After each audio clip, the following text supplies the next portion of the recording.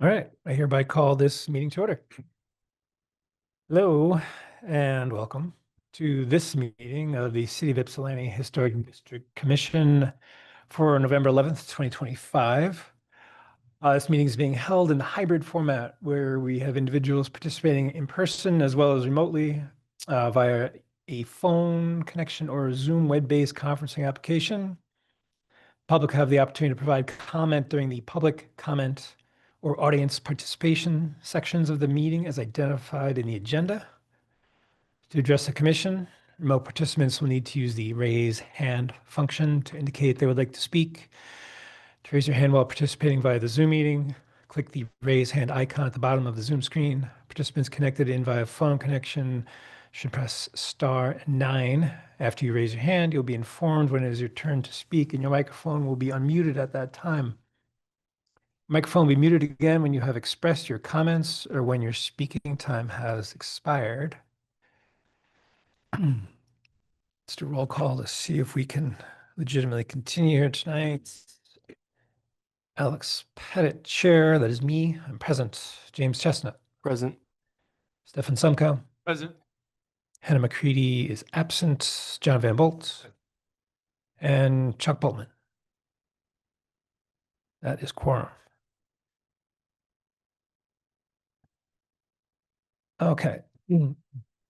We have a draft agenda in our packet this evening.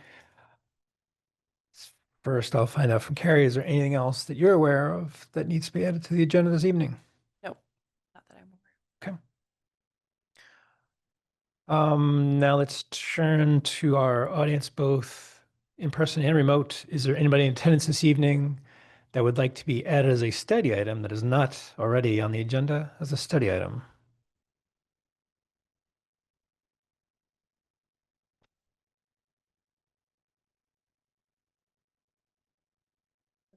Okay, great. All right. Pending a motion to approve it, we have an agenda. I move to approve tonight's agenda. Second. All in favor, please say aye. Aye. Aye. Unanimous, motion carries. Agenda is ready. Now that we have an agenda, we have our first public comment section of the meeting. Is there anybody in attendance this evening that would like to comment on an agenda item other than one they are here to represent this evening? So, please make yourself known. Nothing on mine. Okay, thanks. Therefore, we can continue on. Public hearings, we have none. Moving to business stuff. We have a couple items of old business. First up is 216 Maple. Do we have anybody in attendance for 216 Maple?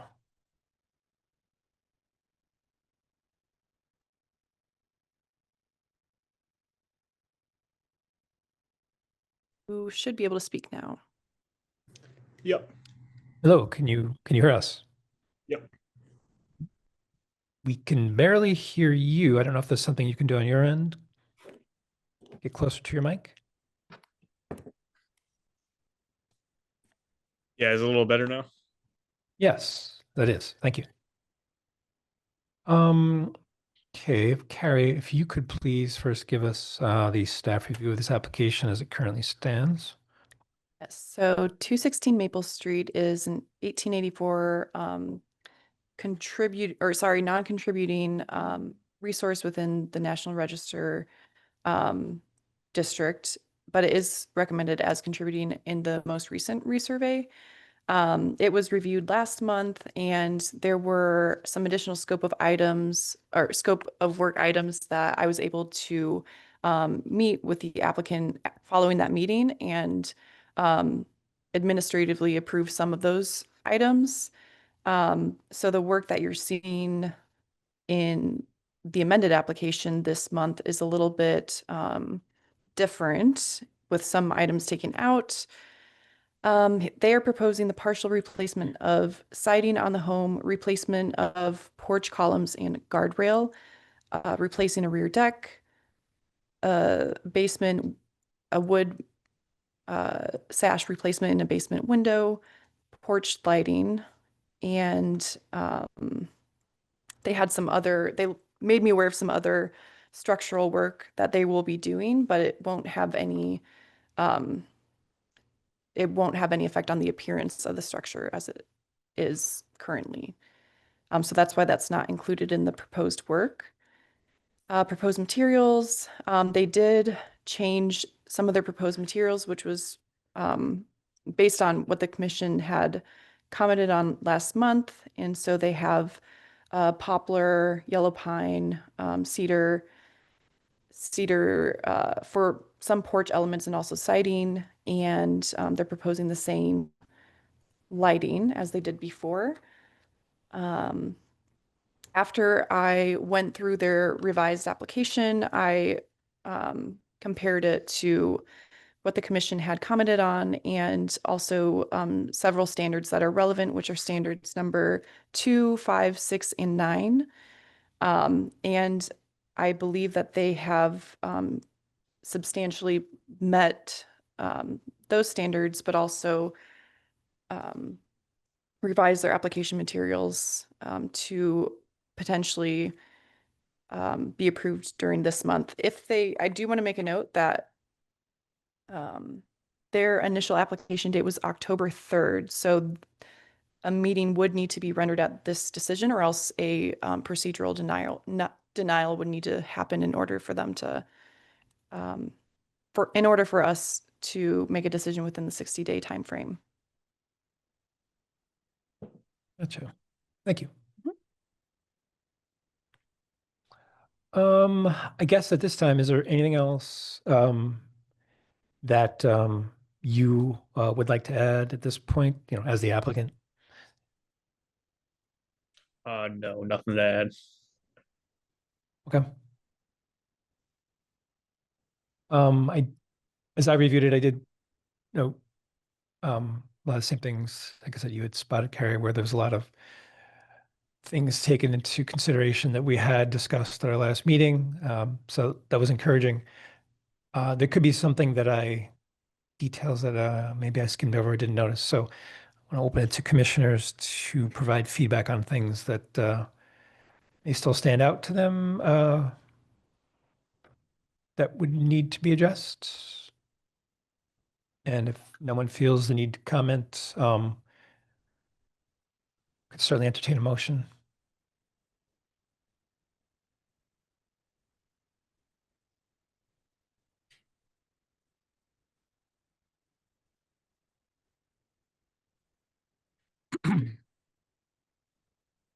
Well, I will move to issue a certificate of appropriateness for application PHDC 25-0088 for the proposed work to partially replace wood siding, replace front porch columns and brackets based on existing, install new front porch guardrails and lights, rebuild rear deck at 216 Maple Street as proposed in the application. The applicant is responsible for obtaining all other relevant permits before the work begins.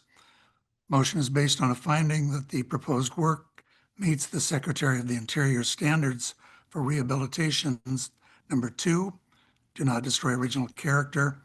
Number 5, preserve distinctive features. Number 6, replacement shall match original.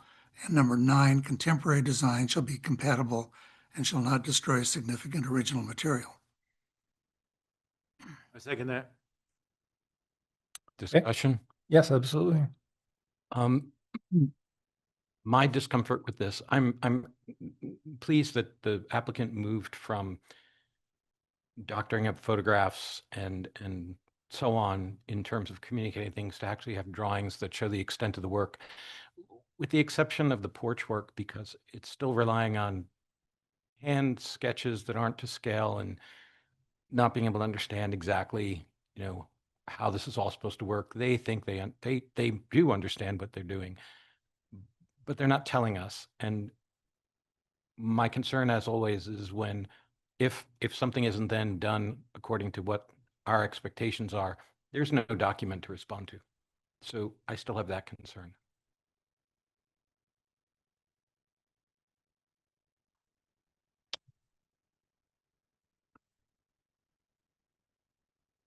Commissioner concerns, feedback?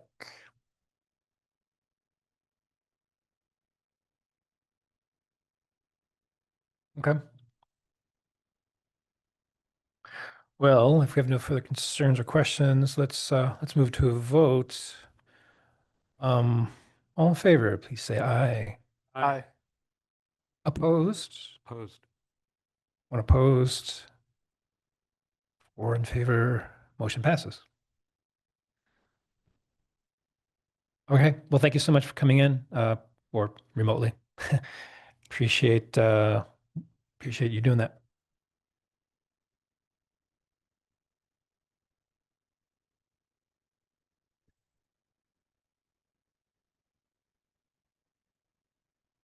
Okay. Sorry. Moving on.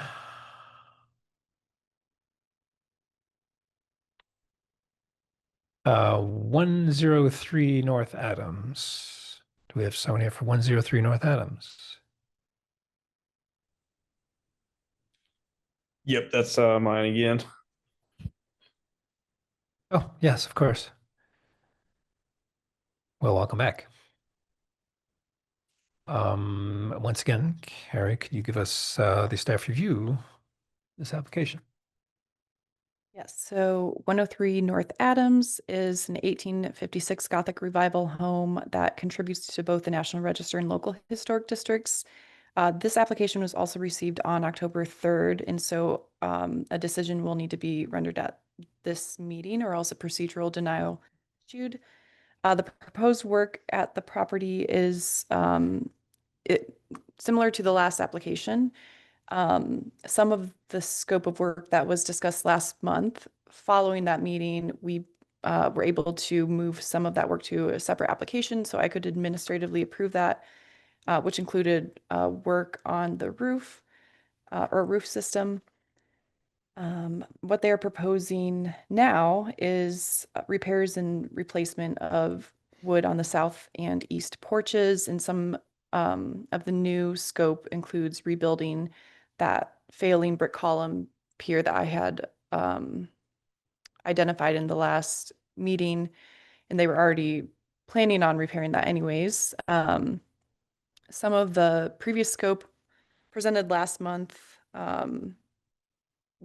was, and I just want to mention this, even though it was covered in the administrative approval, they will not be replacing the guardrails anymore. They will be repairing them. So they'll be doing some small replacements for certain pieces, but mostly repairing so that they don't have to introduce new designs to bring those guardrails up to code. Materials are improved from the last meeting, and they are like for like repairs. So we have poplar, whitewood, pine, ton and groove, and they're also proposing to paint. And then rebuilding the brick columns, they're proposing to do that with some spare brick that they found on the property. And a note on that is that column or the brick on that house is painted, so that brick will be painted as well as they're proposing it. After comparing notes on what the commission said last month with what they turned in with the amended application, I identified standards number 2, 5, 6, and 9 as relevant standards, and believe that the proposed amended scope of work and materials substantially meets these standards, and would recommend approval based on those standards. Thank you. Is there anything else that you would like to add to the work description this time?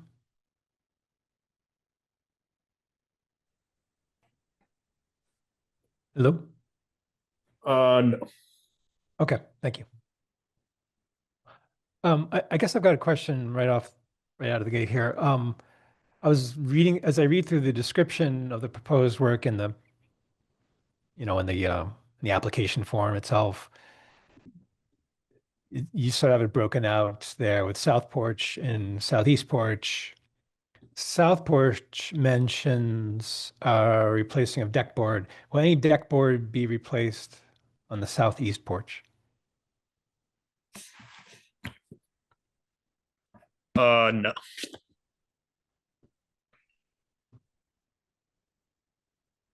Okay.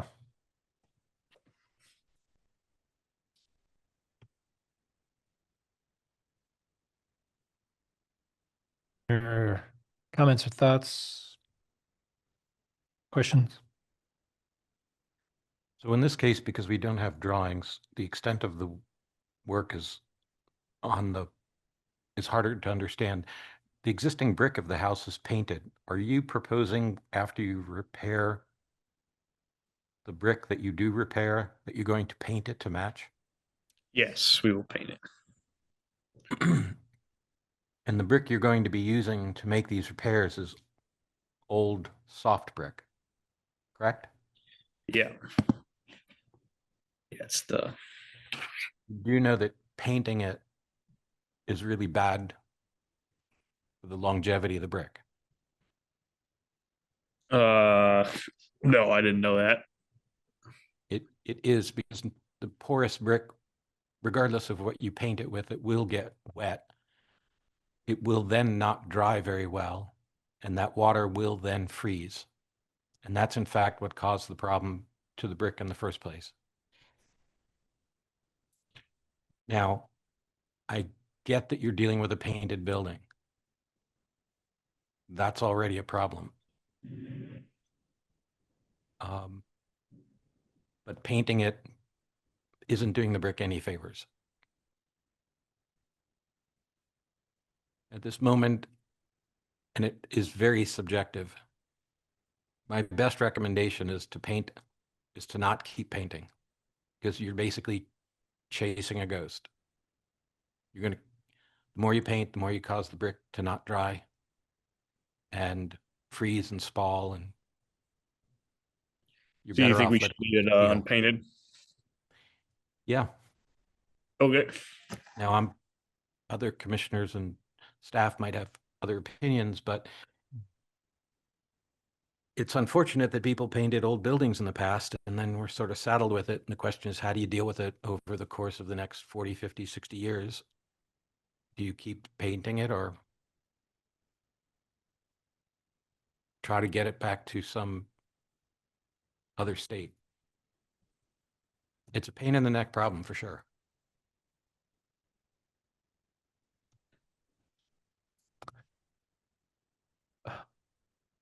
I think, I guess, the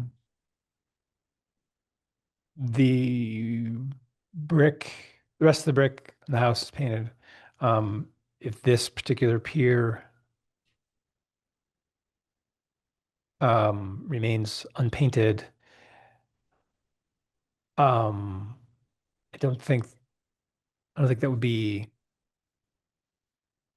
I don't see it as being a significant problem and potentially a benefit, I guess. So I don't know what other commissioners think about that.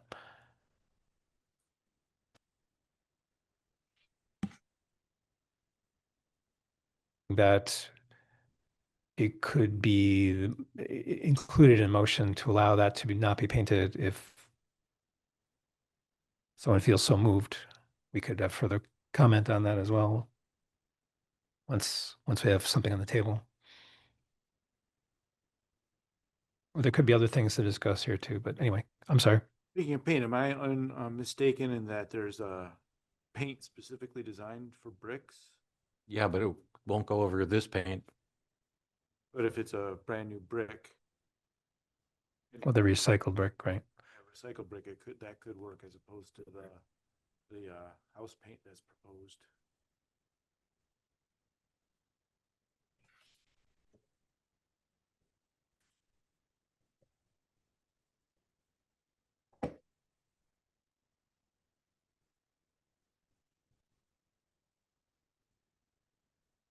May not. Or just general, aesthetic, if it's, everything's painted except for one pier is brick, right? Do we go, No, that's not true. one of them is subjective, one of them is not? Look at page 57. The chimney's not painted at the top. But this right here, there would be one painted, one not, right, in this image? Regardless, the Right. question is, what are the options to bring consistency? I didn't raise it to make a minutia point. I raised it also from the educational point of view that maybe the applicant didn't know and they in fact didn't know. Right, and so this, I'm getting to the solve here, right? Are the options, go ahead and install the recycled brick and get the right paint to get it painted, or remove the entire column if the brick, if that material is beyond its life, go with a new brick that can be painted without, future harm. Those are the only two I can think of. Or go ahead with your recycled brick and have one red pier that may stand out. I'm more concerned with the structural viability of the building than the color of a pier standing out. I don't really care about the pier standing out. I want a structurally viable building. I think they do too. Okay, let's just say I care about. Okay. Just as the general look of the building, maybe materiality makes the proportions stand out differently for me, and that may impact the aesthetic. Are those two options viable? I mean, I think we just want to come out of this with a plan Right. where there are options. It could be brick, and it could be red, and it could be structurally viable, or it can be something that gets painted and also structurally viable.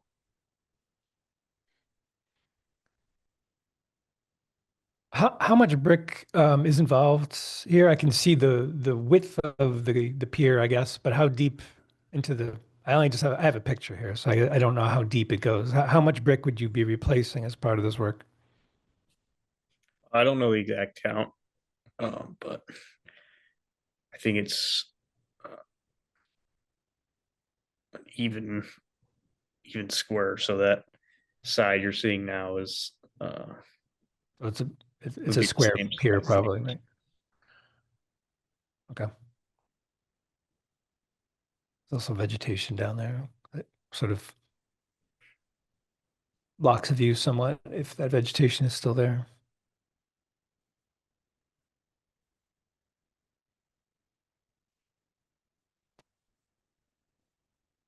Know how much brick we're talking about. I don't know if someone wants to include a possibility in a motion, we could have further discussion on it.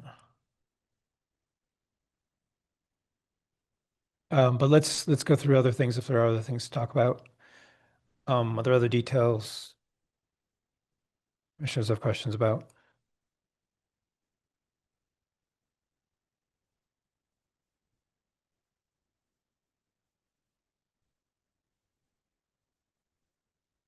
The only question I have is I think I thought I brought this up last time too, was the treads for the stairs. We're calling out a pressure treated 1.25 inches by 6 with the gap, which is typically not a front porch application of it. Because yeah, why don't we start there?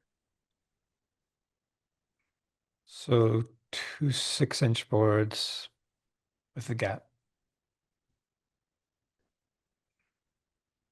I think otherwise the application generally looked, that was the only thing that stuck out to me. Everything all seemed like it was 1-to-1. The changes were made to not have the kind of plywood soffit stuff, and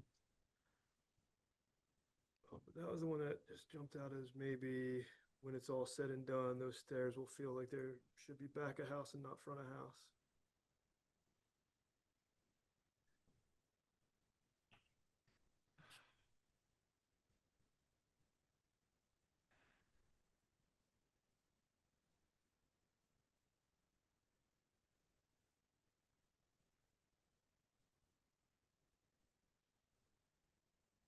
And it,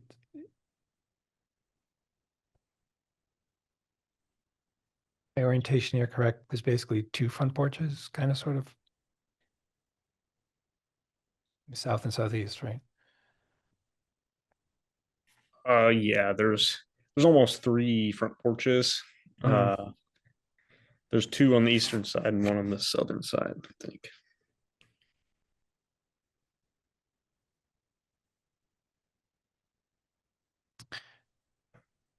And the one with the stair tread we're talking about is sort of that smaller one with the brick pier work as well, right? Yep. Yeah.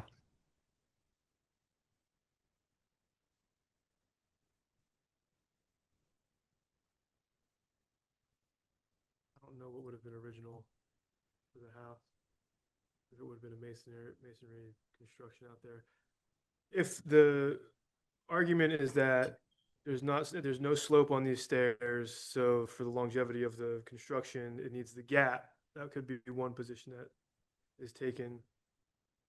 Otherwise, I think again, the aesthetic will maybe contradictory to what the Secretary of Interior standards might want for a front porch. Right.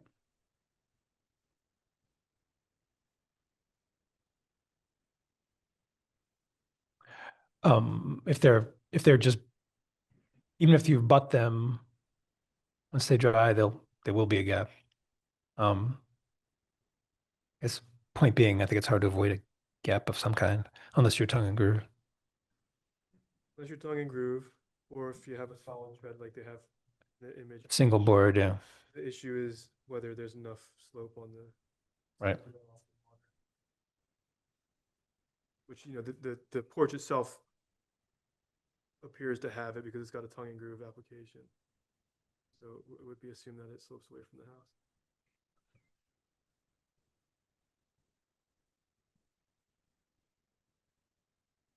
Stair details.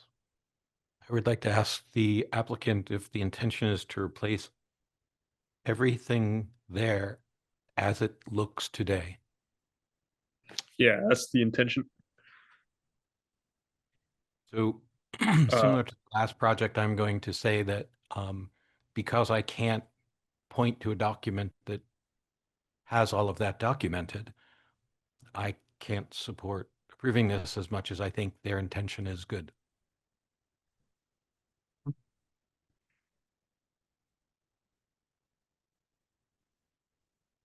I'll say, I mean, I felt like there was enough kind of one-for-one language in there, but where I could support it.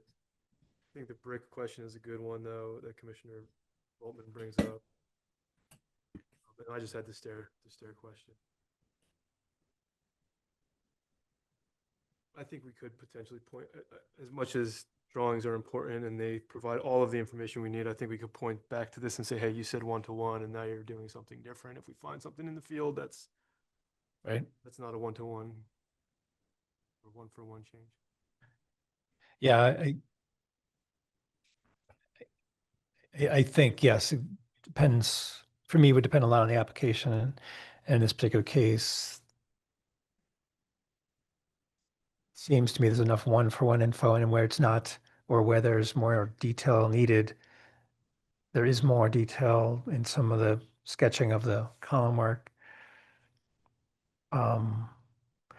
The stair tread detail that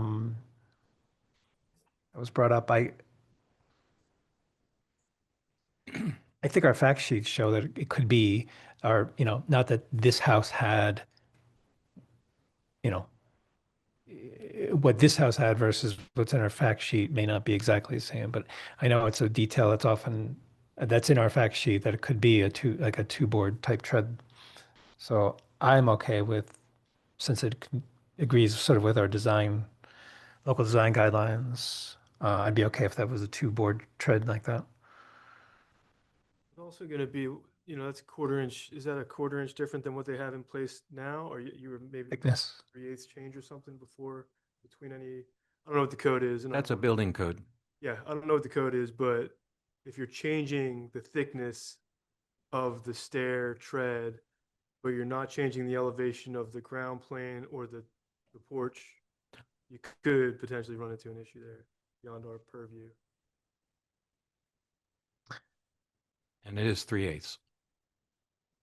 Has to be within 3/8 inch tolerance.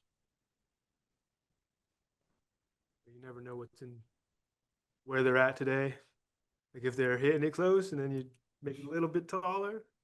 And slabs settle. Yeah.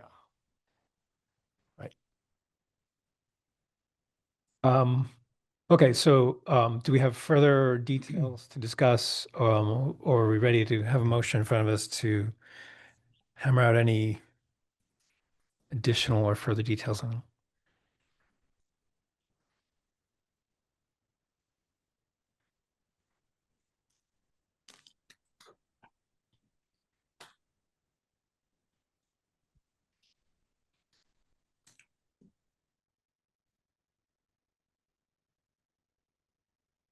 Well, I think the point about, we're back to the brick pier.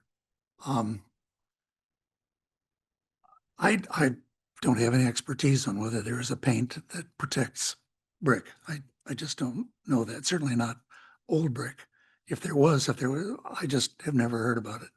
And the standard literature from National Trust or whoever pretty much weigh against painting old brick.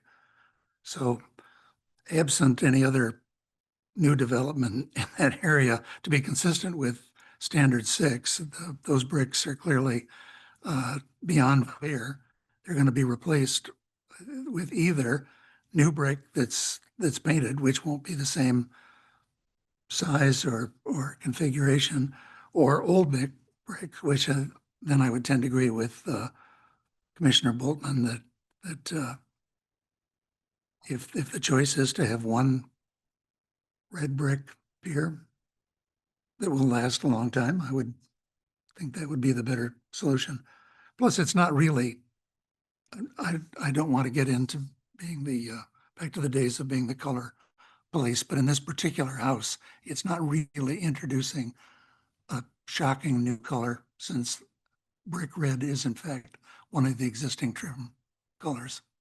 So still leaves the fact you're going to have one green pier and one red pier, but in the scope of things, scope of the whole project, that's something that I would be prepared to support. That, in other words, the option of using recycled bricks unpainted. I mean, and I can craft a motion for the stair tread to clarify that it should be like a square edge, square edged 5/4 product and not the deck board type product. I think our fact sheet is semi-clear, but it shows something that's more square than feeling like you took a deck board and cut it. What is it? Right. Okay. I think that would work for further discussion, if not a vote.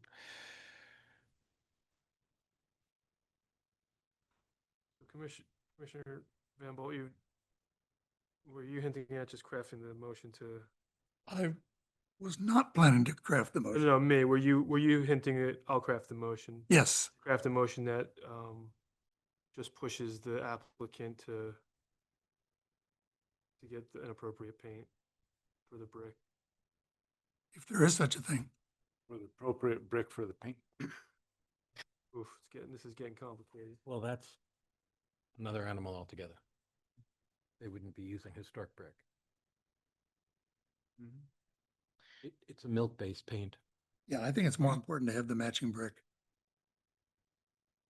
To have the matching brick, keep the original brick.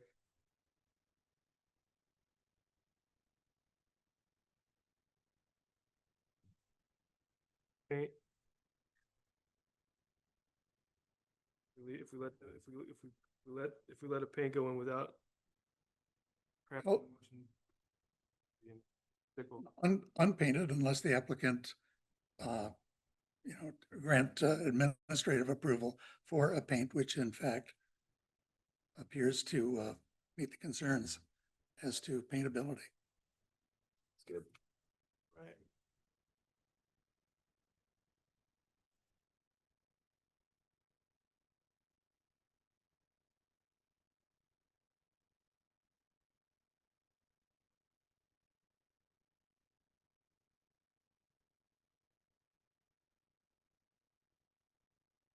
for application PHDC 25-0089 for the proposed work to repair the porches at 103 North Adams Street with the following caveats.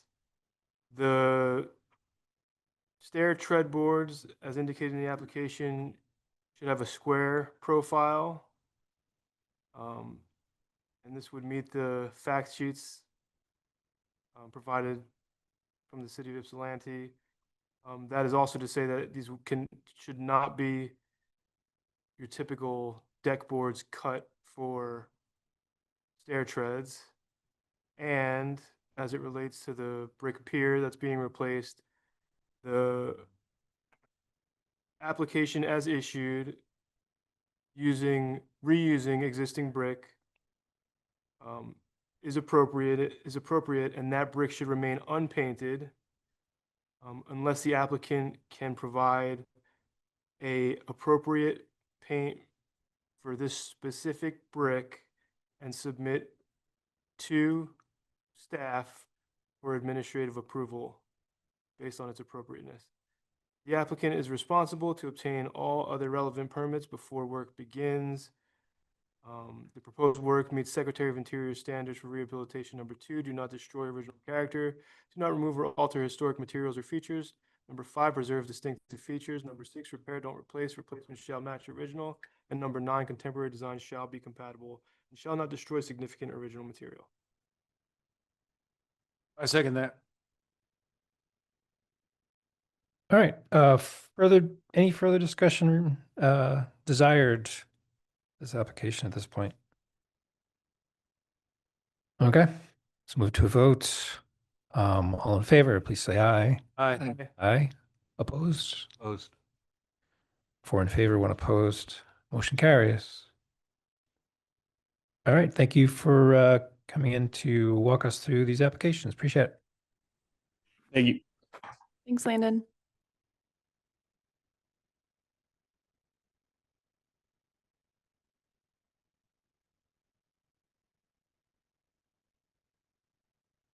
Next up is 207 West Michigan.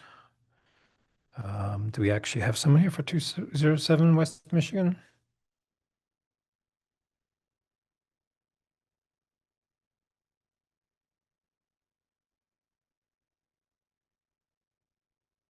The staff review, please, Carrie. So 207 West Michigan is an 1880 brick commercial storefront in the downtown. They have had, so this is Red Rock Barbecue, who had recently switched their sign and gotten approval to Bitter Truth, and now they wanted to return the sign to Red Rock's Barbecue. It's the same one that has been there. I wasn't able to find an approval letter. It'd been there a while. So because of that, I couldn't extend any sort of approval for that sign. So it's coming before the commission for approval. I will note that the applicant did already install the sign. And they were aware of work being done without a permit, but that was their schedule that they wanted to keep. So I included some photos of the sign as it's installed today. It's pretty much the same placement as Bitter Truth.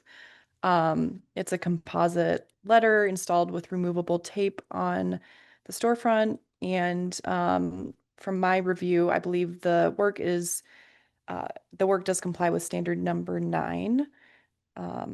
And number 10,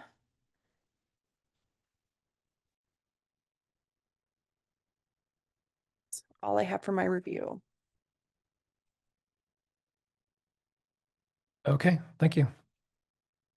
Unless anyone has a question about, I don't know, the actual words used, want to change it to Bitter Rock or whatever you want to do. Maybe it's fine as is. Feedback, motions? As much as I don't like to reward people doing work without permits, I would move to issue a certificate of appropriateness for application PHDC 25-0097 for the sign at 207 West Michigan as proposed in the application. The proposed work meets the Secretary of Interior Standards of Rehabilitation. Number 9, contemporary design shall be compatible and shall not destroy significant original material. And number 10, new work shall be removable. The applicant is responsible for obtaining all relevant permits given the circumstance they're in. Second. Any further discussion? Let's move to a vote then. All in favor, please say aye. Aye. Aye. Opposed? None opposed? Unanimous? Motion carries.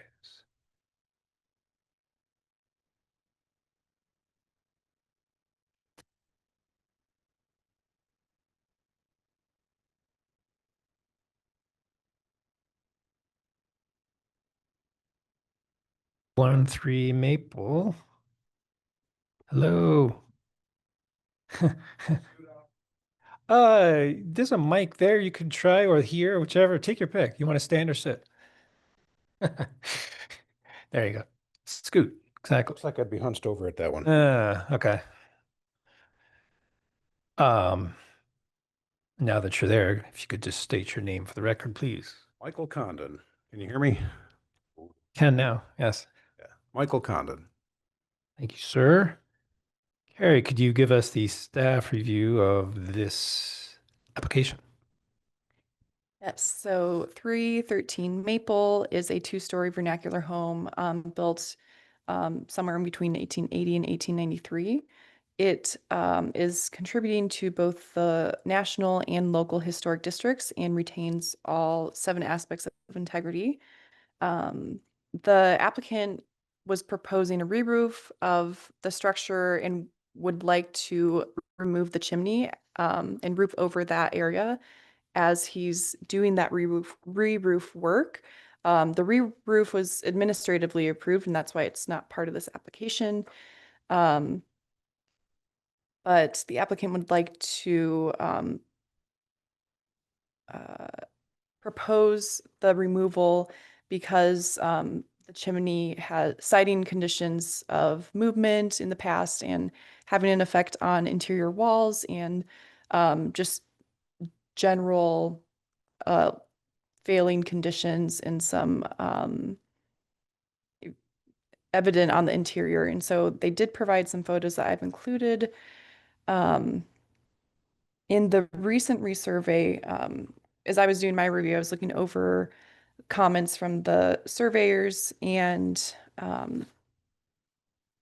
they did, I think one significant feature of the house as you're looking from the right-of-way on Maple is the chimney. According to the National Park Service Preservation Brief on identifying character-defining features and different visual aspects that characterize a historic building, the chimney in this case could definitely be considered a character-defining feature of the otherwise non-ornate structure. Our historic district fact sheet on roofs and satellites doesn't specifically mention chimneys, but states that decorative or unusual features of a roof and trim at the eaves must be retained. From my review, I believe that standards number 2 and 5 may not, that the application may not comply with these 2 standards, as it would remove historic material and destroy original character. And it would not preserve the chimney as one of the home's distinctive features. I think one of the conversations, and I know that the applicant wants to discuss the integrity of the chimney and his options going forward. I believe those are my relevant comments to the scope of work. I'll move on to some photos.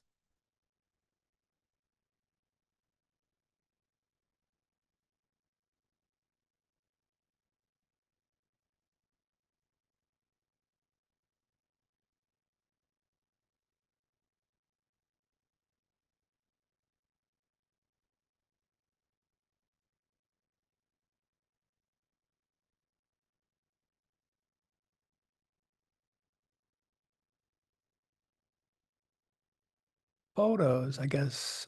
Mike, is there anything that you'd like to discuss this time? Sure. Yeah, I know I'm here fighting an uphill battle. You got a painted brick chimney there. Yeah, no. So should I give you my, Well, so what have you got, I guess? okay, so I recognize that it's generally the opinion of the commission that, any distinctive features are to be preserved, and I understand that. My counter argument is that, often there are distinctive features that are removed with good reason. To give an example, say a house had a door, so you'd say a door is a distinctive feature, right? And if this door was on the second floor and the deck had been removed, then you have a door to nowhere, which becomes a safety hazard for people inside. And I've seen and heard of applications in the past for some such thing where the door is removed and then sided over because it's no longer required, despite the fact that it's a defining characteristic of the elevation of the house. So my thought is with this chimney, it's the same sort of thing. It's no longer functioning. It hasn't serviced anything in over a decade now. The chimney is moving. I know the photographs are horrible, but there are buckles in the walls on the first and second floor. You can see the deterioration of the brick that is piled up into the basement. That's because that brick has degraded over the years when it was used first with a coal-fired, it was a coal-fired dinosaur in the basement, and then was converted to gas, and all of those gases corroded. There was no flue, it's just a brick flue, so it's one way the brick all the way up.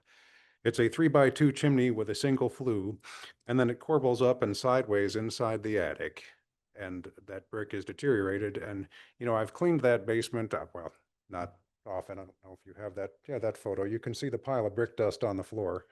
I cleaned that basement like a year ago. That's how much deterioration occurs in 1 year.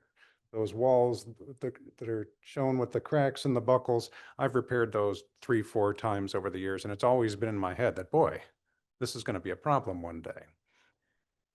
Now that the roof is being replaced, I have the opportunity to have the chimney removed above the roof line to prevent any further moisture infiltration, and also to relieve that burden of weight from the deteriorated column of brick that is inside the wall. So I thought I'd make that argument. And I understand that. So to truly fix this, you would need to rebuild the chimney from the basement wall up through the roof. That would mean tearing into my master bedroom, the upstairs bathroom, my dining room, my kitchen. I'd have to remove cabinets. And I saw that there was, in the notation from staff that there's a SHPO tax grant for such things. I don't want to do it, understandably. So I just wanted to present the case that on occasion, there are defining characteristics of a house which are sometimes allowed for removal, particularly when they're non-functional and pose a threat. So I guess that's about as much of a case as I can make. Gotcha.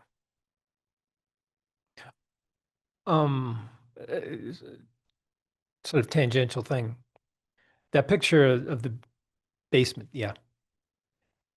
Is that a couple feet off the ground, or maybe 5 feet off the ground? Is that a big hole in the chimney, or what is that? That dark area there? Oh, that's where the original furnace went into the flue, Oh, and I bricked it up because our cat climbed in there. so it's bricked up. Okay, I couldn't see I it. bricked it up in 2012, I think. That's why it's dark. There's actual brick there. This is actually, okay. Sorry. I was just wondering if there's just a big gaping hole in the side of the chimney near the Nope, bottom. it's bricked up solid, but Yeah. so that most of that brick dust that you see at the bottom has probably come out of what was the ash clean out, that little loop at the bottom. Oh, yeah. So it's spilling out of the. No, I know you can't really see the crack, and I fixed them every time we paint. I repair the crack and sand it off, and then a Right. couple years later, there's the crack again, and then the upstairs wall, you can see a buckle and like a spot where the plaster is popped. Mm. That's Yeah, well, yeah, that's that one. I don't know. Yeah, you can't really see it. Well, I understand the argument about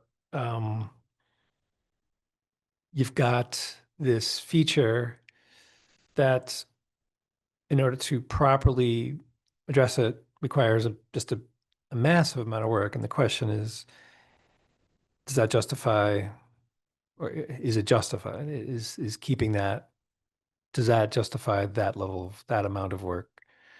Could something else be constructed or sort of made to shore up just the part that's sticking above the roof or something like that? You could get into something there, but it no longer is functioning for any purpose that you have, or that it was originally built for, and was not built particularly well either, um, for longevity at least. So I understand those points. The question is, where's the balance point?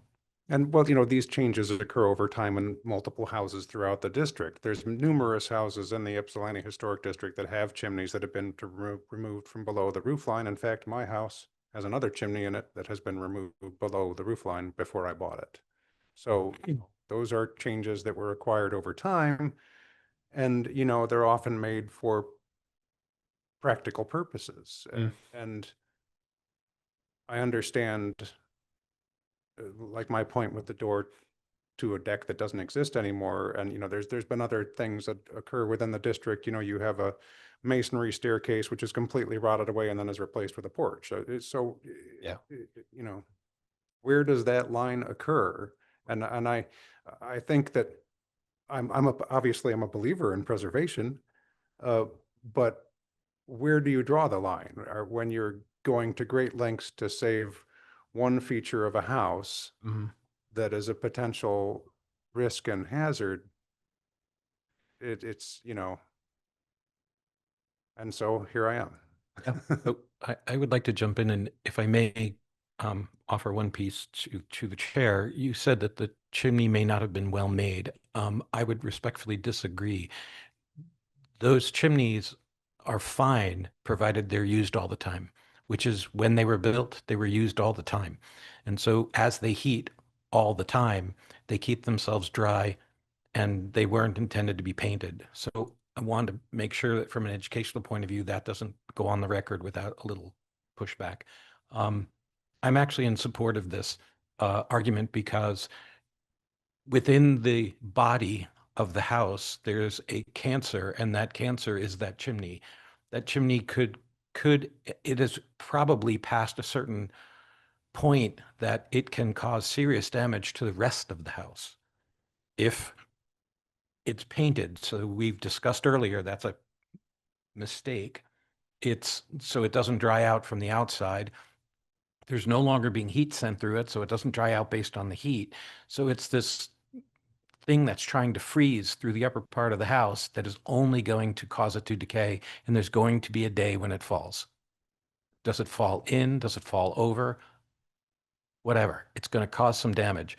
And I just assume keep the house at the expense of the chimney, and I believe that is the argument that I'm hearing, and I agree with it. You can go through to lengths to recreate the form, and in this case, I wouldn't care. I mean, if the applicant wanted to recreate the form in something else just to have the shape and say this once was here, I don't care either way, to be perfectly honest. But I honestly believe that that is a liability, and for a board like this to force that to stay because we have the power to say, no, you can't take it down, is in fact to threaten the house.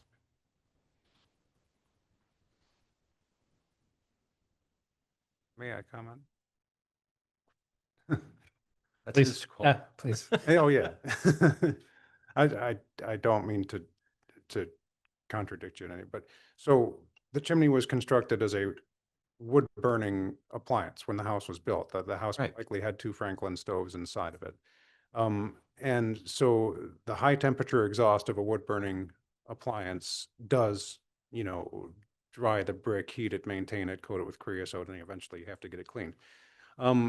when the house is converted to gas, that's a much lower temperature exhaust and it condenses in the chimney flue and settles and it's highly acidic and it eats the brick. Yep. So, and it'll eat terracotta flue too, although you have much longer life. And this, there was no flue and the house was probably converted to gas, I don't know, the 40s.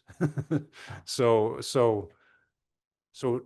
the fact that heat is traveling up through the chimney flue can be a detriment if it's a gas-fired appliance. That's why you should have a liner of.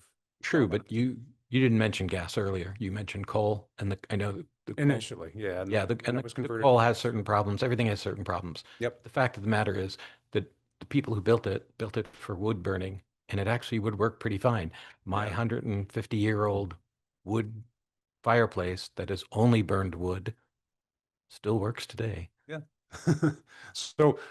So I agree, it does contribute to the appearance of the house, but currently it's an anachronistic feature that potentially poses a hazard, so. Yeah, and my comment about the construction was mostly about the fact that it's um, buckling inside, not the outside. I mean, the outside, Falling to the interior.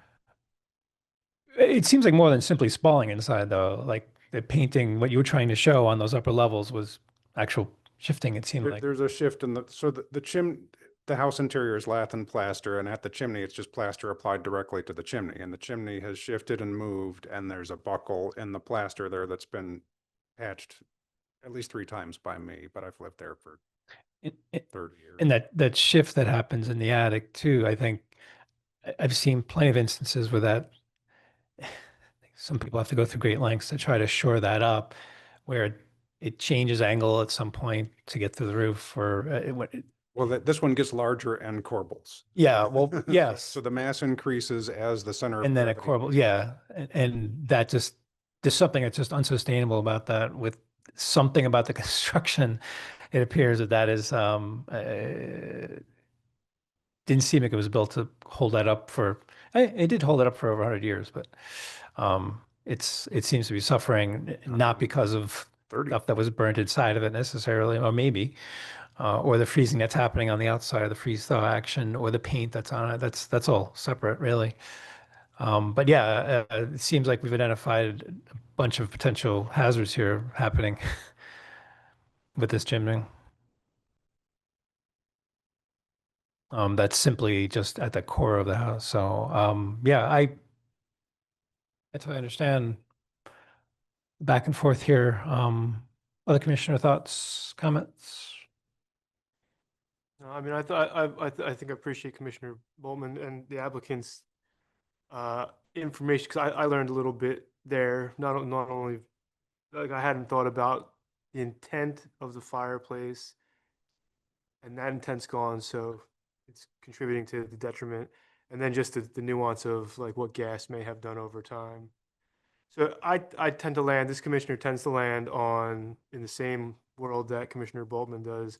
You look at the larger historic content, and if there's a threat to that, you prioritize the building as a whole. So I feel like I would be generally okay with what the applicants put in front of us. It seems unreasonable to think, this commissioner's opinion, it feels unreasonable to think otherwise. I think that each structure has its own situation, right? We look at each one individually or as its own case. And there could be another case where the decision would be different, but I understand the momentum here or what's been presented certainly makes a compelling case to me, at least, for potential removal, but that may not be the case in another structure. I think that should be noted. If we're out of questions, perhaps a motion.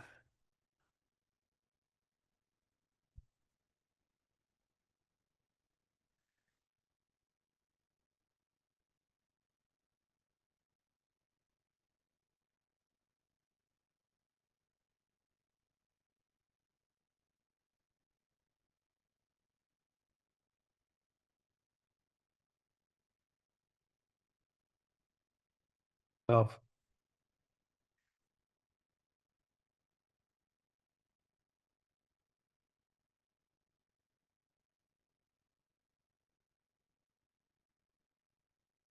Certificate of appropriateness for application PHDC 250099 for the proposed removal of the chimney on the home at 313 Maple Street. Understanding that the chimney poses a long-term threat to the larger building itself. This proposed work.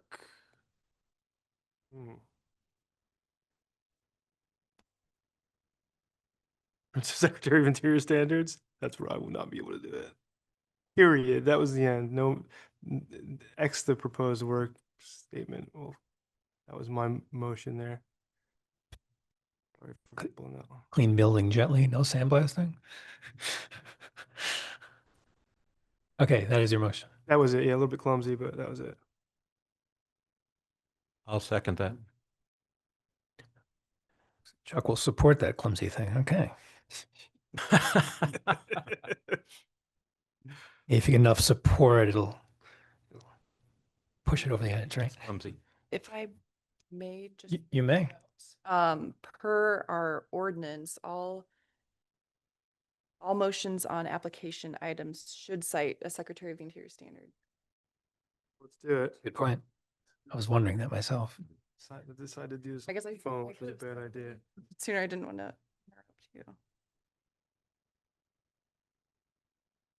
Remotion. Would be too ironic to do preserve distinctive features.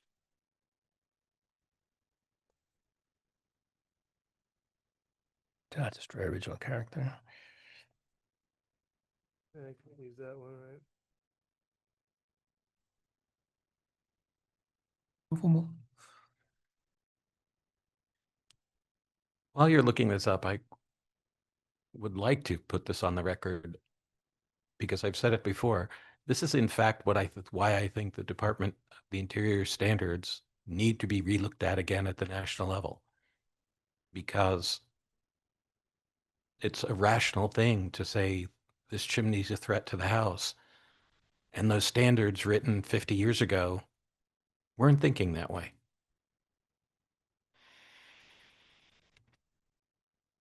And to be bound by them is difficult now. And I can tell you at the state and national level, there are people talking about that.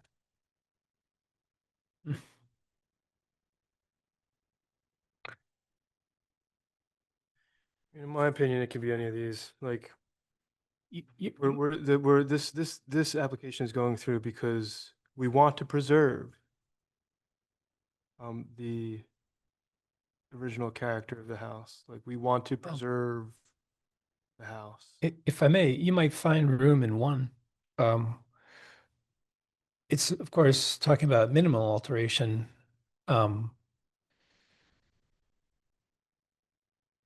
That one sounds. Original purpose, it's a house. We're still trying to do that, right? Still trying to keep this a house and alter it minimally. Yeah, let me unclumsy this thing and get this one up going again. Certificate of appropriateness for application PHDC 250099 for the proposed removal of the chimney on the home at 313 Maple Street.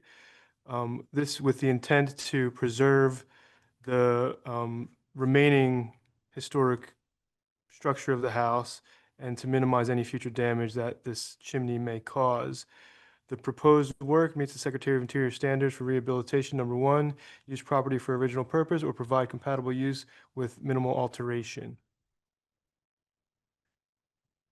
I'll still second. Okay, it's commitment. Any further discussion? Okay. All in favor, please say aye. Aye. Aye. Aye. Opposed? None? Thank you very Thanks much. for coming in. I think we couldn't have gotten there unless you came in, so appreciate you being here. Can I ask you a question before you go? Are you planning on demolishing the chimney through the house or just through the roof? Probably down to the ceiling level of the second floor, because at that point it's a vertical column, and once it's isolated from the elements and Probably dry shouldn't out, be we'll moving around. Monitor it for stability. You know, I don't want to be tearing into the walls of the living space of the home. You know, if that becomes evident that it's necessary to do Uh. in the future, and I'm still here, then I'll do it then. You can change your mind later, right? Yeah. Well, I will say that I also like the fact that it's there because it's evidence that it was there. Yeah. So from a historic point of view, there's part of me that says don't try to. In my living room, there's a bump out of a 2x2 Mhm. that's, you know, where the parlor potbelly stove was, you know. Right. And that one is still there. It's in the upstairs bedroom, and you can see it in the attic, but you know, it was removed probably because it collapsed or something, and they moved over it at some point. So it's still there. It's just not a defining feature anymore. It is from the Mhm. inside. Okay, thank you. Thank you. All right. Thanks, Mike. Good to see you. Be in touch with your letter in the next couple days. Thank you. I also have a column of chimney in my house. It's between the floor of the attic, and I'm not sure how far it goes, but it doesn't go to the basement. I'm not happy with that one. I may have to get rid of it because I have a ceiling that has suspicious cracks that keep returning. And it's right in that area.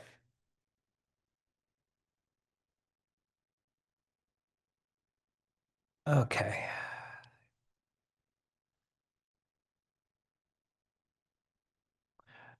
Next up is 14 South Washington. Anybody in attendance to support 14 South Washington? Are we skipping 208 North Hamilton? Oh, did I skip something? Oh, yeah, you know, how did that? Oh, yeah. I'm sorry. We're not skipping 28 North Hamilton. We're going to go to 28 North Hamilton now. Let's try that. 28 North Hamilton. Is there anybody in attendance for 208 North Hamilton? Yep, that's mine again. Welcome back yet again. Okay. Carrie, if you could give us the staff review here, please. Yes. And I just want to note that there is a printout with your agenda that is for this properties application. So 208 North Hamilton, it's an 1889 Queen Anne home that contributes to both the national and local historic districts. The proposed work, the scope was originally larger. I had met with the applicant to break up the scope of work, but they're doing several in-kind repairs on the home.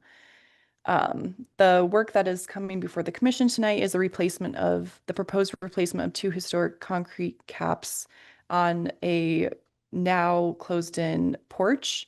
The 2 caps are located on the rear elevation of the property. The materials proposed are a custom mix of a high-strength concrete with aggregate and pigments formed and then tooled and finished to match the existing.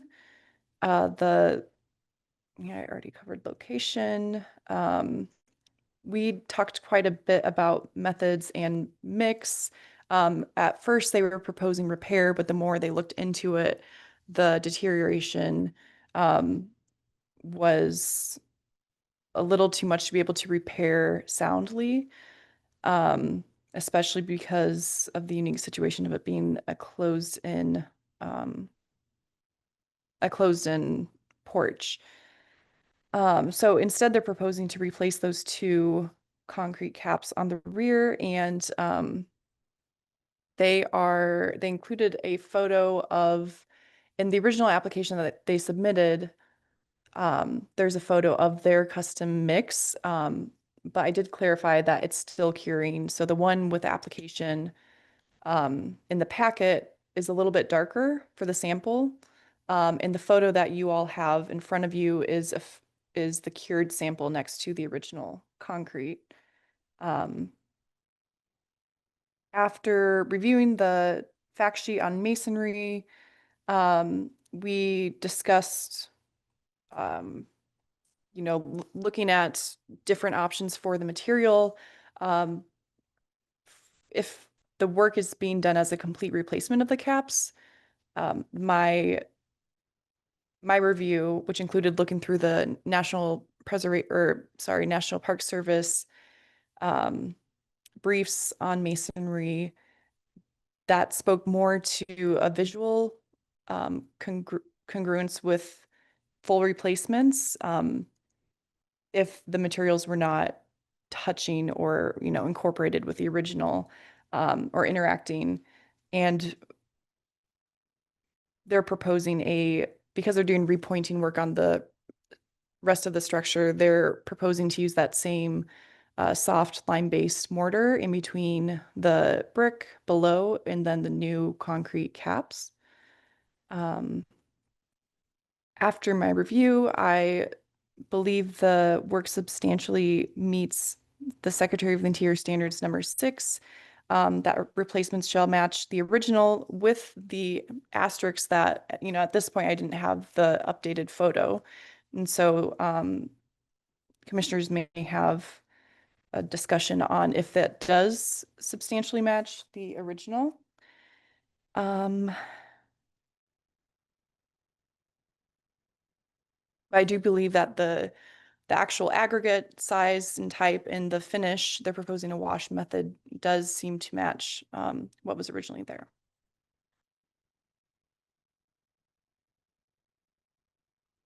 Okay, thank you. Is there anything else you would like to add to the discussion at this point? Nope. Okay. I've got a couple questions right up front here, and I feel like maybe I'm missing it somewhere, but so this is for 2 caps.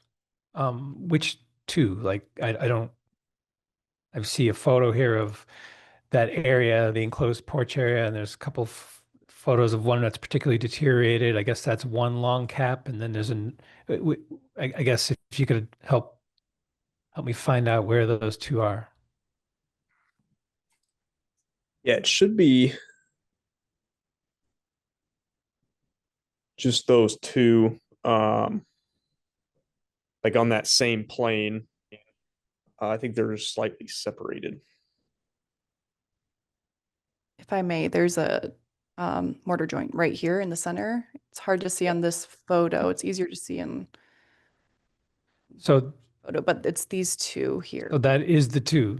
That one long run is made up of 2. Yeah. Yeah. Gotcha.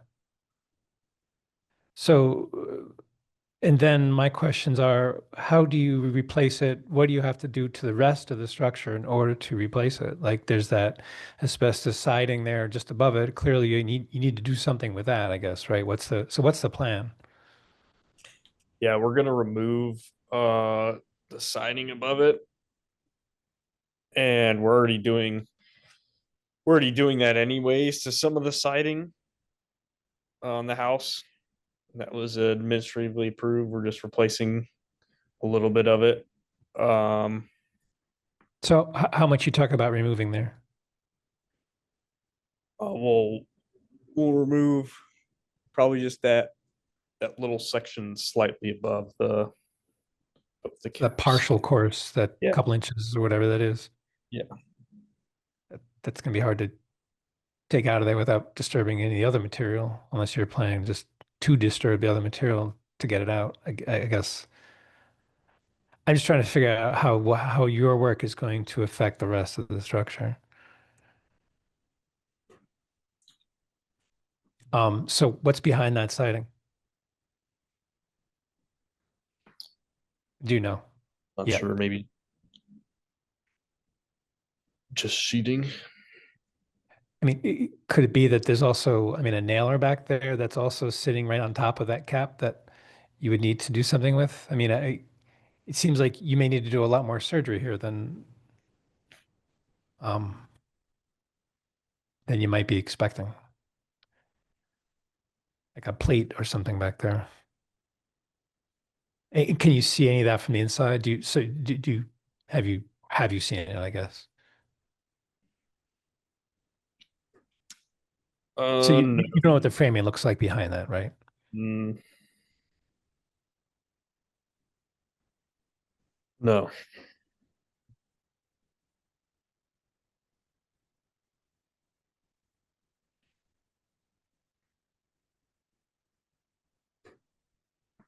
Know how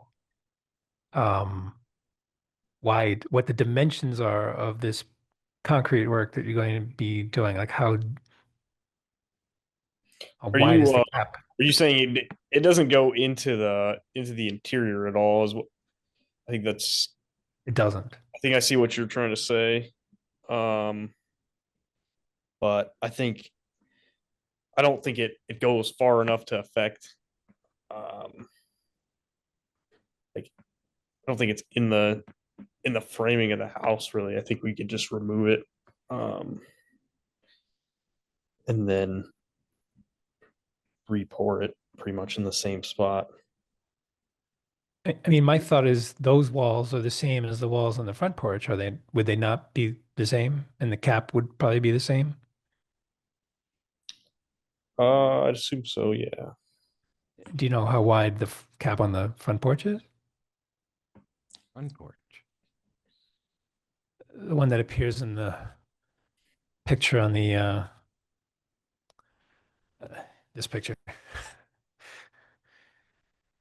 Yeah, they're probably built the same, but did you not like field measure this?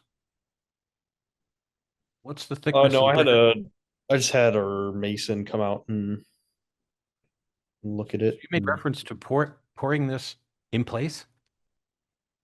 Yeah.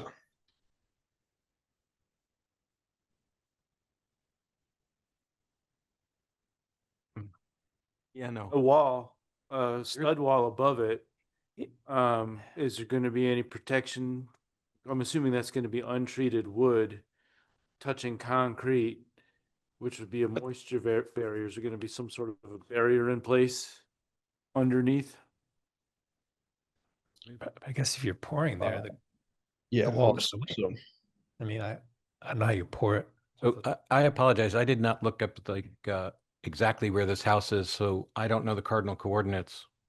This wall is on what side of the house by cardinal coordinates? Should be the east wall. On the east wall. And given the photographs and the light, it appears that it might have like large trees east of it. Do I have that right? Yeah, I think there's one tree So that will. if I may climb out on a limb for half a second, there's a water problem here, which is why the concrete cracked. And the water's probably being managed through the wall thickness above the concrete, which is what the chair was getting at, that there's a wall thickness there.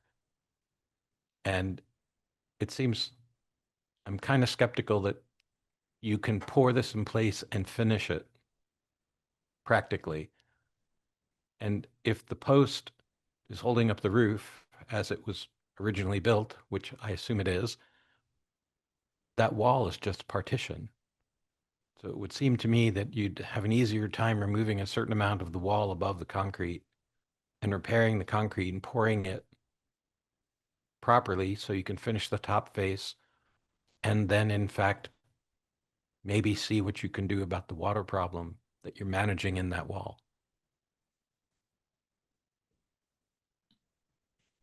Now I'm going to go back to being a commissioner and not speculating on your building so much. Yeah, so this is not like a sill. It's a cap that's very similar to the cap that's on the front porch wall, let's say on the south wall. So the replacement would be very much like that one. And ought to, because it has to cap the wall. So I feel like you need more information about what's actually going on in there to be able to tell us what you're going to be doing. Because I feel like you're going to find out a lot of stuff in the field that none of us know just yet. The salient question or a salient question is there brick inside that you can see in that room? No. So they drywalled over it or wood, Yeah. put a wainscot over it or something? Yeah. Okay. I still believe somehow you're managing water in that wall, and there's water sitting on top of the concrete, which is why it's decaying like that. The other thing I think I just want to point out is, based on the visual evidence, I'm not convinced that this porch is 1889. So it's, while it may be older, it's not original to the house. I don't believe those bricks are. Mm. That may be a more modern, I'm going to Like- guess that might be another 40 years later. like they held up the porch roof and redid the porch decking with this, and then Right. You can't date the wood of the porch from this photograph, but I can look at those bricks and say they're not 1889. so I guess I feel like in order for me to feel comfortable with what's happening here or what you're planning to do, I think we need more information. And I think you need more information for yourself, and for whoever's doing the work definitely needs to know more information, and we need to know that same information. So I think you need to do a little more exploration. You said you're going to have to remove a little bit of that wall in order to access that. I think you're going to need to do that to understand what's inside there. And then you may have a very different plan once you see what's inside there. In order to replicate the cap, you may have to do more than what you're telling us here today. Other commissioner thoughts on that? Yeah, I think one point of clarification is you should ask the mason if he's gonna form it as a cap, like they might have done the front porch, and then set it in place, or if they're gonna form it in place. The application, I think, is unclear about that. It doesn't say one way or the other, and I don't know that the applicant knows that offhand, may need to speak to your mason. I think there's, maybe a little bit of a concern for me, if they're gonna try to pour it in place. The originals probably were not poured in place, right? exactly. So, yeah, You can't get that mortar joint between the cap and the brick if it's poured in place. right. And the whole reason why there is a joint there is because there were two pieces, right? Or precast, something. In getting back to the age of this brick, I think there was something in the staff's report that made reference to the mortar used. This mortar is also fairly bright white. I don't know. It may be harder than you think. I don't know that it's lime mortar. It's really bright white. We're talking about just on the rear porch. Or maybe I'm conflating two comments that you made. That sample is being held against which wall, do we know? The one on page, the photo on page 98, at least my page 98. I don't know if it's everybody else's, but Front porch looks pretty white too. because I think Chuck and I are looking at the same picture here with that pretty pale mortar versus this other one, which is on the side in question. Oh, no, that is too, because, oh, no, I can't tell, wait. You're talking about the photos submitted. That's only a photo of the concrete mix for the caps. I think you were looking at the mortar in that photo. I was looking at the mortar and photo on 97. They're pretty white. Mortar's very white. Mhm.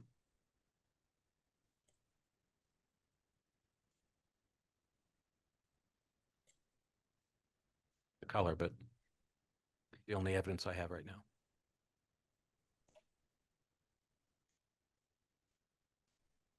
Thought that concrete mix looked pretty good. Yeah. Because I think that was a big question for them, whether they're hitting the mark on that, and that looks good. That looks really good, actually. Yes, to that point, I think, About as like for like as you're going to get with Oh, yeah. I think so. pouring concrete. Yeah. Right, right. So I think that part works.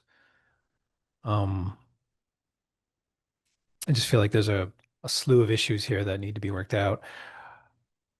I think it would be helpful to have the mason get a better look at that and then come back with a more detailed proposal about how that work will be done. That it's just not quite enough info here, I think.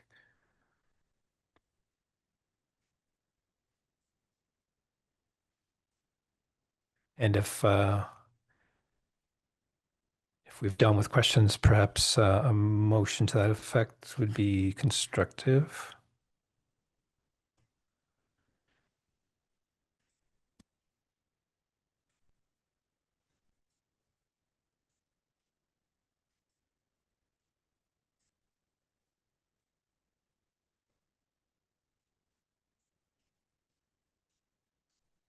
And to table application PHDC 25-0106 for the proposed replacement of 2 historic concrete caps on the enclosed porch at 208 North Hamilton Street for additional information regarding the scope of work and the scope of demolition required to replace the caps. I second. Any further discussion? I noticed you mentioned the demolition and type work, but did you actually say like specifications for what the new work more details about the new work? Was that in there? I'm sorry, I may have missed it. I don't know. Who's going to read it back to me? AI? Yeah, where's AI? I'm happy to have added that in order to provide additional detailing, finished detailing for the replacement work.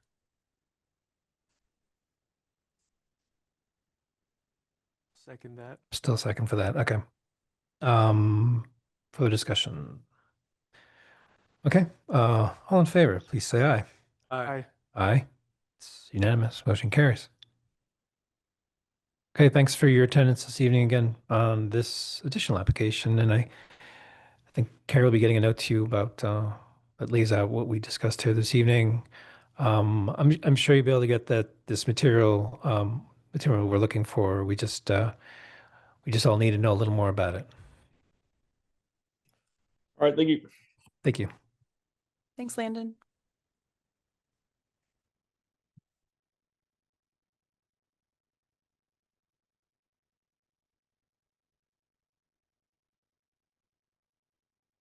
Fourteen South Washington Street.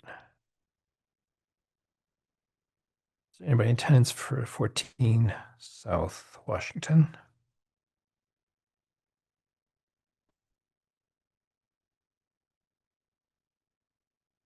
That's up to you then, Carrie, to help us out, if you could.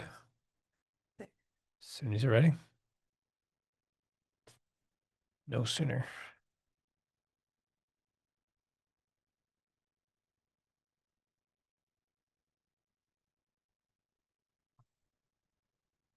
All right, 14 South Washington Street is an 1875 two-story brick commercial just south of the downtown strip on Michigan Ave. It's located, so this would face east. It came before the commission last month for approval of a solar project, and they're wanting to do some more work to replace windows, excuse me, or historic steel windows on the north elevation, which is the elevation that faces an alley between the neighboring building. The windows are located on the second story. And just as an important note for this application is the building is recommended as non-contributing in the local historic district due to alterations, mainly on the front facade of the building. So I had a lot of back and forth with this applicant about sort of expectations for window work, and it sounded like they were they were very interested in looking at replacement versus repair. And so they wanted to move forward with getting a letter. The letter that they did include was from a window sales professional, which according to the HGC fact sheet on windows, would be considered a biased opinion. The letter did state that it cited failing conditions of the windows, but it did not, that was a generalization. It didn't specify, other than an annotation on a photo they provided with a broken glass pane, it didn't specify what sort of deterioration the windows are exhibiting. It also cited a security issue, but it didn't specify what security issue they may have been having or expect to maybe have in the future. I also provided some information on appropriate window replacements, and the applicant is proposing to replace the seal 3/3 windows with a 1/1, either wood frame windows or aluminum clad wood window. Even though this building is non-contributing, it is close to the downtown corridor and it is flanked by 2 other non-contributing buildings.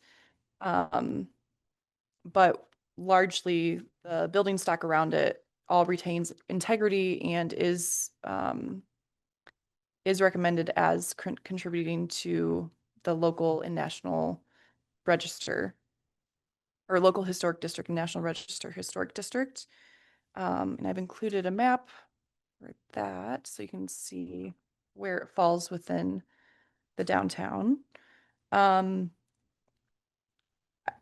going through the application materials, I don't believe that there's enough information to understand the actual condition of the existing windows. And even though this may be considered a smaller commercial project, so may not necessarily require a professional opinion per our historic district fact sheet, the photographs themselves didn't have adequate lighting or views of damage, or just specifying the damage enough to make any comments on the condition of the windows. I will say from the photos, my own personal opinion seems to be, or it seems that the windows from the exterior are in decent condition without having a close-up photo of them. And on the interior, there seems to be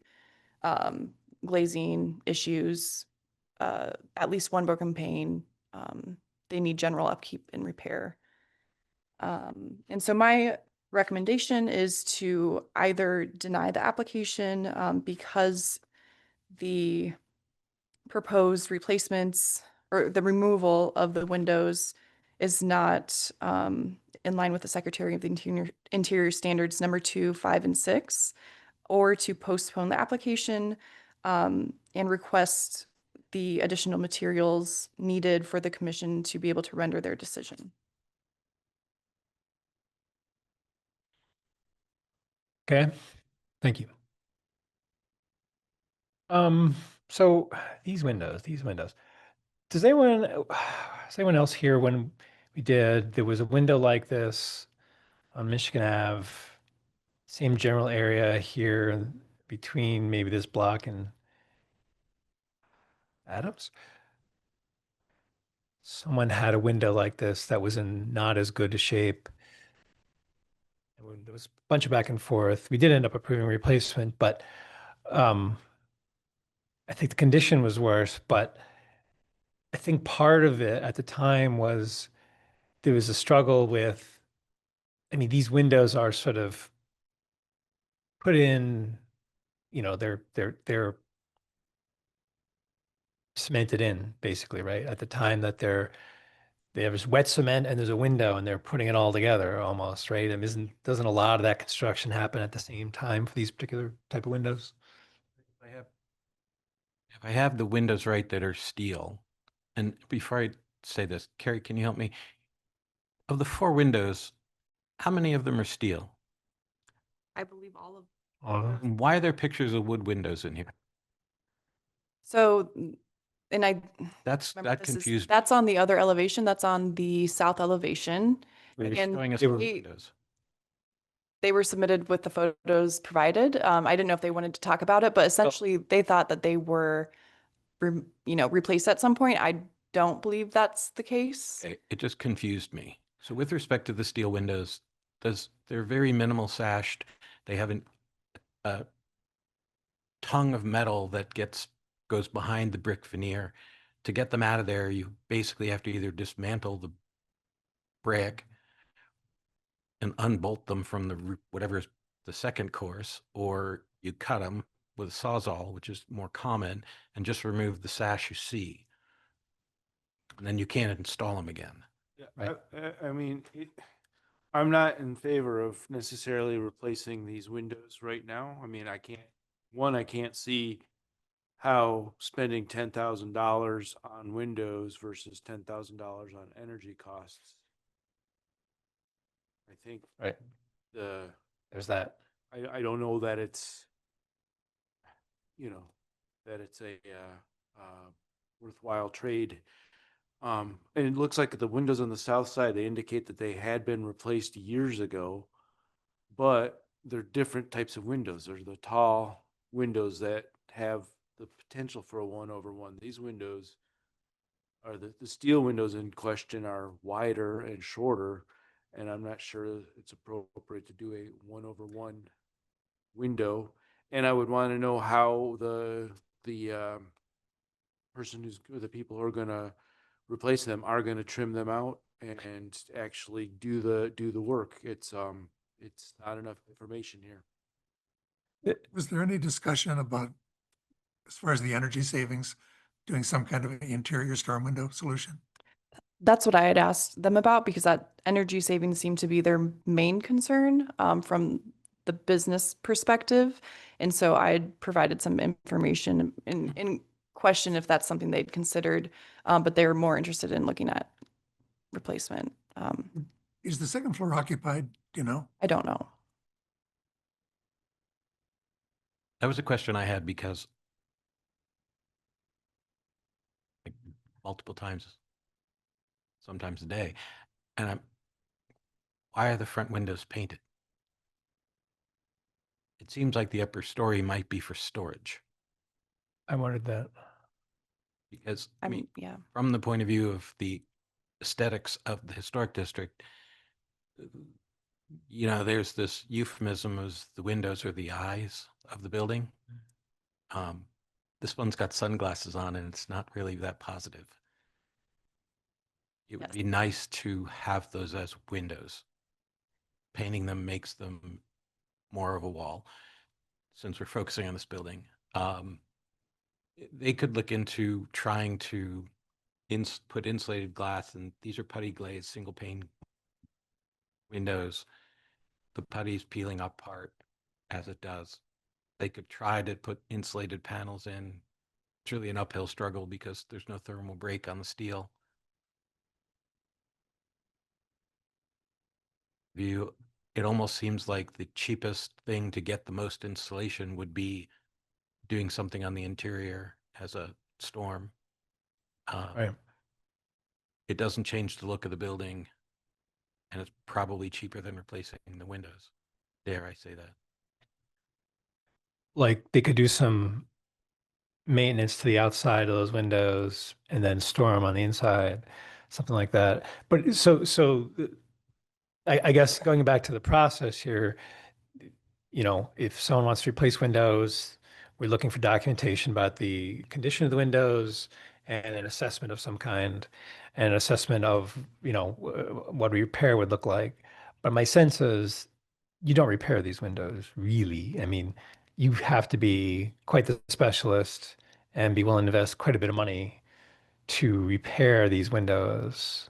I don't quite understand how you do it, but this is also where the professional would need to come in and tell us that. But I think we've got enough folks here who probably understand these things well enough to know that it's really not something that was ever built to be repaired. You can't overcome the thermal break part. There's Right. the same piece of steel that's outside the glass is inside the glass. Right. Can't fix that. Looking at the pictures, the outside of the windows where I would expect rust or other oxidation is not present. The inside looks cosmetic of the glazing. I would need to see better photos, clearer and clearer signs of damage that indicates needing to replace. It's just not there. If I may, and I didn't include this in my staff review, it was more of a candid conversation, but the county historic preservation specialist who just got hired happens to also be owner of a historic window restoration company. And we were talking about, I own a house with steel windows, so this is something I'm interested in. I've done a lot of research in. Good. I found out from his side of things, like the types of, he typically does wood windows, but he has worked with James Turner out of Detroit on some steel windows before. And essentially what James says and what in his experiences, if you were trying to save these windows, it would involve, you would probably have to sacrifice the glass, take it all out, and then remove the glazing in order to just reglaze in place, and then add, install whatever you have to bring these up to a better energy efficiency. And And it depends on how thick that angle is because Mhm. your thickness of your That'll- insulated panel, right, that limits it. right. But how do you even if you sacrifice the glass, get the glass out, how do you remove these without destroying something? Move the sash. Yeah, so that you would Leave- restore in place is what they're saying you typically do. So you store it in place. It's all done in place. Gotcha. So, right. Okay. So then back to what we would ask of them would be an assessment. And then some determination is made based on the assessment, whether repair or replace. Just thinking down the replacement route for a minute, any replacement here would drastically change everything that's going on because there's no, again, this goes right to the masonry. So any other window that goes in would immediately chew up, real estate within that opening. I don't see a good replacement either, I guess is what is where I'm heading toward here, that doesn't consume a lot of that opening. I want to just, and I'm so sorry if I didn't include this in my review. I forget if I did, but the first story windows on the same elevation are the same windows, Yes, and they're not proposing to replace them. right. Yes, that's right. Yeah, I'm not sure the a replacement window, a wood replacement window would offer the same amount of light or It, one window space, you would lose a lot of glass space a lot of glass space, and I think compared to what's there. I believe that's one of the considerations we need to. I mean, even if you had a window with brick mold deal situation, it's still, there's no, I mean, it just goes right to the edge of the brick there almost. Very thin steel on the edge. So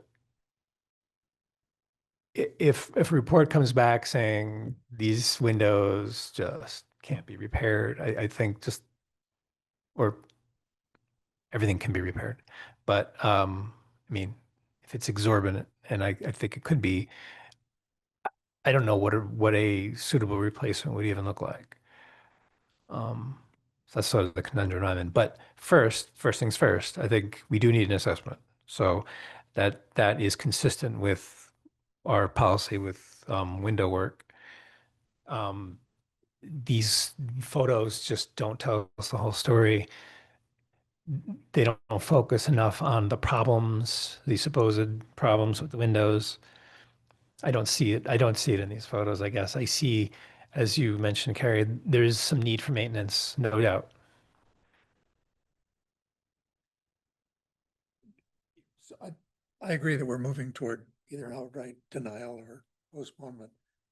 I would like to see also, as far as additional information, a further explanation of how replacement windows would significantly improve the security issue. I'm not quite sure how vinyl windows are more secure than steel windows. And I'd also, I think On the second floor. on the second floor, and also the issue of, we're certainly all energy conscious, but have they actually explored relatively efficient and much lower cost interior solutions, interior storm solutions? Right. So I guess as part of the assessment in my mind about how would you address this window situation, it should include information about, repairing or maintaining the window as well as helping to create a better envelope. Is there an option for an interior storm? I think it looks like there could be, but a professional opinion on that, provided by the applicant would be useful. And to, sort of a side note with Chuck, what you had mentioned about why is that wood window there? As I look, I was trying to find it and it took me this long to get to it. But I think what they were just trying to show was that the photo before it, they're showing that same window from the inside, saying this window is replaced on the south side. And so then they're showing it from the inside and then from the outside, as if to say, this kind of window has gone in this building before. Because they're not here, we will never know. With you. But they're not the same kind of window. Okay. The replacement Well- wood on the other side has an arch top, whereas these are square industrial type. Right. The opening was always different. And the purpose and the function behind those windows was always different, a living space versus working space or something like that. So there's reason for that. And that's why we're talking about keeping that or preserving that, because it was a reason why those windows were different. Probably because they're on the south side and they wanted to open them. Someone lived there. I think also originally there's a house there to the south. And then to the north was a blacksmith shop. So it was like sort of bridging these two areas. It is a very transitionary sort of building. And it was a residential unit up there? It makes sense being over. Where the farmer's second story. market is now. Many times they are. Yeah, I Leave some- also have concerns about replacing just the top windows and not the bottom windows too. The whole facade. That's just makes sense. We're going to mess around with windows, right? It would look, mishmash. Especially since, well, and their proposed window looks nothing, does not attempt to resemble this window at all. But I also don't think you could find a wood or a clad window that would resemble that. So at any rate, yeah, I think we've got some thoughts for what needs to happen here from the applicant's perspective. There's still some ways to go here, I guess, before they get to a resolution.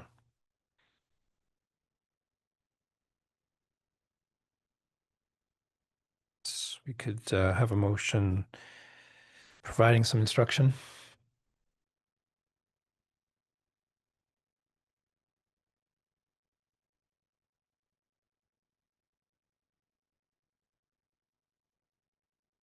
-25-103 for the proposed removal of 4 historic 3x3 double hung steel windows and replacement with 1/1 pine windows at 14 South Washington Street. Though the building is non-contributing, it sits within the downtown district, largely surrounded by contributing historic resources. The existing steel windows are one of the few intact historic features that are character defining to this building. The application does not provide documentation proving that the 4 historic steel windows are unrepairable and that the proposed replacements do not match the historic windows in design or material.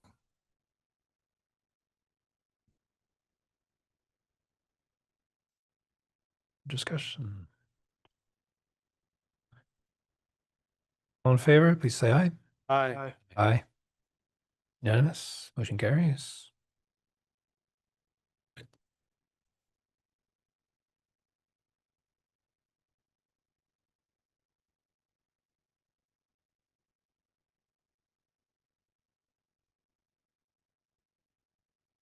Looking out the window, and if you were to crop it without that storage container at the bottom, I would say that's Andrew Wyeth in his grunge phase. It actually is kind of beautiful. You squint a little bit, it could be a lot of different things. Yeah. Don't clean that window, whatever you do.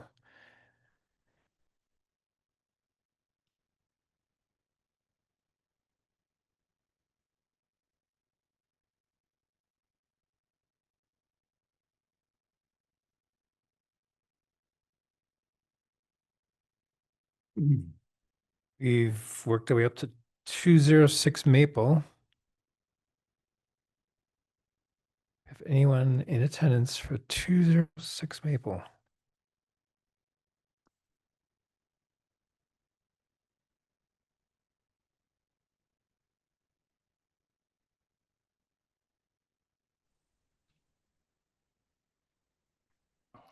Hi there.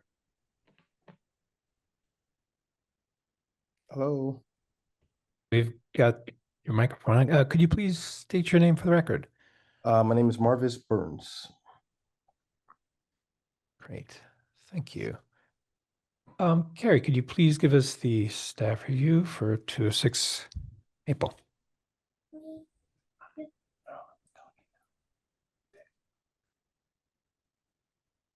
All right, so 206 Maple Street is a front gable craftsman bungalow that is contributing to both, or contributes to the local historic district. The proposed work for this property is to remove 40 linear feet of a non-historic retaining wall, replace that west elevation of the foundation, replace 6 wood basement windows with glass block windows, install a walkout door on the west elevation towards the rear, and adding a concrete landing, and potentially repointing the chimney or repairing and replacing siding as needed in the work area. The proposed materials are a split face block and steel panel door, glass block windows, and dryer vent. From my conversation with this contractor, the work that they're proposing has flexibility in what it could be. They did provide drawings. One of my concerns was the drawings don't show the dimensions, but it appears that some of the openings are moving and changing in dimension. And they see, another concern I had was looking at the block that continues around that structure is a smooth face block, and then 3 courses of a rock face block for the top of that foundation wall. And what's unique about the property is the west elevation where the work is happening is highly visible because of the slope and topography of the site. I did just have a conversation with them today. They were, and this is their first time working in Ypsilanti's historic district, but they were trying to understand what's, trying to understand what your concerns might be about the glass block windows, or, if that could possibly be approved, which of course I told them to hang tight, but referenced our historic district fact sheet on windows. And my recommendation, and I think it could be argued either way. These are basement windows, which tend to be not necessarily considered more important windows on a structure. But in this case, they are highly visible and are changing not just the material, but also location and dimension. And a couple questions I had on the application were verifying where the dryer vent was proposed to be installed. And just some specifications missing for a proposed mortar mix just for the chimney. I understand that they would use a different mortar for the foundation. And my recommendation would be either approval with potentially conditions or postponement for more information.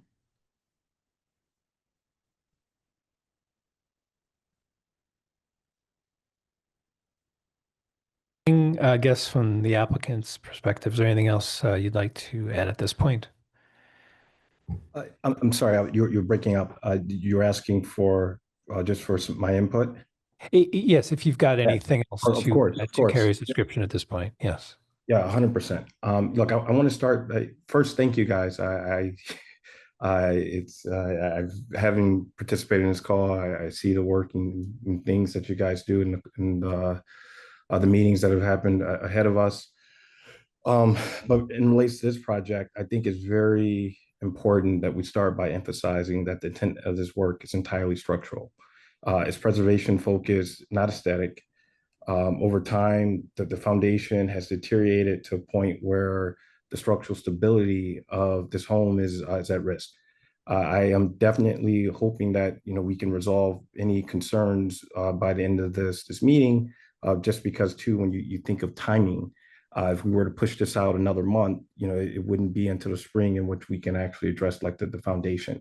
So what I expressed to Carrie was that we were completely open. Even though what was submitted was glass blocks, I just saw you guys approve several other projects, and what they had was just it was standard like wood windows.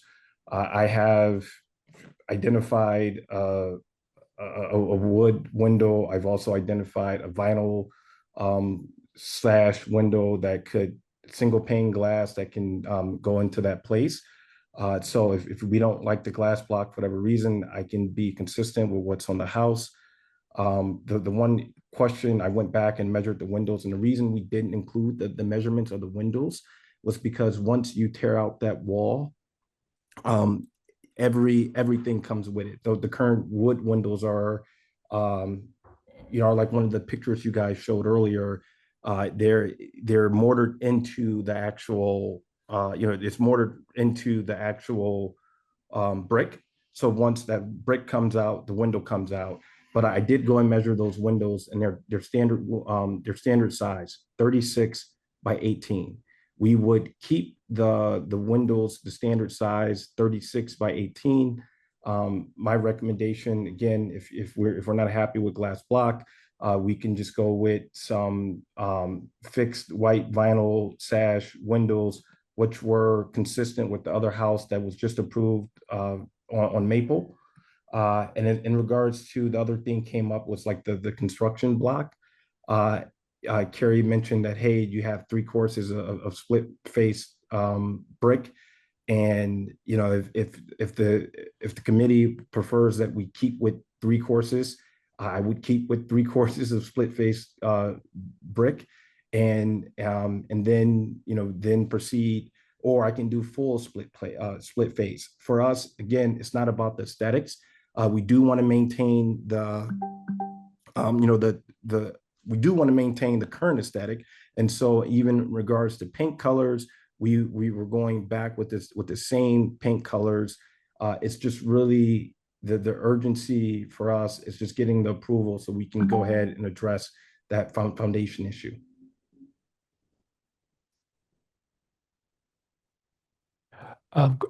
Great, thank you for your comments there. I think first of all, with windows was I know that talking about the size of the window, I think step one is trying to match the size, and if the window that's going in matches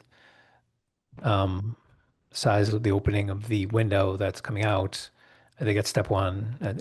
In orientation and general positioning, I think if that's what you're planning to maintain here, I think that's step one. That's good. In terms of the glass block, we can discuss that, but that's generally not something that gets that the commission has approved for a number of reasons.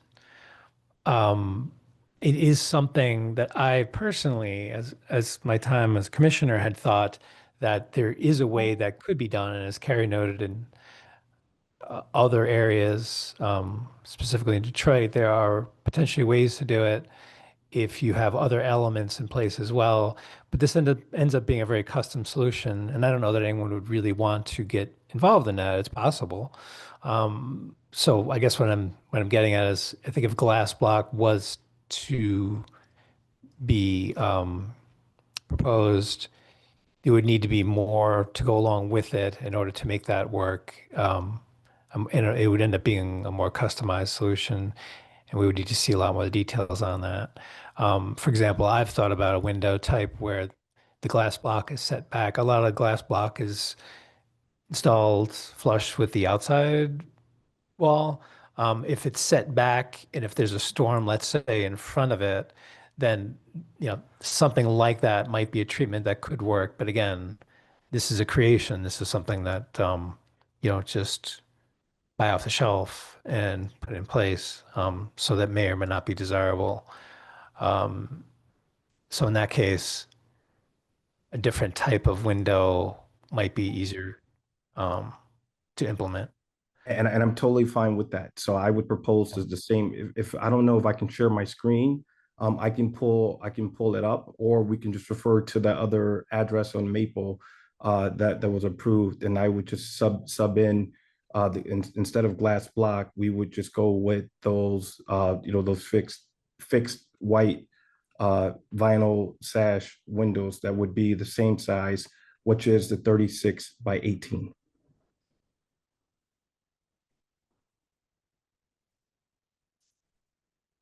Discussion about the actual construction of the window. I don't know if vinyl would be something the commission would generally go with. Oh, I'm sorry, and I'm sorry, I didn't mean to cut you off. I meant to say wood. The current windows there are wood. The window that they had showed on the other Maple was actually wood, and I would consistently go with that wood. So I'm sorry that I mentioned the word vinyl, but I'll let you proceed. Is it also true that I thought I saw it somewhere, but now that I'm looking at the drawings again, I'm not seeing it. Are you planning to, so in this area where you're replacing the wall, obviously that's where you're replacing windows, but would it also be replacing the basement windows that are in the wall that you are not replacing? Or no? So on the east side, yes, we would replace and put new wood, now that we've agreed that wood is the preferred method. But yes, we would use wood windows. So we're talking 6 windows, right? Yes. Okay. But we would but we're, even though that one side, we're also doing work on the other side as well. So that's why, since we're doing the work, we would just go ahead and replace those windows, because they have been in place for probably about 60 to 80 years. Right.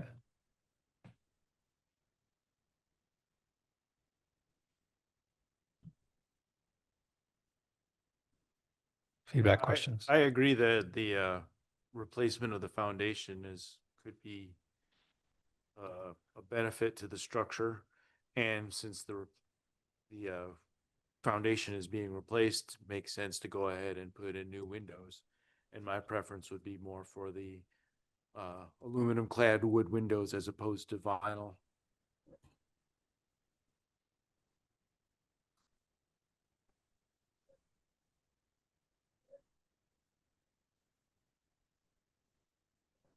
And the only comment I would say in return is that if the committee prefers aluminum clad over wood,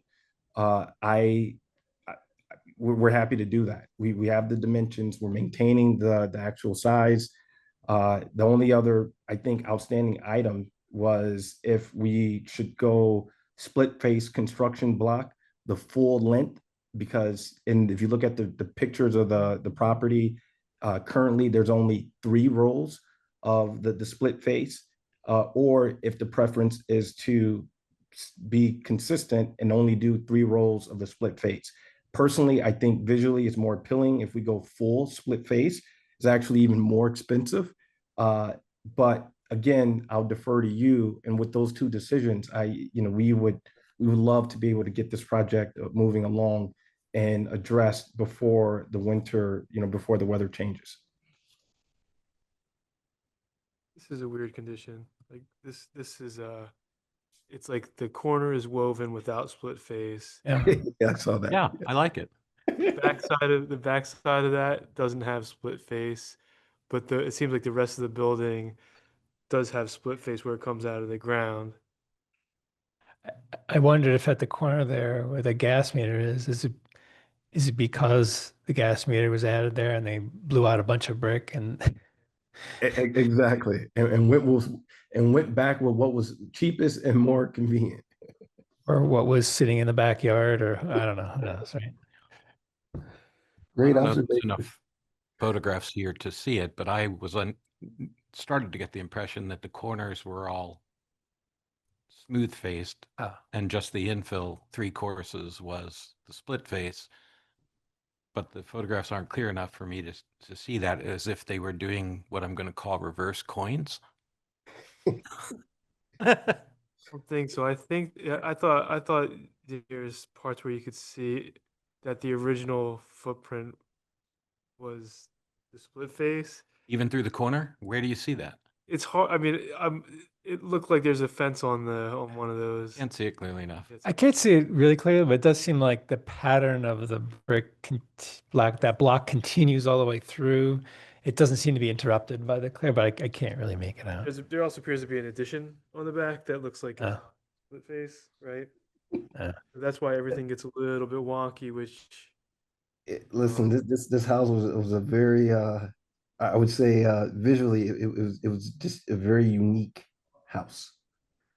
That retaining wall on I think that's the west side. It looks like a bunker, but all of that will go away, or all of that can go away with an approval today.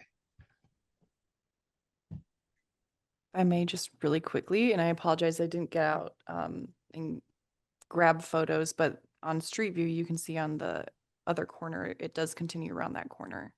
The Oh. like rock face brick. Sorry, CMU block. Does it go through? Does it construct the corner with the? It appears to. I Because- can see through the fence that it's right on. If you don't want to buy split face corners, you can do this and just buy the common split face, one face, and then you don't go through the corner. Maybe that's what I thought they were trying to do. Yeah, again, it's just it was a very wonky configuration. But there's one picture that I submitted behind the house, and you can see that corner. And on one side, it's But on the 140, 3 courses up, it's split face, but everything down, yeah.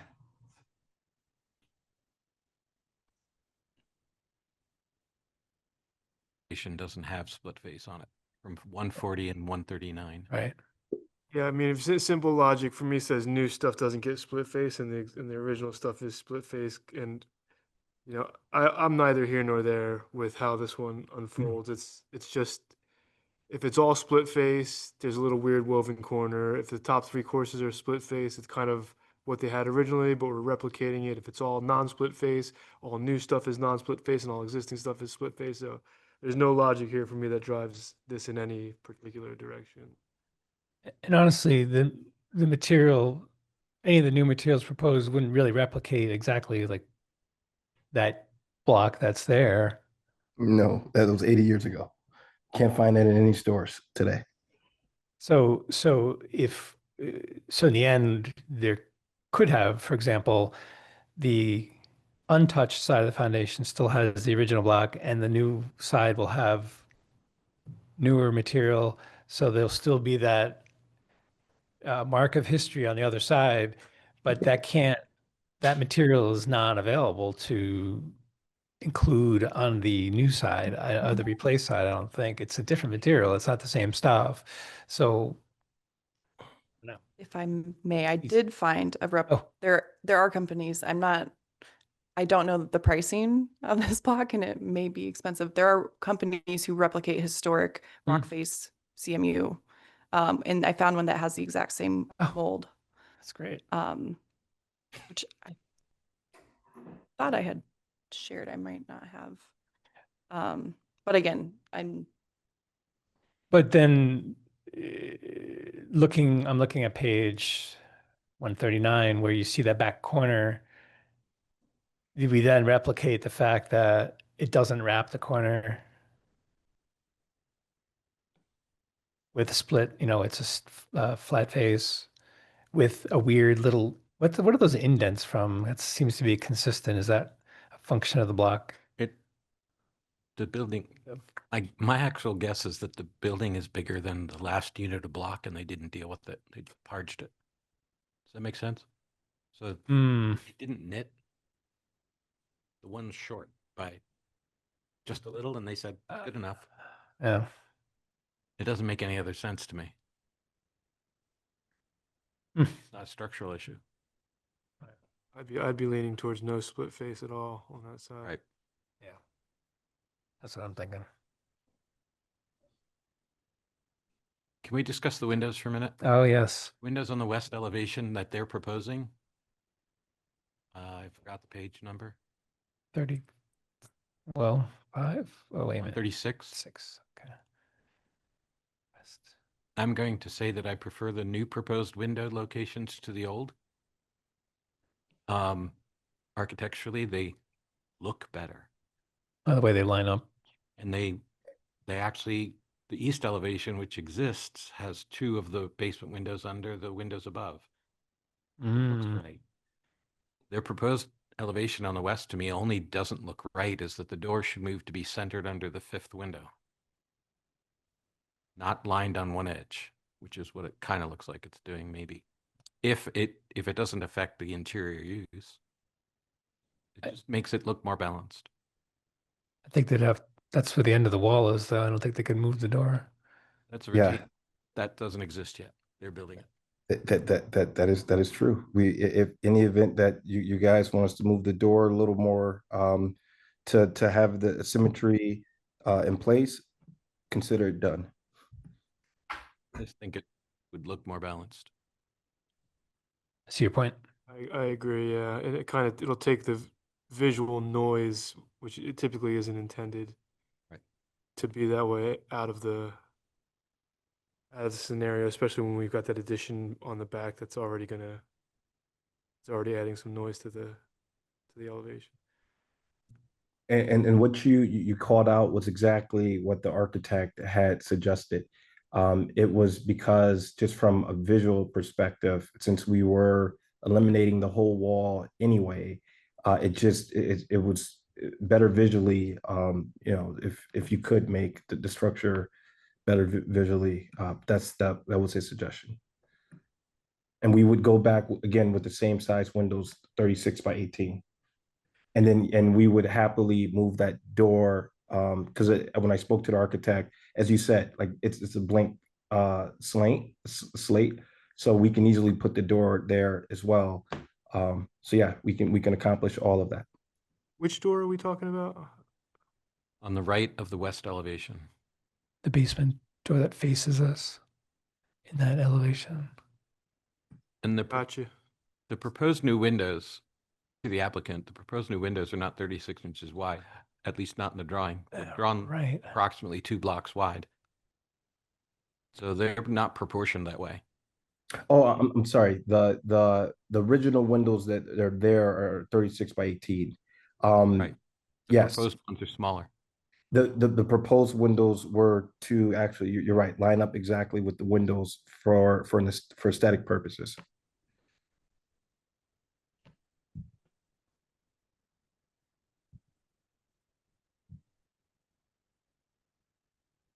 We don't have any idea of the kind of date of those windows in the foundation wall? I didn't find any specific reference, like in work permit records or even older photographs, that I could verify any sort of If they're date. original or if they were added or anything? I mean, it's a 1916-ish structure, so my assumption is that it's original, but that I also can't see the windows on the other side, so I wasn't sure if they all are the same form and design. my thought is that they replaced everything below the split brick. You know, it looks like, and then added the retaining wall because the original repair didn't work. Just kind of left all the windows in place. That's what I'm saying. So yeah, That's a possibility.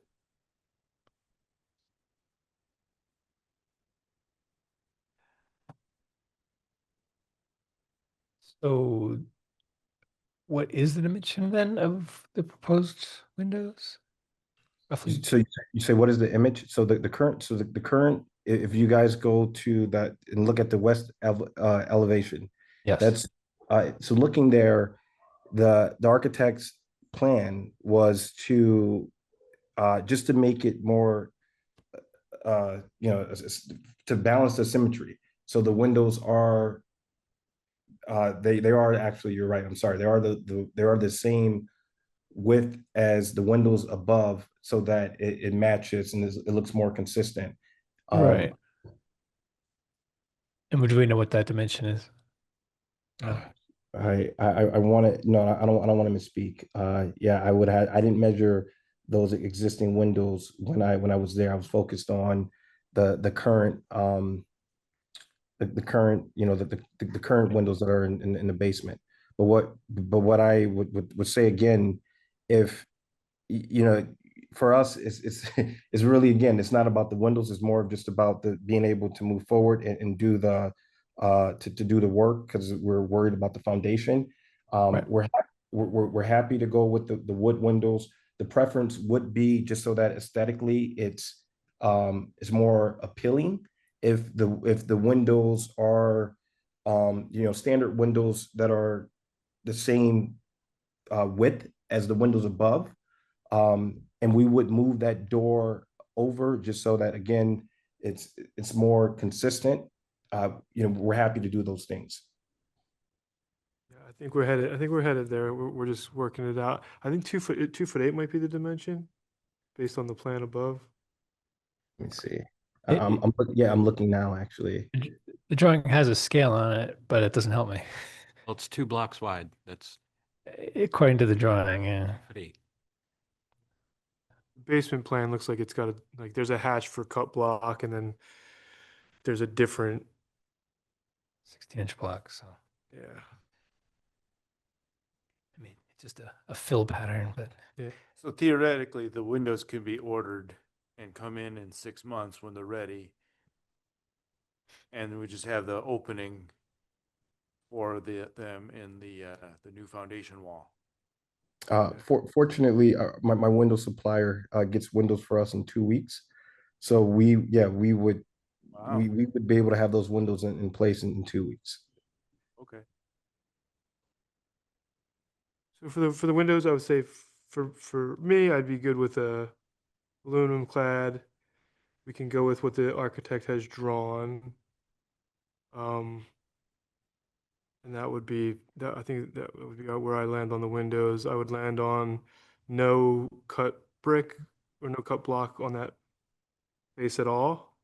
We'll slide the door over, and then what else was hanging out there?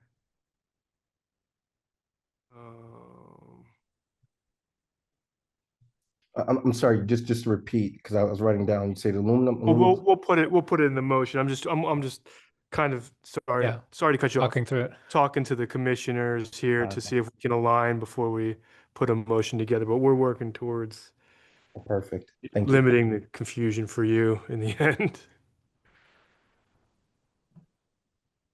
I think that was it. I had written myself a note because I was trying to understand what's happening with the sort of the, I don't know, is it the footwall outside? It runs along that outside the new foundation wall there in that west elevation. Oh, no, that's the footing. It's not a wall. That's just showing you the actual footing that we're going, and that won't be visible at all.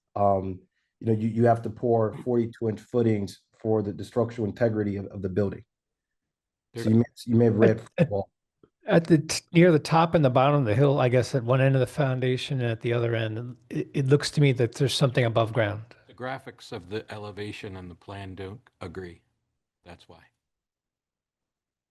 Or maybe the plan does seem to imply there's an 8-inch wall on top of the footing.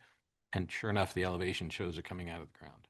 4 courses in the front, 2 courses near the door. Those like wing walls that are, yeah. Right. I guess somebody's imagining that they may very well be needed for grade going down toward the view of the west elevation, toward the viewer. so where it says new 8-inch basement wall painted, is that where you're referring to on the drawing? Mhm. Shown in the west elevation. Yeah, in the west elevation, and it says new. Is that correct? There's no words near the two things that we're looking at. On the proposed basement plan, there's a note that says new 8-inch CMU retaining wall, dowel and footing, blah, blah, blah, blah, blah. It's pointing at the wing wall that's 4'8" perpendicular to the foundation wall of the house.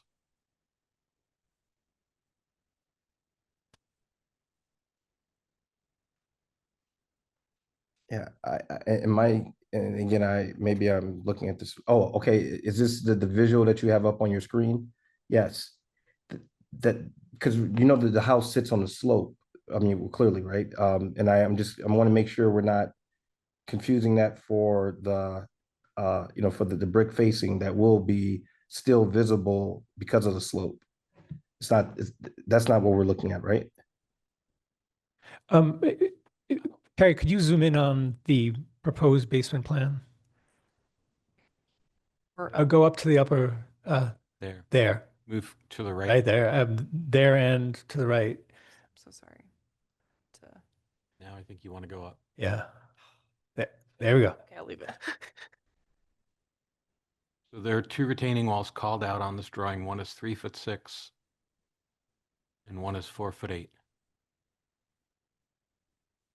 Or protrude from the, And they are above grade. The 3'6" one is shown as 4 courses above grade.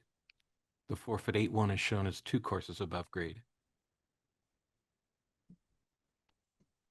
Okay, I see where you're looking. It's kind of doing the work for what that big old beefy thing Yeah, what is that thing? is. Yeah, who knows if they're taking it out, Call it. right? It's like a big old big beefy, buttress. the buttress. yeah. buttress Yeah. thing. So that one wing wall to the left of the page, which would be plan north, or which would be north, plan west, looks like it's holding the weight of the earth that big old buttress thing was doing. What we can't tell is it's new coming off the building. So coming page down, there's a new wall coming down. It looks like it's new going left, or maybe it's not new going left and it's just tying into an existing wall. Does that make sense? Yeah, I think that seems like a residual of the buttress. If you go to the photograph of the buttress, it seems to keep going. Yeah, so like what I was reading from this drawing, just to be clear, is If you look the at dashed in the if you look at 138,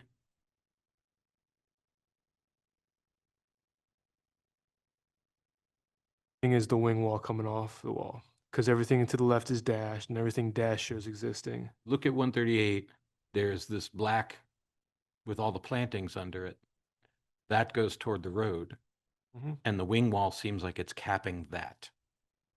Right. Because it seems like they're cutting the buttress toward the rear of the house, but leaving the one to the front of the house. Right. Yeah. So that all makes sense to me. Oh, that planting area, it's now the new retainer for that. It does, the planting area doesn't get demoed. So this becomes the retaining wall for that planting area kind of sort of thing, that uphill one. Yes. What about the downhill one?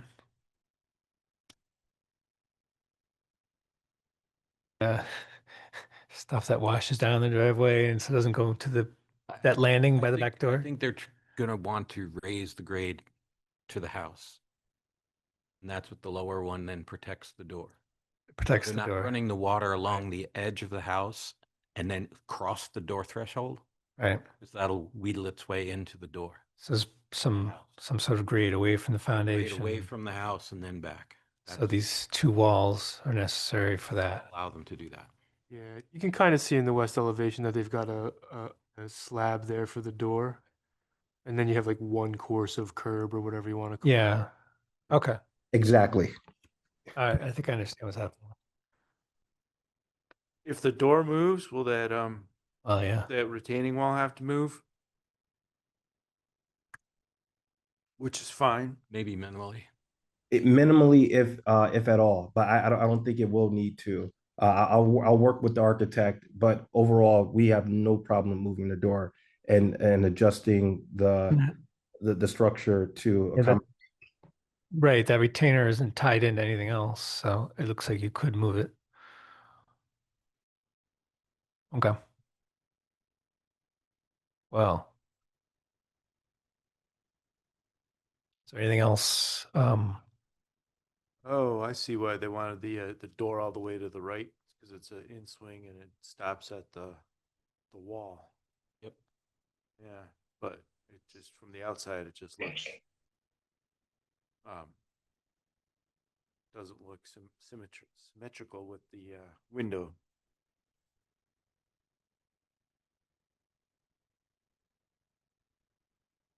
In this application, some siding.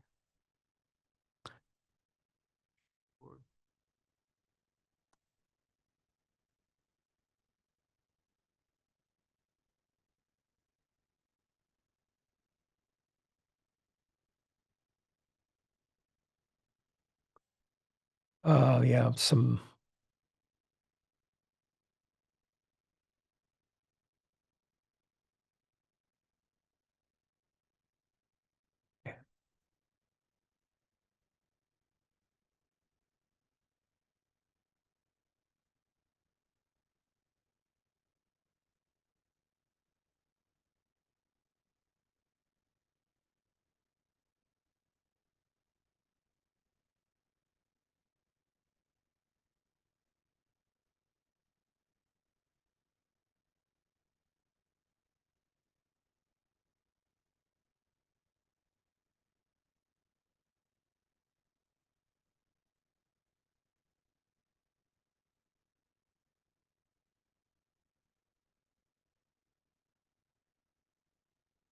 .36 on the east east of the unfinished basement. There's also another window. Oh, so those were the original windows.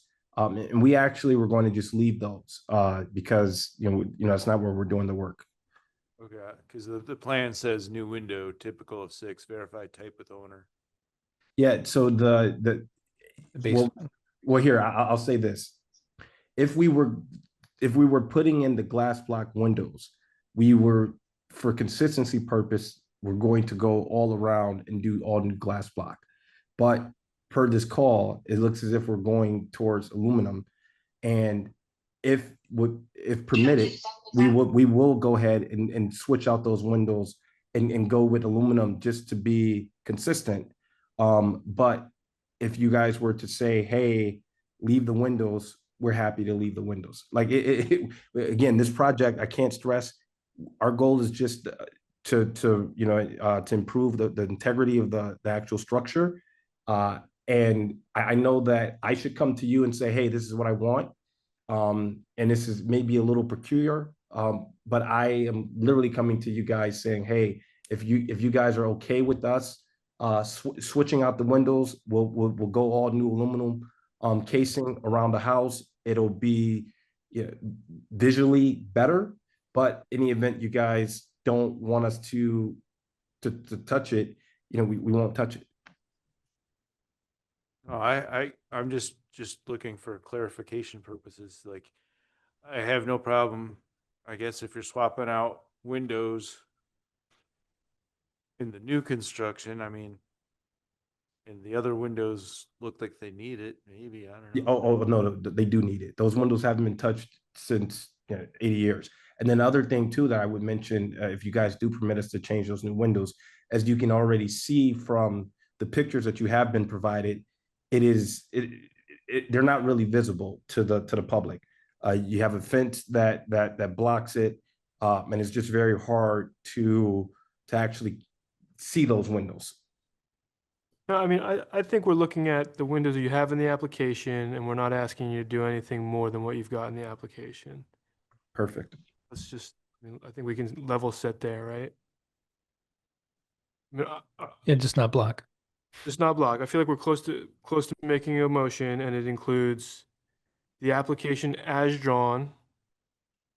The changes are aluminum clad windows in lieu of glass block, adjust the west door to align with the window above, and no split brick on the new foundation. Am I missing anything?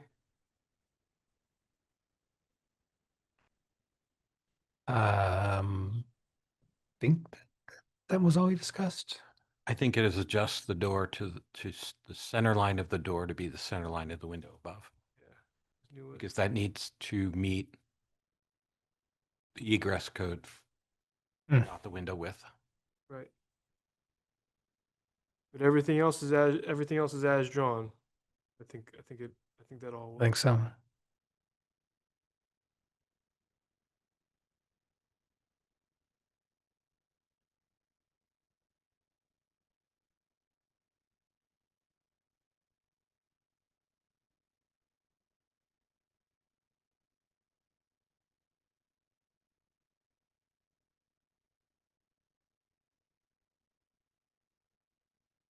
We have here, and then I'll adjust.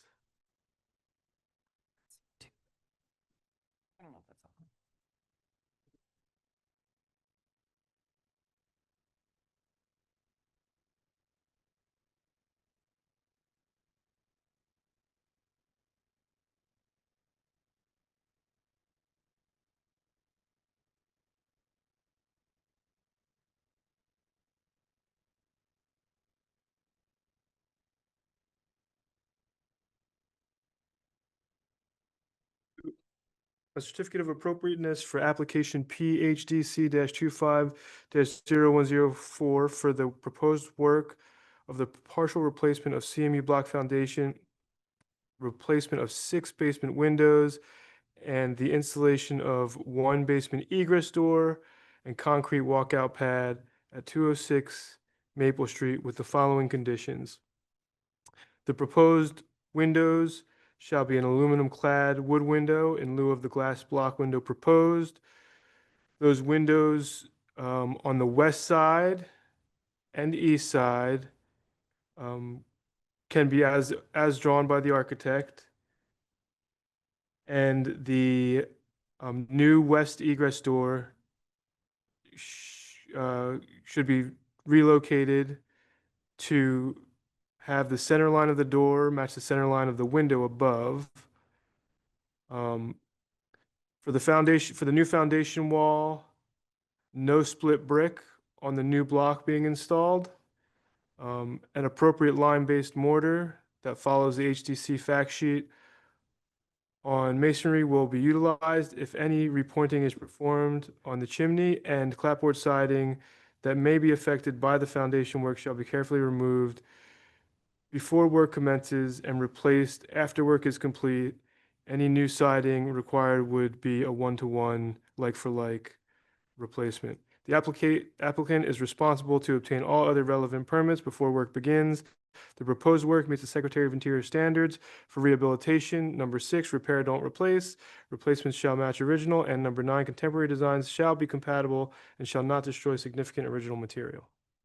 I would second with a friendly amendment to ask the applicant to submit revised drawings that would be accepted administratively with the proposed changes, which they would probably need to do themselves, but that we have a copy and closes that communication loop.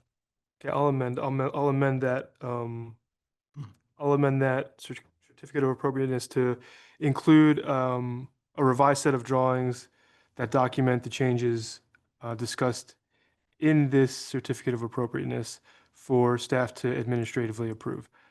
And I still second. Great. Thank you both.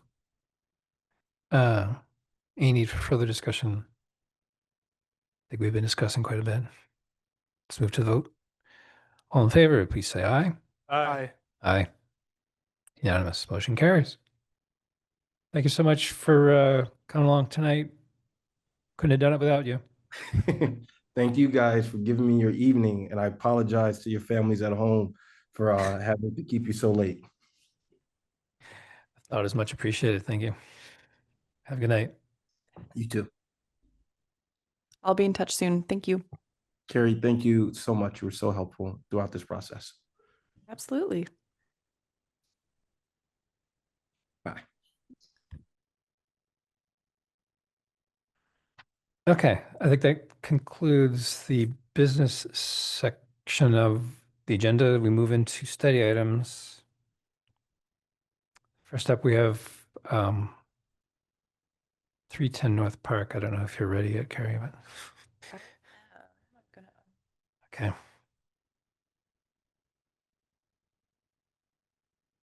Unmuted. Hi, how are you?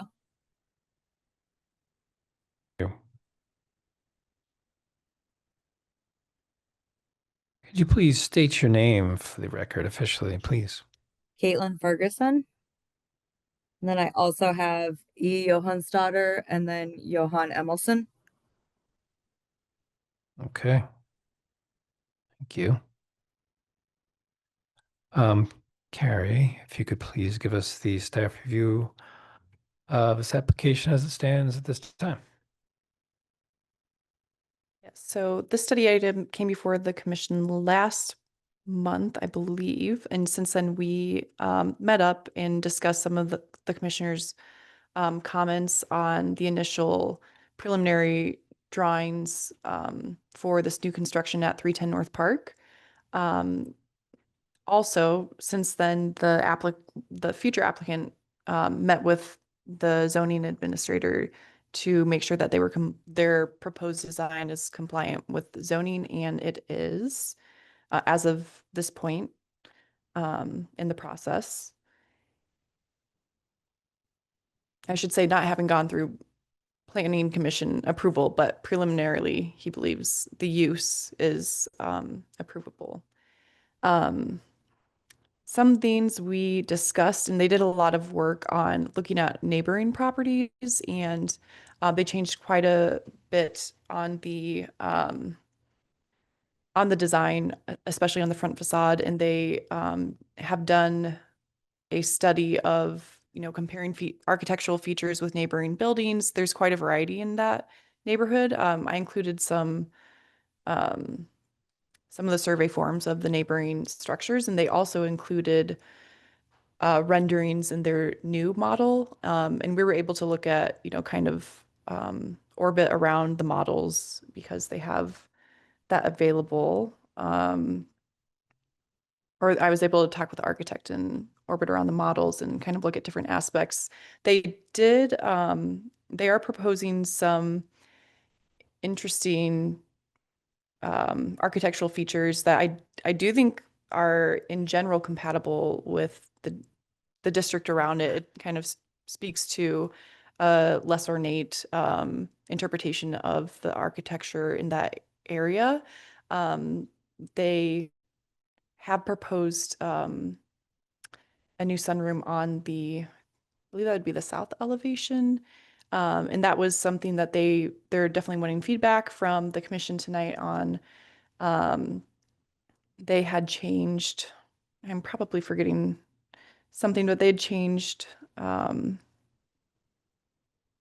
windows on the front facade. And where we were at when we left that discussion was looking at the HDC design criteria and how height of a building is measured. That was one of my concerns with the peak of their structure how we measure it would be, because it's not specified differently in the HDC ordinance, it would be measured how zoning measures it, which is halfway between halfway up the roof. So they did include a study where they compare with properties around them. And I believe they were going to look at some other things in between the time we talked and now. So they may have additional comments, but I will pull up their latest rendering. Let me get there. So this is the house. The new construction would be the blue house, and then to the north is a neighboring house.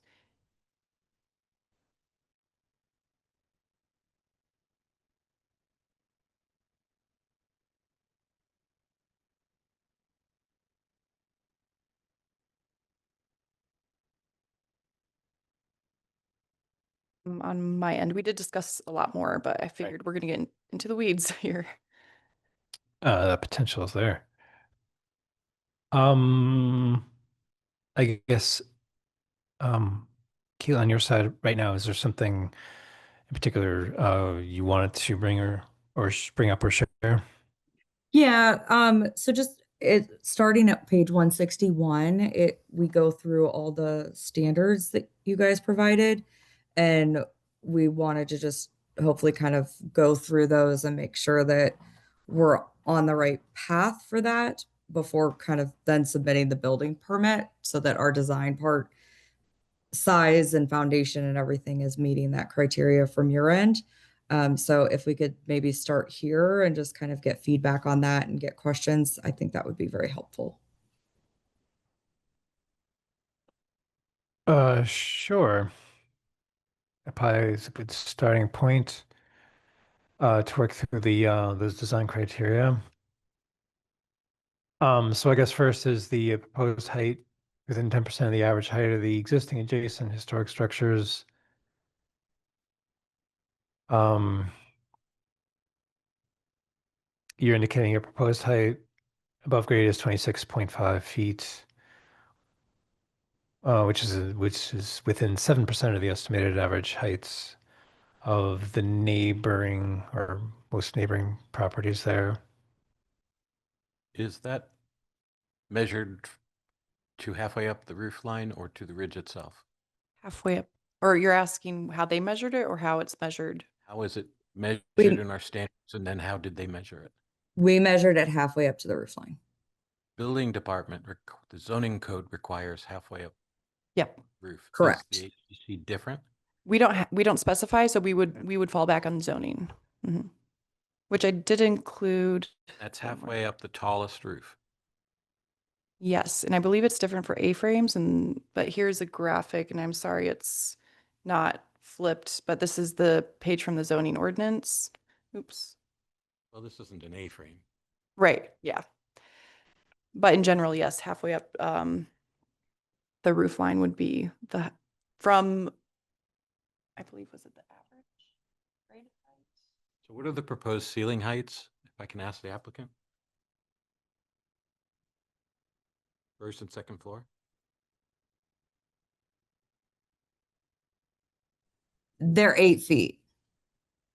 Both floors. Yes. Okay, thank you.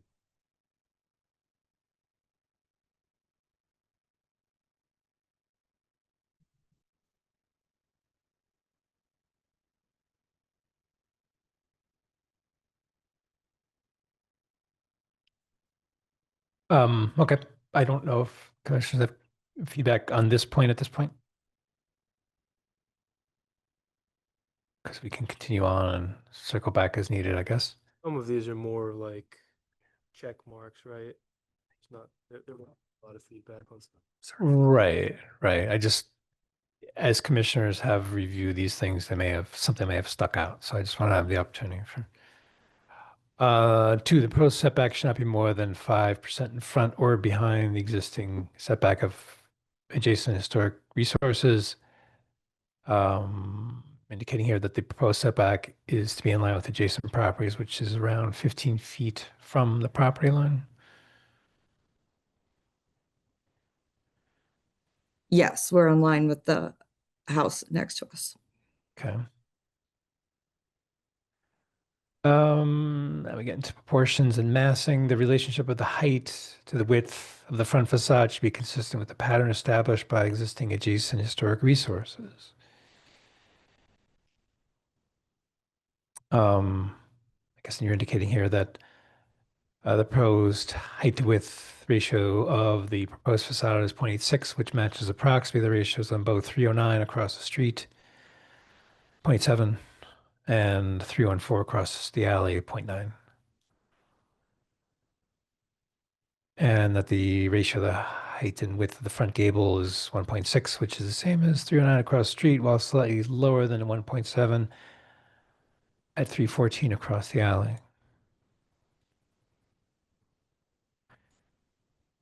The relationship of the height to the width of windows, doors, and other openings should be consistent with the pattern established by existing adjacent historic resources. Height to width ratio of windows in the vicinity seems to mostly fall, according to your notes here, on the range of about 1.5 to 2, with some significant deviations of both size and ratio. Most significantly, 314 North Park across the alley and 302 North Park down the hill next door. We're proposing to use windows ratio of 1.6 and 2 of similar size as most windows across the alley and across the street.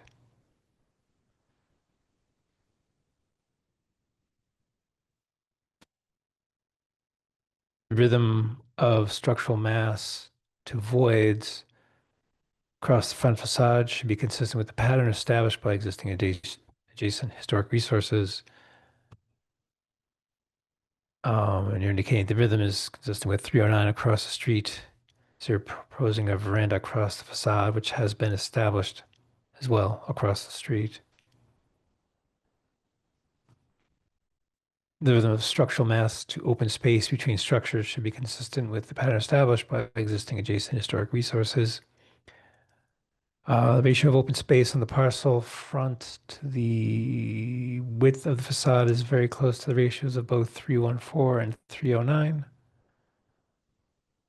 Proposed construction will have total length of 88 feet of building mass with 46 feet of open space facing the alley. Across the alley, the current total building length of building mass is 82 feet and open space totals 52. This is a difference of 5 feet in total length of building mass on 135 foot length facing the alley. Difference in the mass to open space rhythm is from the building mass being split with 26 foot and 6 foot opening space between buildings across the alley. All proposed buildings would be attached with no open space between them. We're proposing that rather than detaching the accessory building, the void created by setting back part of the accessory building wall will improve the mass to void to open space rhythm between the two sides of the alley. Rhythm created by the placement of sidewalks, entrances, steps, porches, canopies should be consistent with the pattern established by existing adjacent historic resources. And you're indicating that you're proposing sidewalks and steps that match the adjacent 309 North Park property. And that you're proposing a porch across the front facade consistent with the established pattern across the street of 309. Proposed construction materials should be the same type as those that have already been heavily used in existing adjacent historic resources. You are proposing that to use fiberboard siding that matches the appearance of the building across the street, that lap siding type. The building across the alley to the north has asbestos shingles, which appear to have no historic contribution. These are your notes. Proposed textures of the building materials should relate to and complement the predominant textures of the materials used in existing adjacent resources. The siding has simulated wood grain that should relate to and complement the textures on the house at 309 North Park. We can discuss that. The texture on 314 North Park may be less relevant as the asbestos shingles are not historically significant at this time. The proposed colors, whether of natural materials such as brick or stone or applied colors such as paint and pre-colored siding should relate to and complement the colors used on existing adjacent historic resources. The buildings facing the street currently have a variety of colors you've indicated here. And you're proposing blue hardy plank siding, white trim windows, fascia and corners. No specific architectural style shall be required for the construction of a new building, addition, or other structure. Proposed architectural details, including but not limited to cornices, lintels, arches, balustrade, chimneys, porches, bays, railings, cupolas, gable ends, brackets, and ironwork should be appropriate for the style and structure. A style of structure in which they are to be used and compatible with other structures in the historic district, particularly the historic resources and sites to which they are maybe visually related. Next item is the proposed roof shape and profile should relate to the predominant styles of existing adjacent historic resources. Your note is you're proposing gabled and hipped roof with 45-degree slope to match the adjacent resources. Proposed landscaping designs and choices of plant materials should be appropriate to the character of the historic district and that other involve historic structures. You're proposing front steps similar to adjacent buildings on the same side of the street. The proposed facade elevation is equivalent with the adjacent property 314 North Park. Entrance on the front as prescribed in the zoning ordinance. 2 garage doors and driveway on the north side facing the alley. Porch across the front in a similar manner to the property across the street. You're proposing to maintain the existing landscape designs and plant material. There will be backfilling to the front, matching adjacent 314 North Park. Existing trees will be maintained. Bushes and trees will be planted to match adjacent parcels. Proposed paving should be of the same types as those already used heavily around the existing adjacent historic resources. You've indicated you're considering concrete or stone paved front access, which is also used around the existing adjacent historic resources, and that the proposed driveway would be unpaved with gravel. Design shall not conflict with the building code as it relates to the welfare or safety of occupants.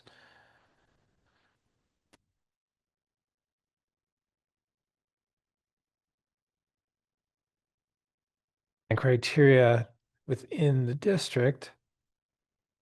Commissioner thoughts, comments, notes, or feedback on any of those points with relation to these designs?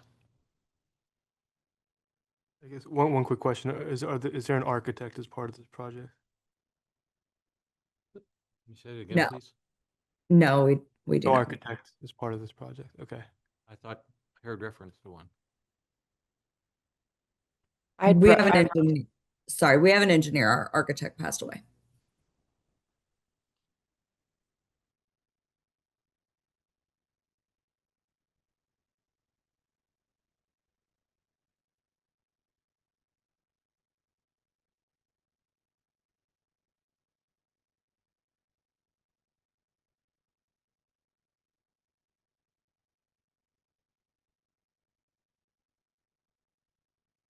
It sounds like at a high level, because I'm always looking for infill projects on what the concept is. And the concepts can come in lots of different ways. It sounds like the concept here is to kind of fit in, if I was going to say it in a simple statement. And there's a lot of looking at 309 North Park as a precedent to fit into the neighborhood. Now, infill projects have an opportunity to fit in and also stand out. But I see the intent here as fitting in. Neither here nor there about that. And so that's that run of kind of point and response. That was kind of my takeaway at a high level. Right.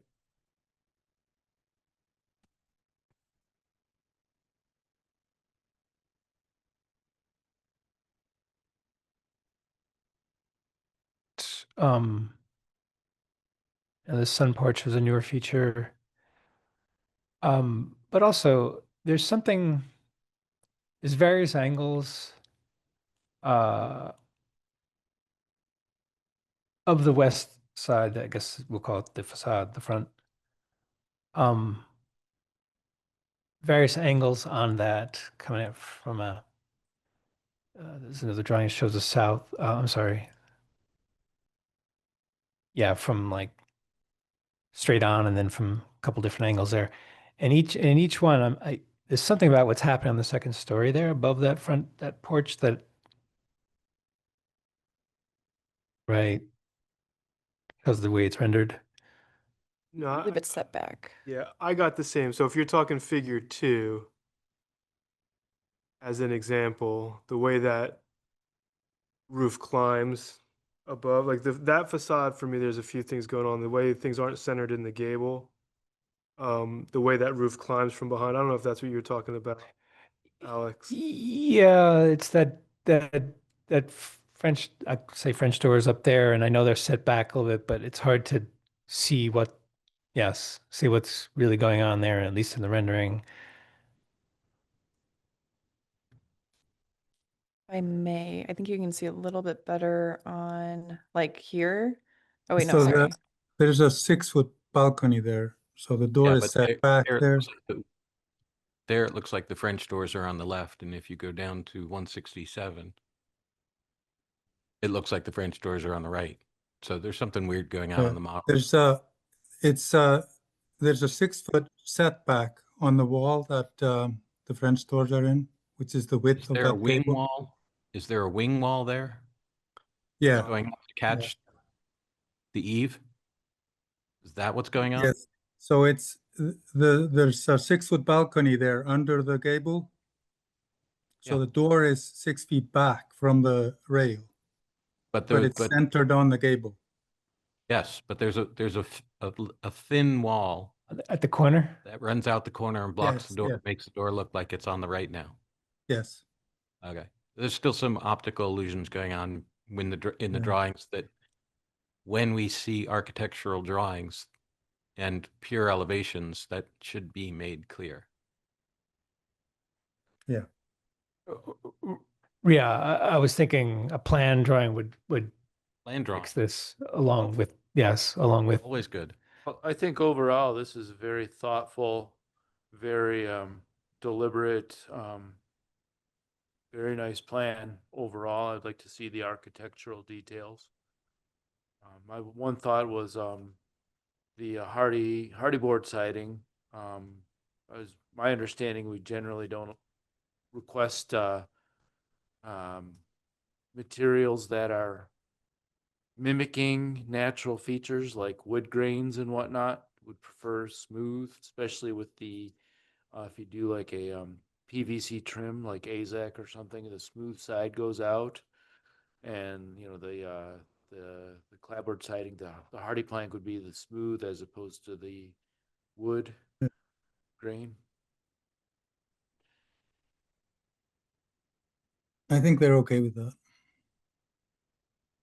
Yes. What is the They have the proposed- exact same color in that doesn't have the grain. I apologize, it may be in here, but what is the proposed roof material? Is it not asphalt shingle? It's gray asphalt shingles. Is that for the porch, the front porch as well? Yes. Okay. That front porch shows a very, very light slope. Yeah, I think it was 2 on 12, if I recall correctly. You may have some issues there. Especially you have those details into a balcony. Yeah, it comes up below the balcony edge. I know that would be the goal. That's why I'm saying you may have some issues there. Are you suggesting that the slope is not tall, angled enough for shingles? Yes. You're like a 3-to-1 is like their Warranty issues. warranty issues, okay. So 3-to-1 is what we need there, or? You can work that out with your designer and the supplier of the material. I'm not going to speculate on what the manufacturer is going to tell you. Okay.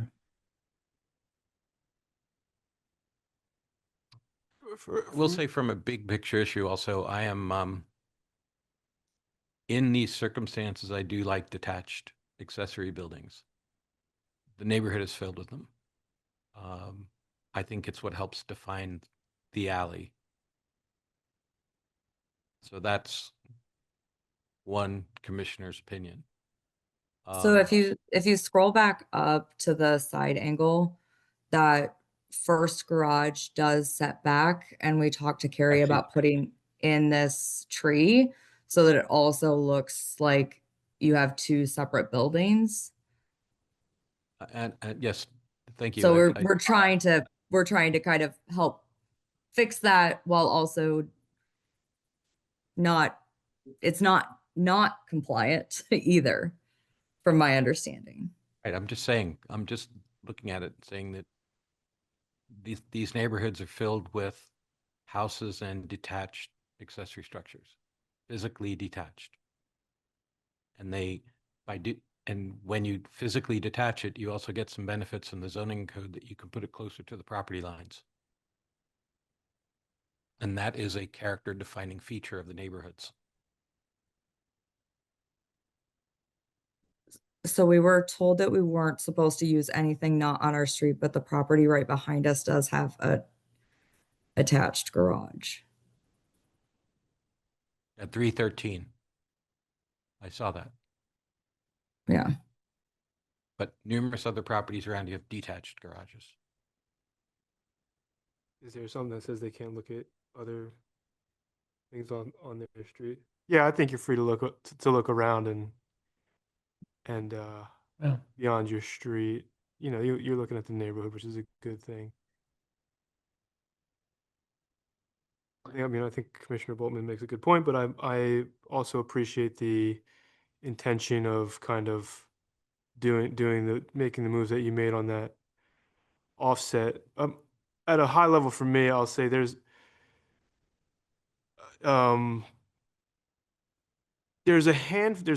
seems like there's a handful of bigger moves that could potentially be looked at closer. I'll just run through a few of them that are catching my eye for you to consider. And maybe if you hear these out, you might take the comments back to the neighborhood to see if anything makes sense on kind of the logic that you're using as precedents locally. But if we can go to figure, I'm on my phone because my computer died. Figure 6. This might show a handful of them. There's a lot going on in this particular view. You know, it's like the perfect side view to catch everything, right? So maybe it's unfair, but there's the shed roof on the porch has its own little gable. Regardless if it's constructible or not, it adds a architectural element that adds more to the front facade. And then rather than tying that shed roof around the corner, there's a break to another shed roof as you turn the corner. And that kind of break feels like it might be something that if you were able to turn the corner and then die that roof into a further massing in the back, that continuity may add some simplicity to an already very complicated roof system. So right now you've got 2 shed roofs that are broken at the corner. One's a little higher. It's really close to some windows above. There's a gable on the front porch that's going to have a tough time tying into the balcony. Then you have a gable above with a setback for a door. And then as the roof above that adds even more complexity because you have a gable running into a very tall roof structure above. And that's just to say that all of those components for me feels like there's an opportunity to bring some simplicity to it that might that might also find precedent in the neighborhood. And that's just my initial take. I kind of I I think last time I had the roof for me is always for this one has always been there's a lot going on the roof. So like if we look at figure 4, for example, or one of the earlier ones, that the way the roof climbs behind that front gable, also for some reason always felt a little bit like, especially that, no, go back to that one that you just had, because it probably also unfairly highlights this question. If you look at the black roof structure, the high roof structure, the way it climbs back from that front gable, I just don't know why it has to be so high and have that extra ridge that runs back. And maybe it has to be that way, but, and I think It's- 309 is your precedent to allow this, but it reads a bit formally. it is the width of the house that makes it that high with this steep of a roof. But It's the the width of the gable, house. Yeah. yeah, Go ahead. the gable it's very similar to the house across the street. It Got actually that. does the same thing. Got that. Yeah, I read right into that. I could see that. That it's the width of the house because you're trying to maintain the same slope. Yeah. Is why you have that ridge so high. Right. If you weren't trying to maintain the same slope, that ridge could potentially come down. Is that a true statement? Yes. Yeah. Yeah. And then so there's a question there about efficiency and costs. Do you need, is that a bunch of attic space up there that you could get rid of? But for me, it's a visual, it's a bit of visual noise, same type of visual noise that I see across the street, frankly. But if there's a precedent there, so I don't think that there's an Well, issue. the slope we were trying to basically fit in with the building next door and across the street, which are both 45-degree roofs. But yeah, I think a lower slope would certainly be more efficient. And maybe my general comment is you have some leeway to not be completely obligated to the letter of the neighborhood for every design decision that gets made, right? You have a Okay. little bit of freedom to put your own touch on a very intimate piece of architecture where people live. And so it's not to say that you have to have the same roof slope as every other house, and they all have to be the same slope, except for a couple shed roofs, that also don't align and things like that. That's just where I'm at. That's I think just this commissioner's feedback to encourage, a little bit more fine tuning if possible. Okay.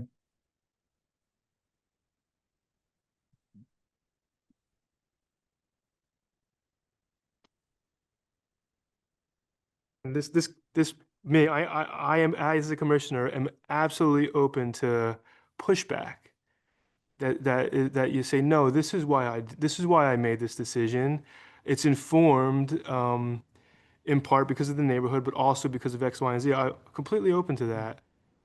Yeah, we actually wanted to have a lower slope on the roof Yeah. originally, but we went with that to try to match Yeah.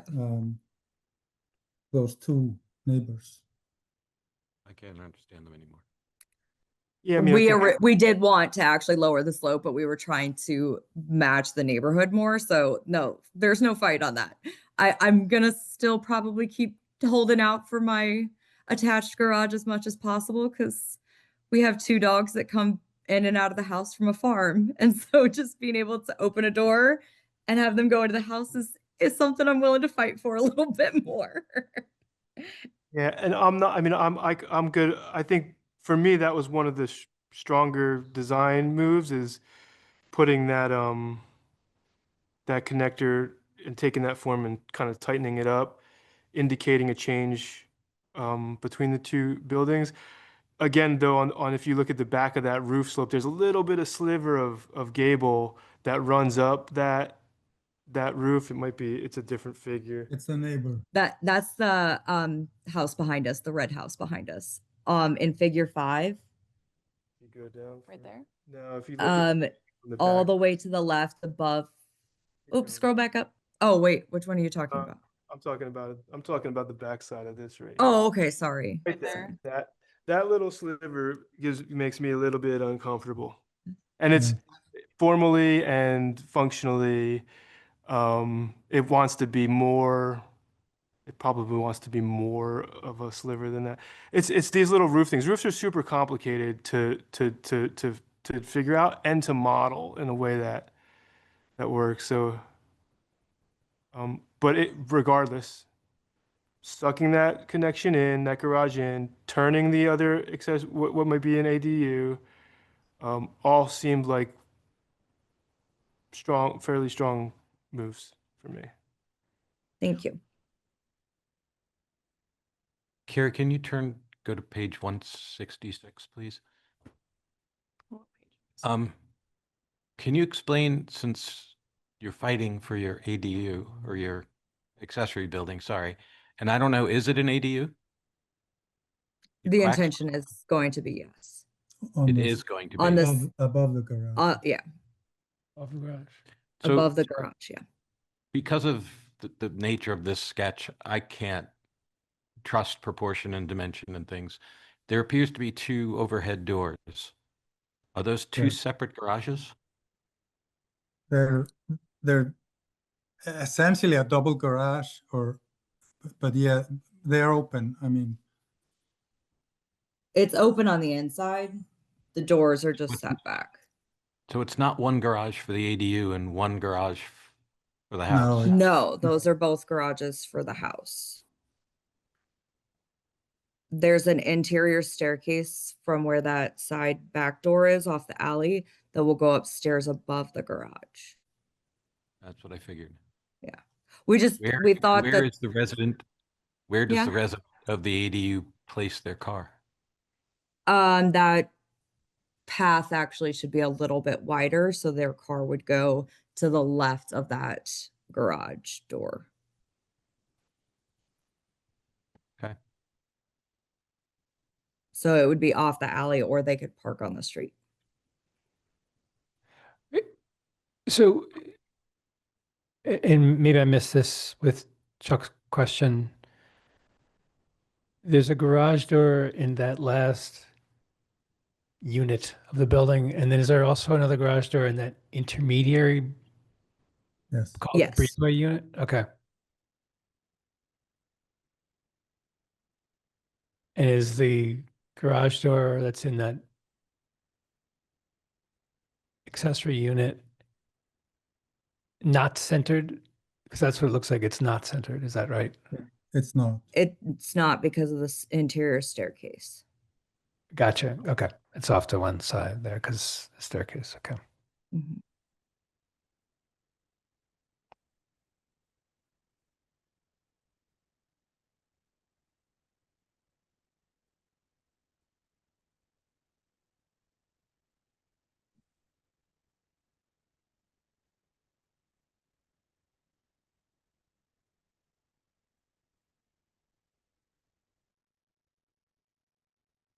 Six. Just to notice, is it true that I see some basement windows peeking up? Is it true that you plan to have the basement run under the front porch as well as the side porch? Yes.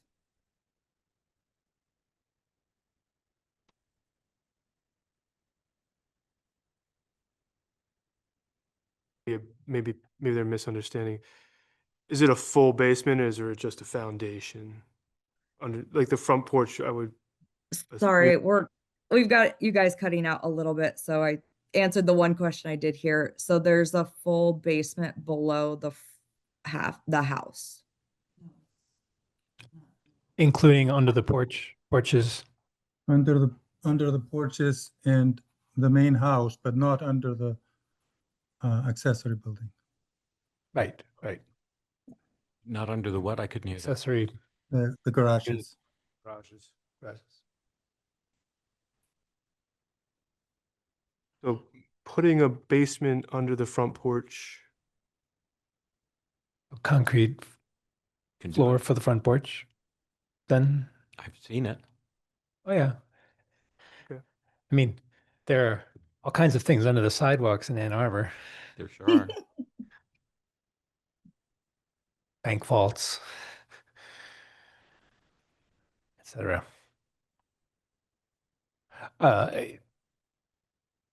So it just, I guess that sort of made me think then that the materiality for your front porch, you plan to have a concrete front porch, not a wood deck or anything like that.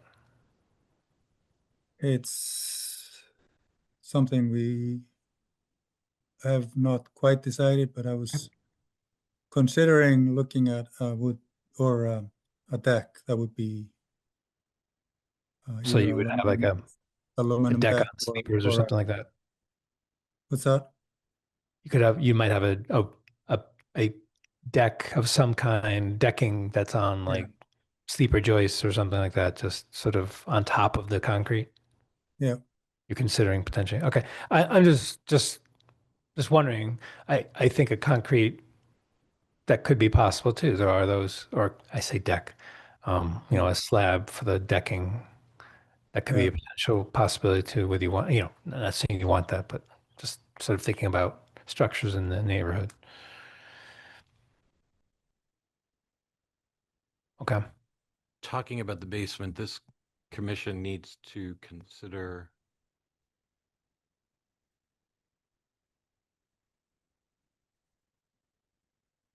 side about egress windows on the front of the house, which is where they're going to end up being here. Because the north side of the house is the alley side, and I doubt there's probably going to be some complications with that. And given what seems to be represented as the cross slope, which I don't 100% trust in the sketch, but it seems like the south side is the more logical side, and therefore it's going to end up being seen from the road.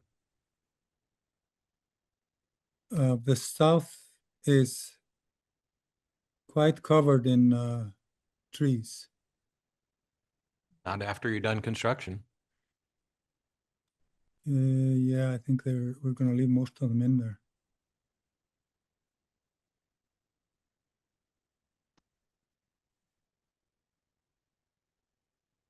Aren't close to the ground though, right? What's that? The trees are not near the ground where the windows are though, the basement. No, there's a slope. That's kind of the reason for that, how much of a slope there is, because it goes down to the existing trees. And the plan is to put in a pollinator garden in the front also, so that the railing for the second staircase is a little bit more discreet. But there will be more foliage. Right. It's just something to consider, or that you'll need to detail, and then it'll be detail that will be significant for us to discuss when you get, I guess, as you work through that. You're talking about the egress windows for the basement? Or? Yes, the egress windows. Yeah.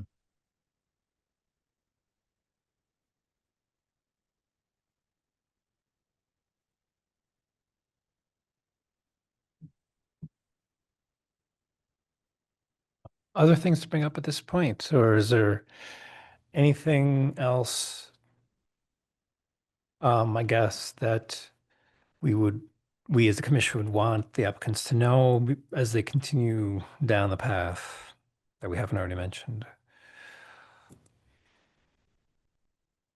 I mean, the applicant seems pretty thorough in doing research, so I don't know that I think they might know about the materials, garage doors, window materials, like those types of things is probably what the next step is going to be here, right? So That is the plan, yeah. all that information, I imagine you all may be all over. We may not have to go through in detail at this point. No, I think that just making sure the design criteria itself, that we were kind of hitting those, was our focus for this meeting, and then go into more specifics with the materials. as we continue to kind of refine. So the kind of making the siding, we'll go with the smooth siding, sorry. And then the just kind of looking at more simplicity in the roof line and the slopes, and then also on the front porch and side sunroom, just kind of streamlining that a little bit more is what I was hearing. Suggestions to look into.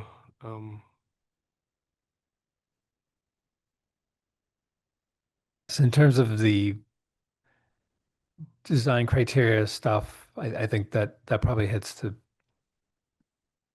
major points that I heard brought up too. So, I don't know if there was other feedback you were looking for at this point in your design work. Nope, that was what we were hoping to accomplish today. So thank you very much. Okay, great. Well, thank you for your submittal here. It looks like you've been putting a lot of time and effort into this and research, and it all helps.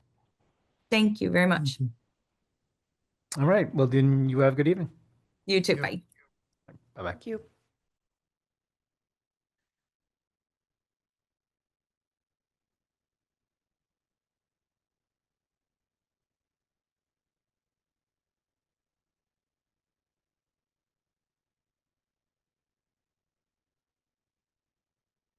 Ward 22 North Hamilton. That's what we're looking at. Do we have anybody representing 422 North Hamilton in attendance? Oh, hello. You Please survived. join us. Successful elimination. Yes, you made it.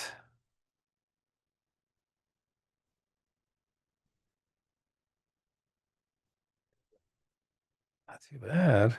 How about you? A little exhausted. Yeah, We're here. understand. So appreciate you guys giving me the opportunity to come in. Sure. So I'm a project manager over the project at 422 Hamilton. It's a garage rebuild. Yeah. I'm taking over, like I said, it's the first time I've dealing with Ypsilanti and the historic committee, so I really wanted to come in, get to meet everybody, kind of get a rundown and a feel of what I'm going to be expecting to get myself into when it comes to the designs, materials, and things of this nature, because I will be the one designing it. So I just wanted to come in and get some clarifying questions because I have seen some of the notes that you guys made on some of the prior things that were submitted and some of the things that were denied. And so a couple of my questions were more on the material aspect of it. I went down and removed all the old exterior material that was still remaining. We labeled them. We made sure we took pictures of everything, labeled them. I wrote it all down. I got everything documented to the T of exactly where it was located on the building, and everything. Pictures laid out on the ground exactly how it was on the building. But my question was that material, as I submitted the pictures to Carrie, that material is not feasible to be used on the reconstruction of the project. So my question was, do we have to? And then if so, is it just the good portions and we cut off the bad sections and we use what we can, or do we get the permission to just junk it, get the new material with the rest of the building, just redo it from there? And then my next question would have been the doors. I did some scanning throughout the neighborhood. I didn't find one exactly like the pictures that I've been given. So it was hard for me to kind of get an idea of how this one would look other than the pictures that I was given. So I understand it is a shiplap material. The corners were put on with standard decking. So it wasn't like something more historic. So I was kind of confused on, is it just the zoning? Is it, so I had to just, some just clarifying questions. So like I said, till the next meeting, I can submit actual drawings and details and things of that nature.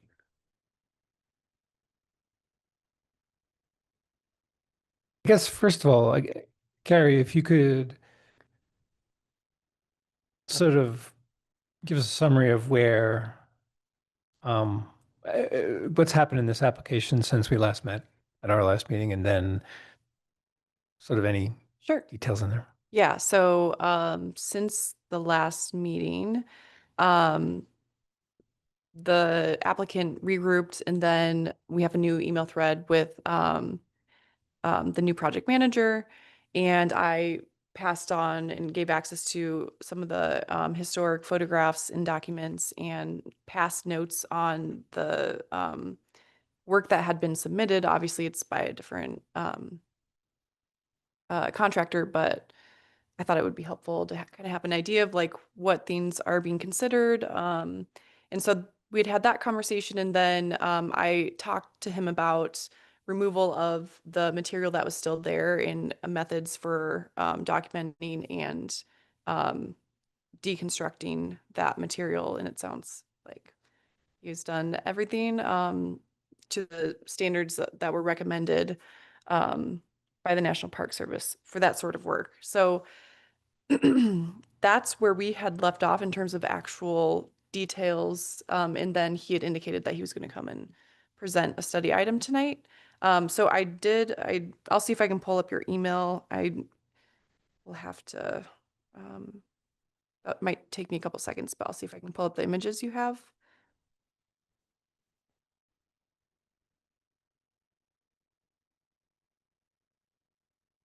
In the materials in question, or Okay, yeah, I had emailed them over to her today. Okay.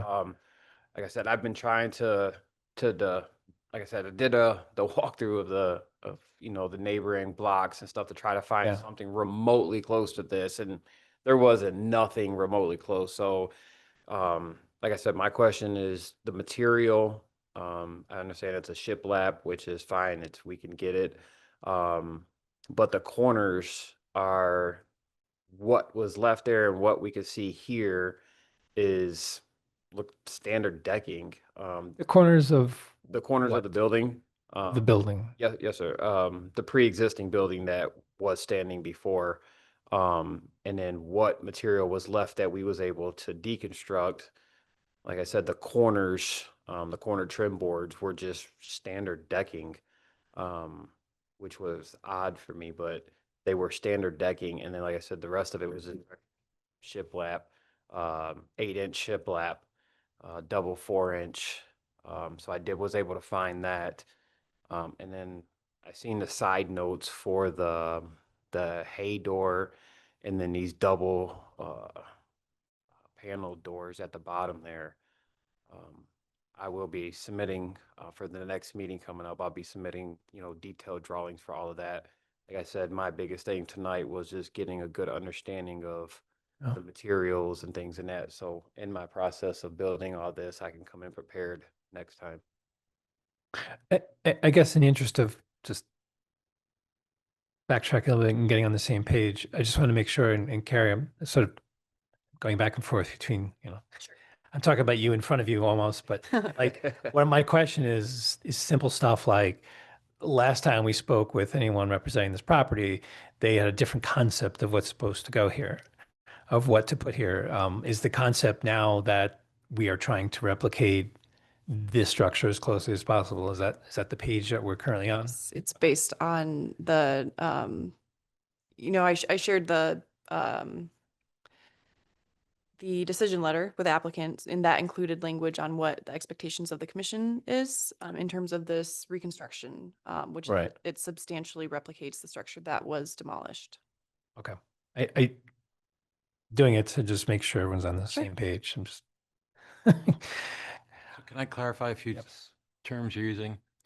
You're calling the siding, which is horizontal siding, shiplap, Yes, sir. correct? Yes, sir. Does it have a cove at the top, which is sometimes called novelty siding, or is it a true shiplap? No, that was a true shiplap. You rarely see that horizontally used. The cove is a weather cove. That's why I'm asking. I want to make sure that Because I could have. Is there any of that material that was left? Is that some of the material that was left behind, or no? I'm about to look at my pictures real quick because I could have. And the other thing is you're talking about quote decking being used as the corner boards. And as best as I can tell from the grainy old photographs I have, the boards are proud. What are you calling decking? Do they have like a groove they're not using? No, this. It's Oh, just just 'cause 5/4. Yeah, just a 5/4. This 5/4 regular. They regular decking It's- 5/4 board. It's also, I'm not saying it happened, but it's very likely the original corner boards fell off and got replaced by somebody, and they sometimes pick up a scrap of Yeah. garbage laying around and nail it on there. Right. So just because you found it there doesn't automatically mean it's. No, and that's what I was saying. I said, There's still some common sense and architectural sensitivity that needs to go on to the material selections. right, right. Not automatic that I found this thing, therefore it's right. Oh no, I understand that. That's why I was saying, like, I was like, I understand that it was there, and I understand it's not right. I was just saying that that's what I had found there. That's not what I'm gonna be putting back there. But I was just, Then I would say this process is partly to record what it is you're planning on doing in such a way that we can communicate with you and make adjustments. And then we have one document we all agree on. yes, sir. That says, this is what you're doing and this is what we approved. Yes, sir. Because like I said, reading off of what these other people did and stuff like that, I'm like, all right, so I understand we need to go more to original than just an average build. So that's why I just wanted to come in and clarify like what it is you guys are looking for so that when I design, I come in and I'm fully prepared with what you guys want and we don't have to go around in circles and do this 4 or 5 times. I like to do it one time and be done with it. So this was just a good introduction and get a good understanding what you guys, and listening to you guys throughout the whole night, I was able to get a good understanding of, you know, some of the criteria you look for and things of that nature. So it helped me out a lot. And that's why I told her I really wanted to be here, was to just listen and learn, because I hope to be dealing with you guys a lot throughout here. This is hopefully not my first project or not my last project out here, but again, like I said, I just trying to get more of an understanding of what you guys like and like to see, and I like to be really prepared when I come. So Well, this is different than Yeah. than other things that we've done tonight or here, because we're either dealing with, here's the existing building, and what do we do to make sure that it stays right, original? right, Or what we just dealt with, here's a brand new building. exactly, But this is neither. This, every once in a while, a building gets demolished, hopefully not very often without a permit. And so the ordinance is pretty clear that the owner bears the responsibility of putting back pretty much What was- rebuilding that building. yes, sir, You raised an interesting point about the use of the materials. yes, sir. And I keep, because it's the one building that I'm somewhat familiar with, but the carriage house garage at 416 North Huron, I don't know if you had a chance to go over No, sir. there. 416, 416 North Huron. It's similar in size and shape to this, okay, and it is a reproduction of what was there before. Okay. Because Thank it you. was demolished without a permit, wow, and they were made to put back a new building.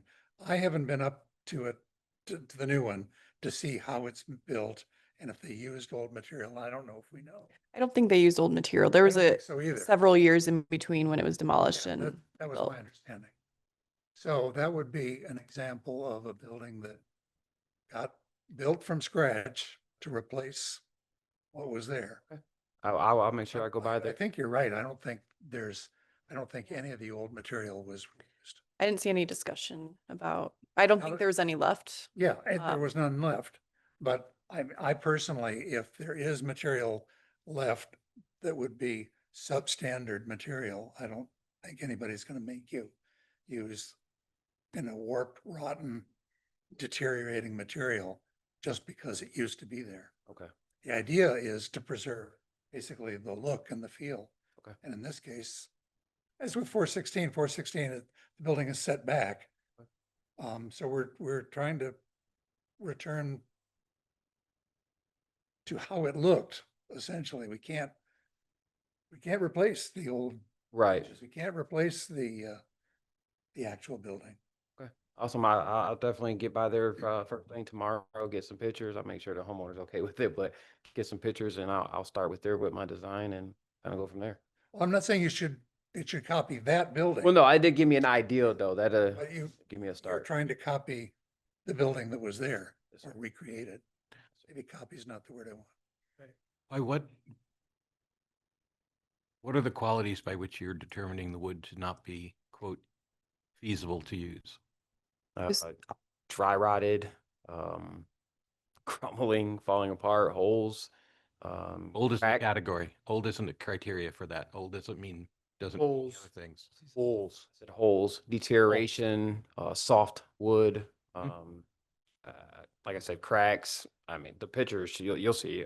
If she's I was just gonna say I have them pulled Oh, up okay. here, It's, so I can kind of cycle through if you tell me yeah. So where to. go. There's actually one picture that it's all laid out exactly how Mhm. it's off the building. see if I can- That might get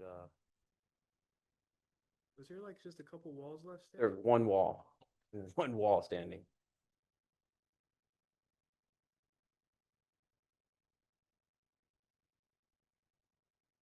This would be if you were standing in the alley looking at the back, it's the right wall that was still standing. So this left side is actually the side closest to the alley. The small pieces you see on the front right there was the corner. So that would be the front. That was still remaining. And then the two boards there was the corner, and then the wall starts from there. And as you can see, most of, if not all of this, was cracked, holes all through it. Like I said, decaying soft wood. Literally most of it, you could literally just pull it and it would just come right off. Where is it now? It is stored, wrapped up in plastic in the basement of the house. Everything is labeled, stacked, and wrapped in plastic in the basement of the house. Stickered? Yes, sir. Every single piece is labeled. No, stickered, What do you mean? spaced apart, Not just a stack of boards, but with stickered. They're not, faces aren't touching each other. No. They're stacked, they are, Yeah, pardon? there's cardboard between each piece that we stuck and then we wrapped in plastic and they're sticking in the basement. Yeah, you're better off taking the plastic off and and restacking it with just skinny boards, Okay, airflow. okay, Or you're gonna have mold, which means you're gonna have garbage. okay. We'll take care of that tomorrow. I mean, I mean, we're gonna put this back on the. Well, that's Let's start in simple terms. I think. not if you're gonna store it wrong. Yes. There's not enough here. Looks shot.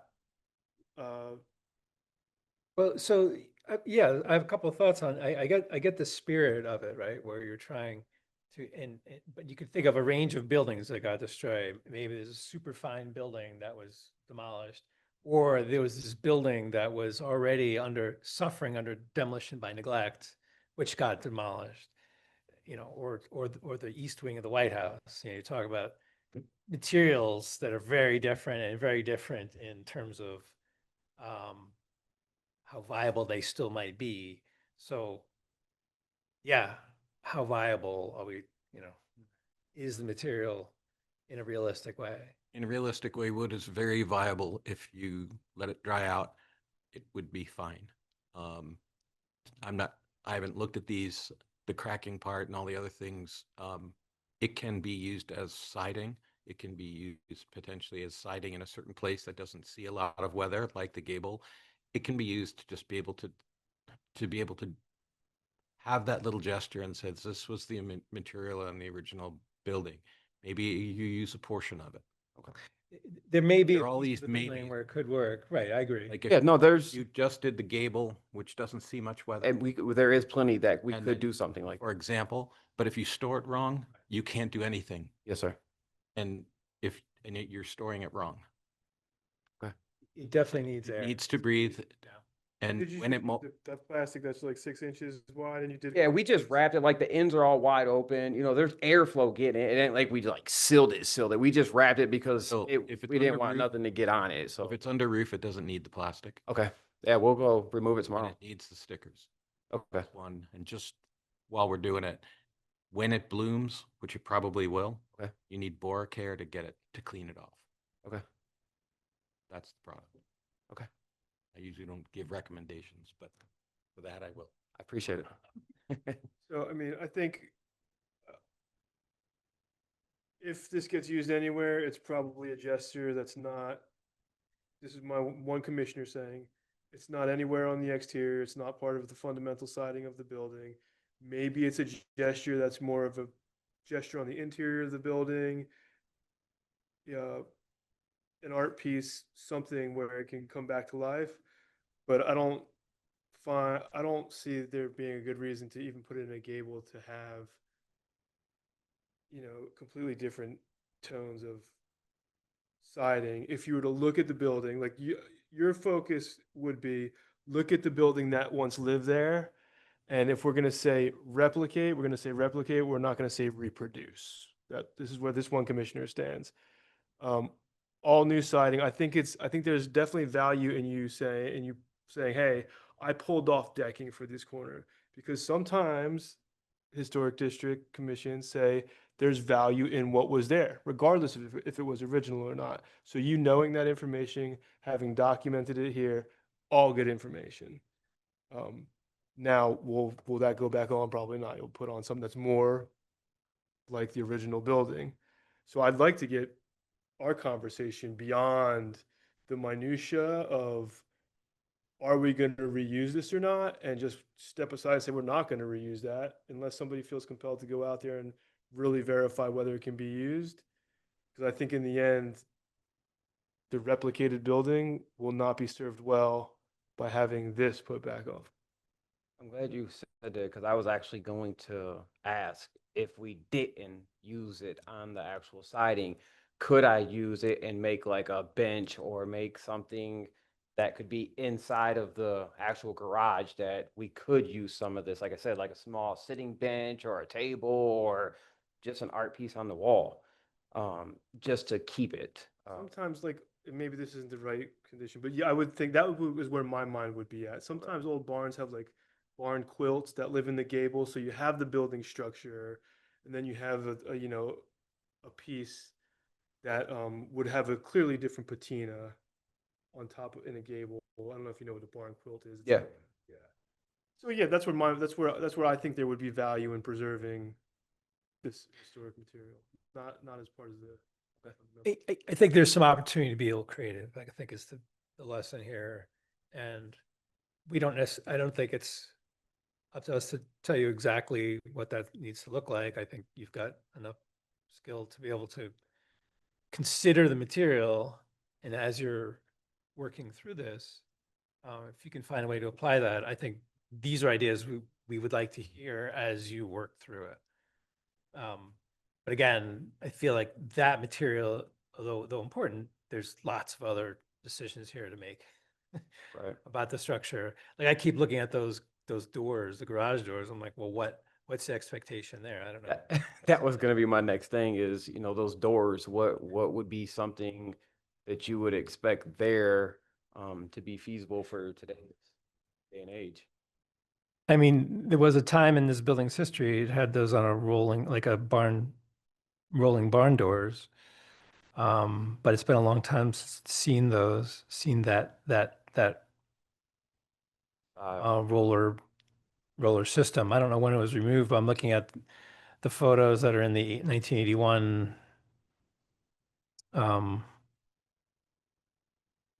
survey document. I guess that's 185, maybe. Sorry. Yeah, it looks like between 81 and 90. It's the sepia tone looking one. I don't think it ever had Kind of has a sliding door on the outside. It has something else on the inside. Oh, the inside door. Oh, the door on the outside, right? This barn, this structure, if the two openings on the photo on the bottom, the little appears to be like a Oh, it had sliding door on the. snapshot. The sliding door, Oops. no place for two of them to go. Barn door. Go ahead. It's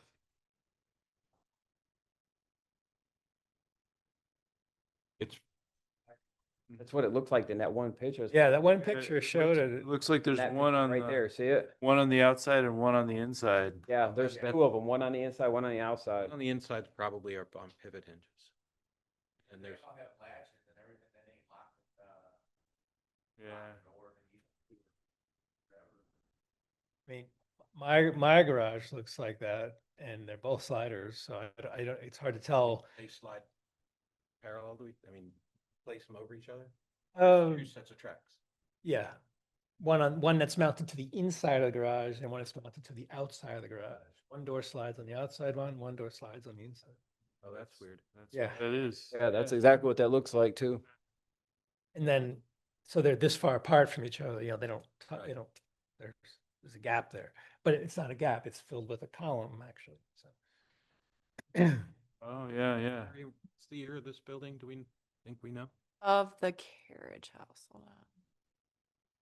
Can you make it look like janky like this too? You know, I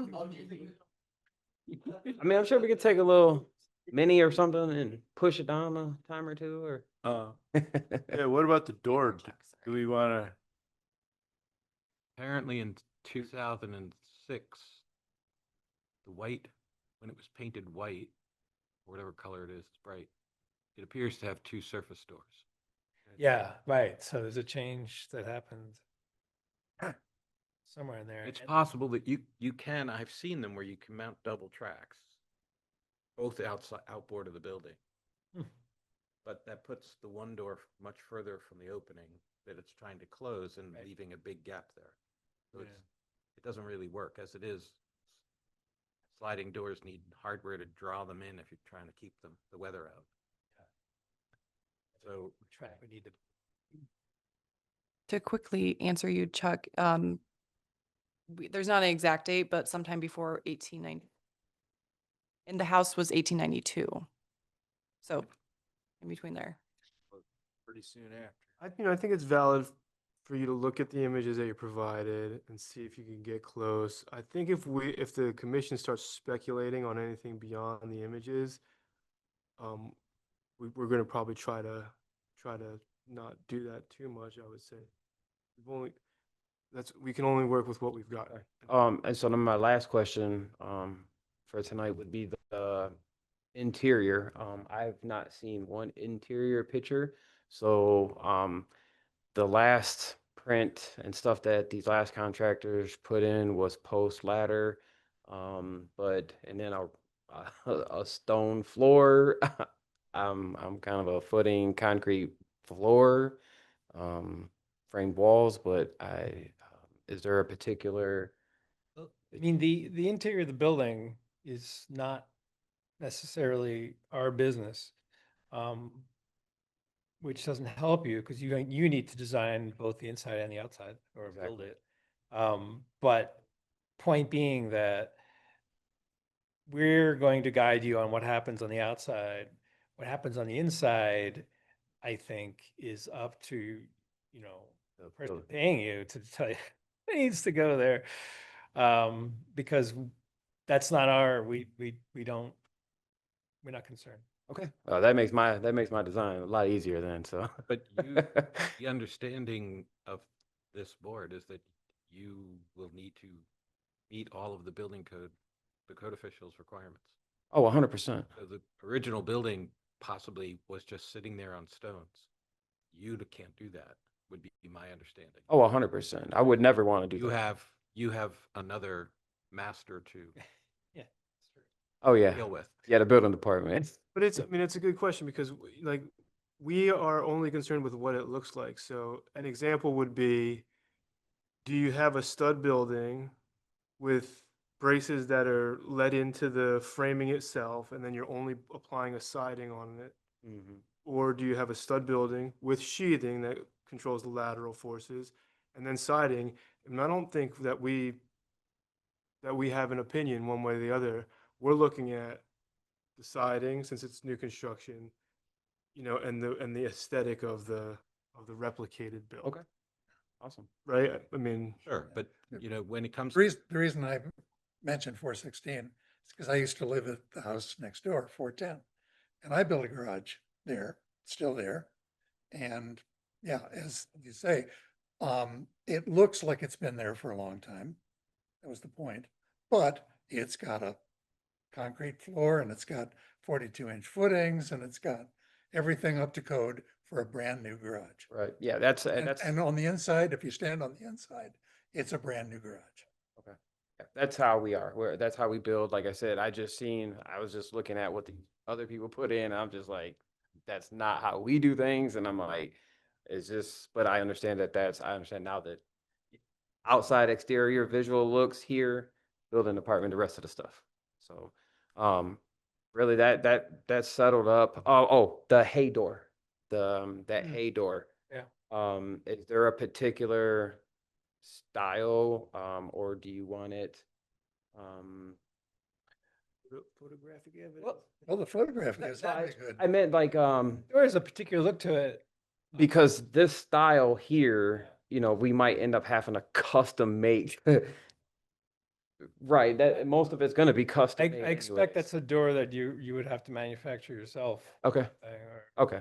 or find someone to manufacture. No, we can, we're Yeah. woodworkers, so this is what we love doing. I just like to make sure like that's what we have to do, so that when I go back to my client, I say, nope, this is what they said I have to do. And so they don't have to argue with it. I mean, it's a distinctive feature on the building. Yes, sir. It really tells you a lot about what goes on there, and trying to replicate the sense of that, it's it's split up, like, the proportions of it, how it's that general, look to it. I think, yeah, that however you get there, it's up to you. Show us your ideas, I guess, is. Yeah, no. Yeah. 100%. And I guess I would encourage you to not to be curious about some of the things that you might tell yourself, you can't get that anymore, when in fact you can. So if you look at that door, for example, it is operable by strap hinges. You can get strap hinges today. So before someone tells you, you can't get that, they don't make those anymore. They do. So be curious. Thank you.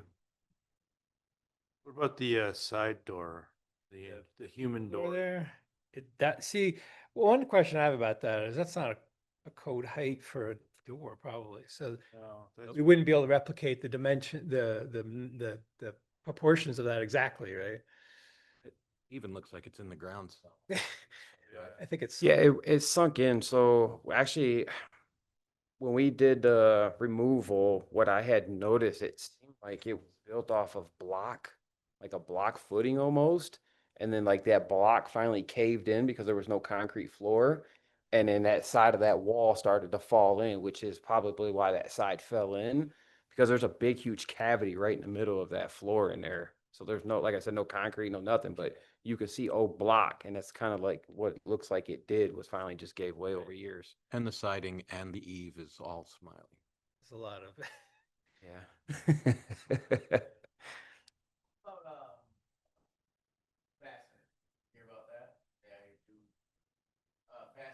What about Fasteners. Do I have to hand drive them, or can I just get stainless steel ring shanks? You need to get made hand used nails. Damn nail gun, man. No. Set up a blacksmith over there and he'll. Got to get the old hand style drills. And you have to dress in period wear. Oh, we love it. Hey, listen, Everybody with black hats. so this is funny. Him and I are both custom woodworkers. So Oh, we nice. build custom cabinets and all that stuff. So these doors and stuff, like these are what we love to do. Okay. So that's why we just wanted to make sure, like, because when we go back to the client, they're going to understand why. So No, they need a custom cabinet door there. Sorry, guys. that's it. build Custom doors. So. Need a cabinet door. Fasteners are really all you. I mean, I think there might be some consideration to what's hidden and what's exposed, like the siding, for example. If it- My shiplap, it's a double nail. I nail on my tongue on the top, but then 1 inch above that tongue on that first piece, and I know it'll be shown. I just don't want it to be like out.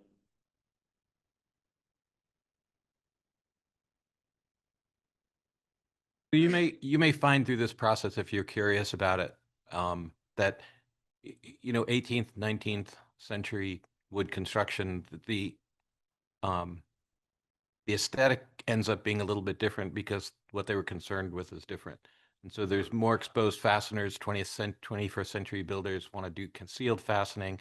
So even just from this conversation, your eyes might open up. If you go into an old house, there's a lot of them around here, and you look at the floors, they're all face nailed.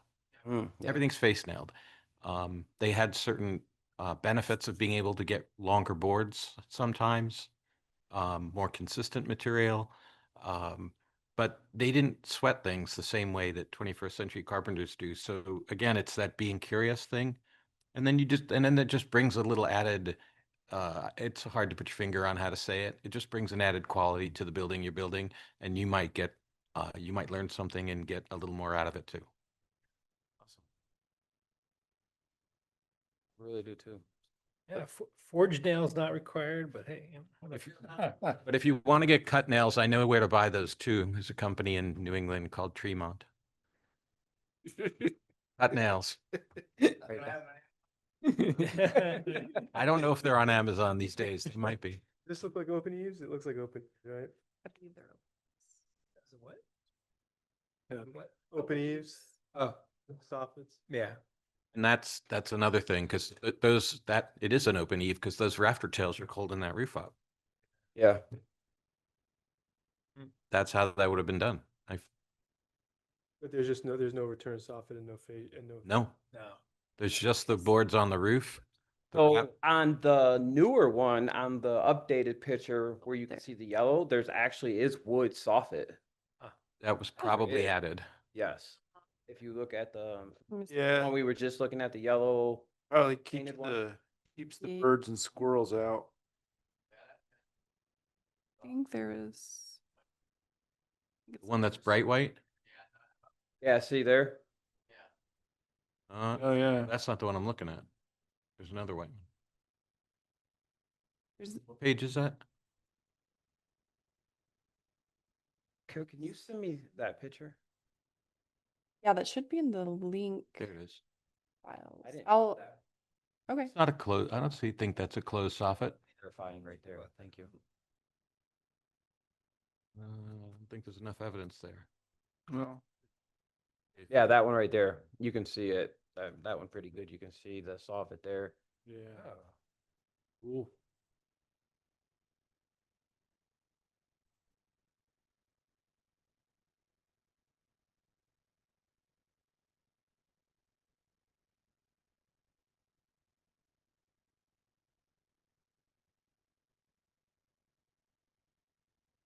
If it's there, it was added, at some point in its history. Yeah, because you can tell from the one with the hole in the roof, the rafter goes through, you can see the tail. On page Yeah. 180.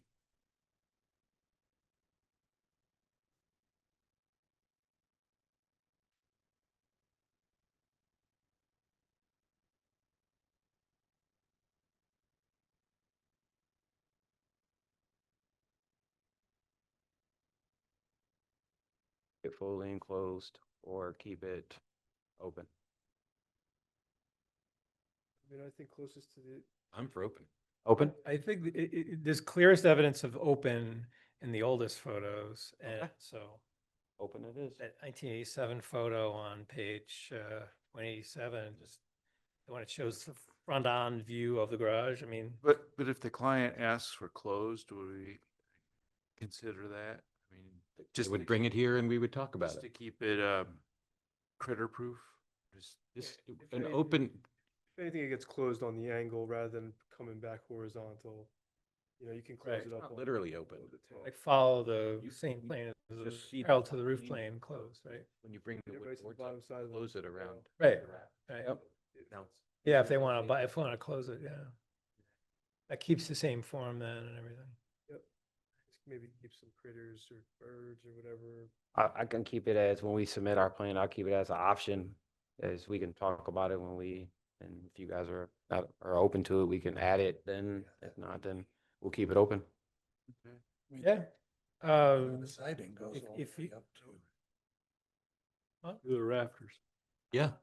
Tunnel Whoop. vision. That's better. I think it's on Which- the what loop. page is that? It's pretty straight on.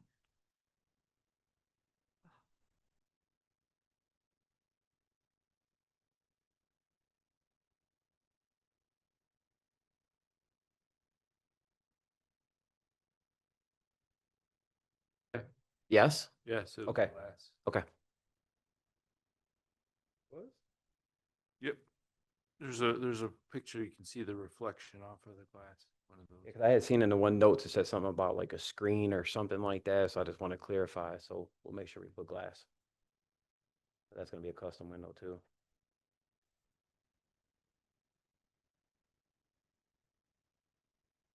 Yeah, I mean, and as you work on it, I mean, feel free to.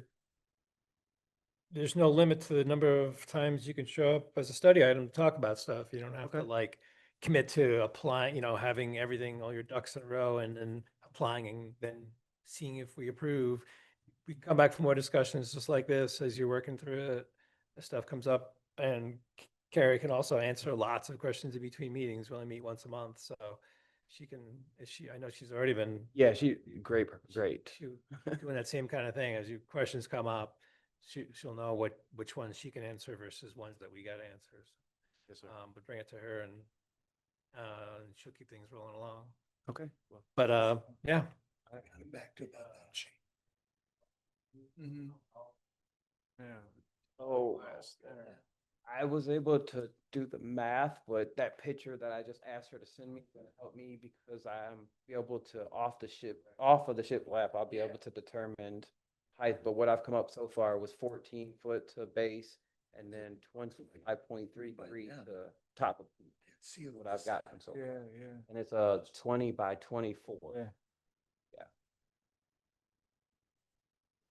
Yeah. But outside of that, I think I don't have any other questions. So Okay. I truly appreciate you guys' time and Yeah. look forward to working with you guys. Thank you. Looking forward to seeing something happen here. This is great. Good to meet you in person. Thanks. You too. Kind of carves that. Yeah. It's all good. Thank you. Have a good one. And Sports. yeah. All right.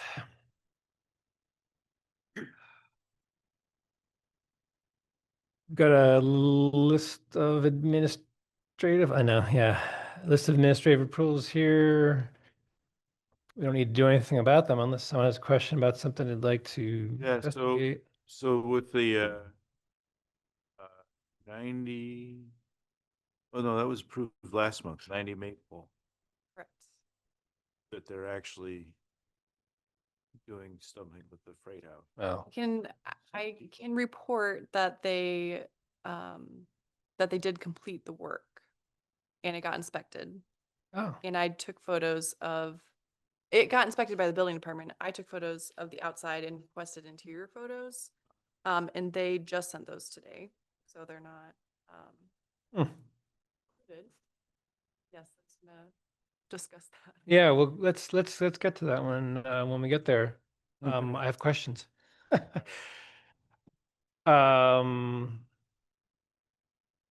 We'll get there pretty shortly, I'm guessing. So if no questions or thoughts about administrative approvals here, let's move then into other business. Property monitoring is first. Carrie, was there anything from your side regarding property monitoring to bring up with us? I'm meeting pretty regularly, like twice a month with the building department official and they're heading up a lot of the enforcement. Which Mhm. ultimately would lead things back to HDC. Yeah. But they are doing a lot more enforcement. I haven't done new enforcement except, and I didn't write it down last month, so I forget if I reported 418 Oak, which was a construction of a fence without a permit. Mm. But anyways, zoning and myself have sent letters and have not heard back yet. So that's my report on that property. I think it's, I want to make sure I have, sometimes I mix up. It's 418 Oak. It is. Not Oak. the fence, yeah. Yes. Which now encloses the deck. Yes. That is which also. was- Which was also without a permit, and they were in here and promised they would paint it. But now you can't see it. It's still not painted, but it is hidden by the illegal fence. Yes. And I am aware of that because I saw But the it's a condition new- on No, that. Is that a new owner? It might be. It's a fairly new, and I don't know if it's new since that. It might not be the same owner. I think with the deck application that was the same owner, but I think there were things before as well. There was a radon mitigation system put in on like visible on the front side of the chimney that didn't get approval, but also another like shed addition to their outbuilding that got rebuilt. So there are a couple things going on there. Very active. They're pretty active. As, I don't know if it, there's a couple properties that I sort of just have my own eye on.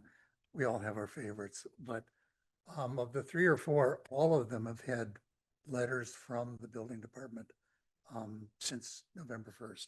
So they are active. The Scaffold House on North River, for instance, has a dangerous structure letter that went out.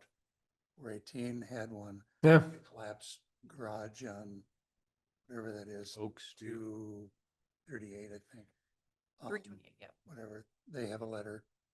So, and a notice attached to the front door. So, yeah, the building department's been pretty active.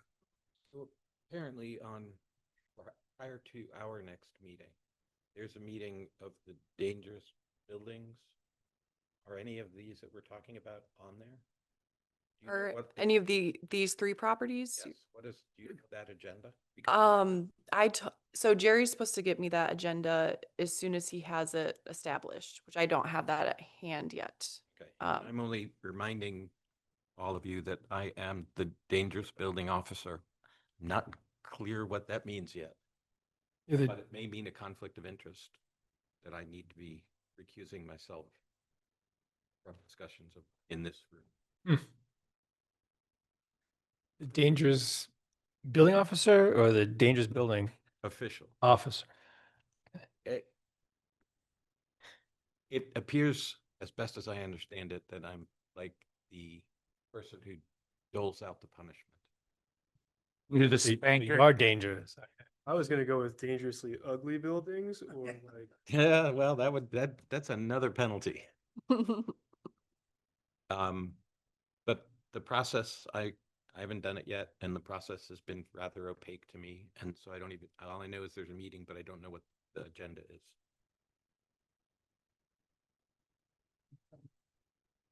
Let me see. Well, first rule of It fight. could be any one of these, to be honest. Yeah, well, I think the one on River Street, the listing is that the letter was described on the BSA site as a dangerous building. Mhm. We were also rumblings about the Habs building. Yeah, which, by the way, I was gonna ask about that. There's a little thing on Facebook where the representative says, we're ready to go. We're ready to lease it out. Seen it. Sign it up tomorrow. Yep. Does that mean that it's no longer a danger? No, it's still a dangerous building, and they they're still in constant communication with Jerry, which he's requesting that they uncover the work that was done in the basement. They're arguing that they didn't need a permit for the work that was done, and so they don't need to uncover it. There's this back and forth. And at first it was the building, it was Jerry's opinion that they were, due diligence trying to fix things. And I won't put words in his mouth at this point, but it seems like there's a little back and forth and pushback against providing. Well, it may well be available. It's just has to be disclosed to the buyer. Mhm. It's available as a distressed building. I thought it was being offered as a lease, not as a purchase. As a lease, right. So, but again, at some time, at some point in the future, when it's certified for occupancy, you can put a restaurant in it, I guess. From a use perspective, that should not have gone away. I do know they have tore into some of the interior walls. They've done more exploratory work on the interior that was requested. And we don't have any anything in hand at this point. This is another conversation too when we potentially discuss the demo by neglect procedures, but I would think that It's my boss's opinion. So the director of the community services department, who's in communication, we're all talking about this structure and this property specifically, but he is wanting to try to have Jerry really, like move on full force with having them bring this, structurally make them uncover the work without the permits, correct that, do everything structurally. I think that there could be some definite, especially going through the demo by neglect procedures, some definite evidence of deterioration of features on the exterior. Beyond the structural, which obviously structural is more important here, but there are some considerations, I guess, for the commission with how to move forward on that property. And I haven't sent a notice yet either. So I would need to do that before the meeting next month. If we wanted to look further into the exterior. And it is, and I will say it is the building department officials' opinion. Like the exterior has definitely, there are things at risk on the exterior. So, I mean, so it doesn't take much on the exterior us to take action on that, honestly. If there's a 3-inch shift or something like that happens, whatever, it's like, think of the depot then, it's like, it's because it's falling apart inside. And that is not directly our business, but it is because that's what's holding up the outside. So if anything even shows up on the outside, it's time for investigation because like if we decide that something could be at risk, we can send people inside the building, which has nothing to do directly with us, but it does. So, at that point, people can go inside of a building and report to HCC. So yes, it doesn't take much at all. yeah, and I think part of the issues in the past too have been not using demo by neglect that often for cases that it could have been utilized in. And so there are a lot of unknowns, and I think hesitancy on, I can say in my department, and also wanting, sorry, go ahead. I was gonna say, it's a unique tool. It is. It's powerful. Yeah, a lot of people don't understand it. We don't Right. understand it. We could talk about this for a very long time. Yeah. But Yeah. there are numerous structures within the city limits and in the historic district that have holes in their roofs and nobody is talking to them. No. Go down South Adams. Right. There's a house with a hole in the roof. It's been like that for years. So it may be a powerful tool, but if we're not wielding it, it's not a tool at all. Exactly. And that's exactly what you're saying. If you can see something moving, I mean, I get the concept. If something moves on the inside, it affects the outside. Generally speaking, they all boil down to something of the same truth, which is there's water coming from the roof through the building in a place it's not supposed to be. And by the time you see it on the outside, It's really done bad. a fair amount of damage. It's really bad, yeah. In the building, and that's, I believe they've been managing water in the basement of Hobbs building for years. And it's not groundwater.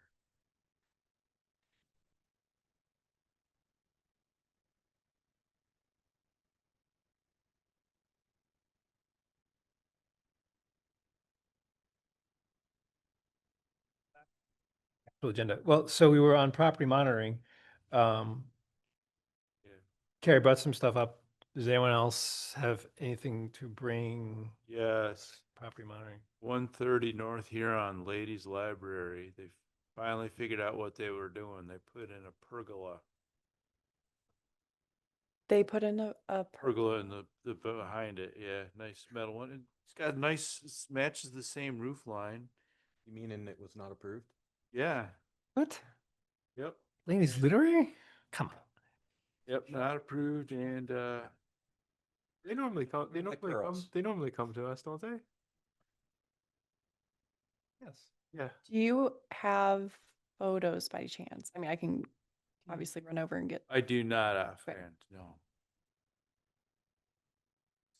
You can see it from the back and you can see where they did the retaining wall. Yeah, well, that's what Right. we had previously seen, right? Was the Retaining. pile of retaining wall blocks that showed up and then disappeared or were installed to support. into the ground. Yeah, they were buried to support this structure, I suppose.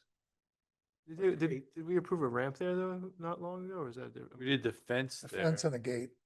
I think was. That's the ladies' library, not the ladies' literary club. Oh, okay. Ladies' library, now they're, The library's on Hero. yeah, Ladies' libraries on here and literary club is on yeah, Washington. That 2 L's was 2 L's to me. ladies something. Ladies, yes. Ladies' night, something. Okay. So we have that. Is there anything else to bring up? Now we move then to update some staff. You've got some things that you included in the agenda. Would you like to discuss those? Yeah, it'll be quick. Okay. All right, I'm trying to get a gauge of how many people would be interested in an MHPN membership. You can sign up as a commission. So we've done that before, haven't we? I believe so. Yeah. I got, did that in the. Yeah, I think it makes sense. As you said, it opens up potential opportunities, and of course, the conference coming to Detroit may mean some of us may go as opposed to previous years Cool. when I never seem to figure out how to carve out time to do it. Said he would pay for it. Yours is And better. have access to training, and so I looked into training, which Chuck had asked about, and you have to first be, I think all have membership or sign up as a commission together to be able to schedule that training. So the other thing too is I did bring, and I apologize, I don't know who all has had access to these, but I have the advanced commissioner training manual. So if you wanted a hard copy of something to reference, you're welcome to take a copy. But those are here. Okay. So is anyone? I think, yeah, we absolutely should, as a commission, certainly. And then with that, so I'm curious how many people are interested in in-person or Zoom trainings. I am. I don't know what the various topics could be, but I'm sure there's something I'd be interested in. Yeah. Then I'm we do have a vacancy. I've had a couple people interested, but if you know of people who are interested, please route them to me. Okay. Some information. But yeah, it's been quite a few months now. It would have been earlier this year. I applied for for the commissioner position before this opened up. So it's been open for a while. That's just a little note. Yep. Not much of an update on Penn Dam. The more relevant update, we're continuing to have meetings about every 3 weeks, just on their progress with the process. And they're doing exploratory work on what it would take to shore up, where they're removing the dam, shore up the foundation of the powerhouse. Yeah. So that's Okay. what they're working on partly. Okay. And let's see. One quick thing, maybe you mentioned this again later. Did I miss it? But in the thing of HUC vacancy, there's also, we've got some expiring Yes. terms. Term. James and I think, expire in this year. These are terms do. And we need to do something if we want to stay on, right? We have to actually reapply or some, Yeah, and I apologize. I don't know how that works for commissioners who are already commissioners. I'm not sure either. I think I think we just I'll ask the clerk. Yeah. And just double check what that looks like. I think we just have to throw ourselves back in the pool, but we go through a different process, but I think we have to go in the same doors everybody does, I think maybe. Yeah, I think you do like resubmit a Yeah. resume and like You do fill out the application, but I've looked through them Yeah. in the past and they're kind of just check marked, like, not a full-fledged application, so. But I'll clarify. Okay. um, I've certainly seen other commissioners on other boards who basically their names come before council again. Yeah. So Right, and I think you need to be reappointed basically by council. have to be reappointed. Right, in order to get before council, you got to go through this new, our standard process for acquiring commissioners, Right, I think. that's what I believe too. Oh, Verification. Our new standard process, whatever. I say new because it used to be just appointed at the pleasure of the mayor. Nepotism, man. Mayor's house gets special treatment. I think my other updates were just a response to, this was a couple months back, but a request to kind of compare some data from the final results of the recent resurvey and then compare those with results of former surveys. And ultimately, all of the former surveys did not provide either a full inventory of the resources or provide the same information, or did not survey the entire local historic district. Like the boundary lines were different and didn't overlap in a way that you could really pull comparable data from. So this resurvey was the first time the current boundaries have, everything within those boundaries has all been photo documented, all the resources and inventoried. Which is so helpful. And on that topic, I noticed that in the staff write-ups, you'll include mention that this was non-contributing, but is now, I forgot how you worded it, my computer's dead here, but it's now a contributing, but this is the word you're using there, which I'm like, so should we be treating it then as contributing or? Yes, that was something I had a big question about because there are discrepancies on the 1980s National Register nomination form that is the official, and currently it still is the official status of the structure. However, as soon as you start the process of either establishing or amending a local historic district, then that proposed district gets the same protections as a current district. So it gets treated like it's already adopted.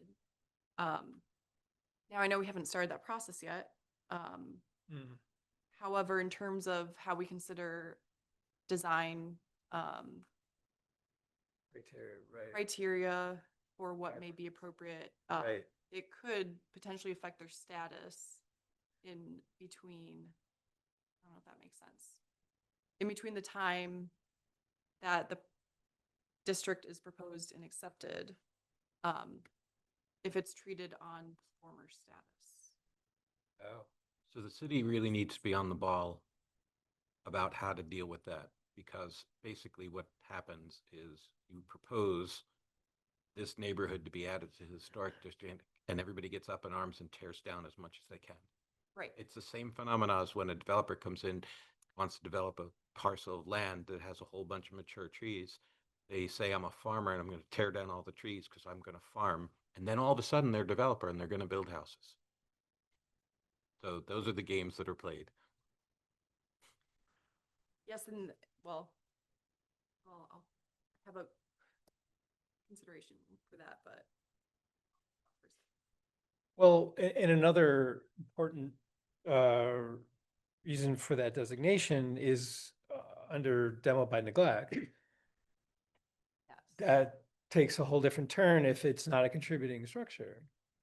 Matter of fact, it doesn't apply unless it's a contributing structure. So these houses that you've seen with holes in them,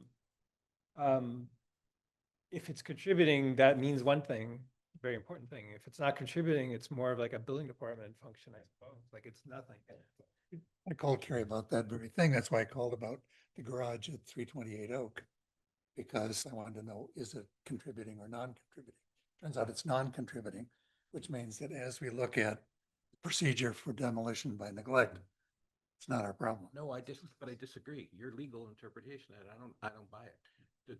The demolition by neglect protects people from dangerous buildings. It's used all over the country, not just in historic districts. You can't let your building fall down. Well, It's but it's not our, it it's becomes. not our jurisdiction, yes. Yeah, But, Yeah. but yeah, as a. as a it- dangerous it buildings applies- officer guy, yeah. It applies directly to, you can't own a house and just let it fall down. It's not safe Well, for the community. It I don't care. just follows a different path.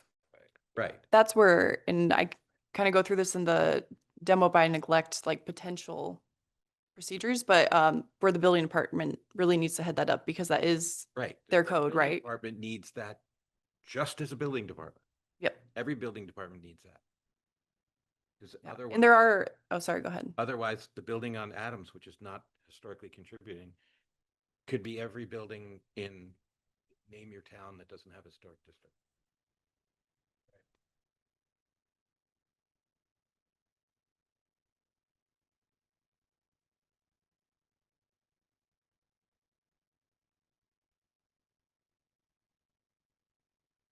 Be up to the, is there a demo by neglect review Yeah, I guess this is kind of there? a good time to kind of intersecting those two topics is and relating to what Chuck was saying.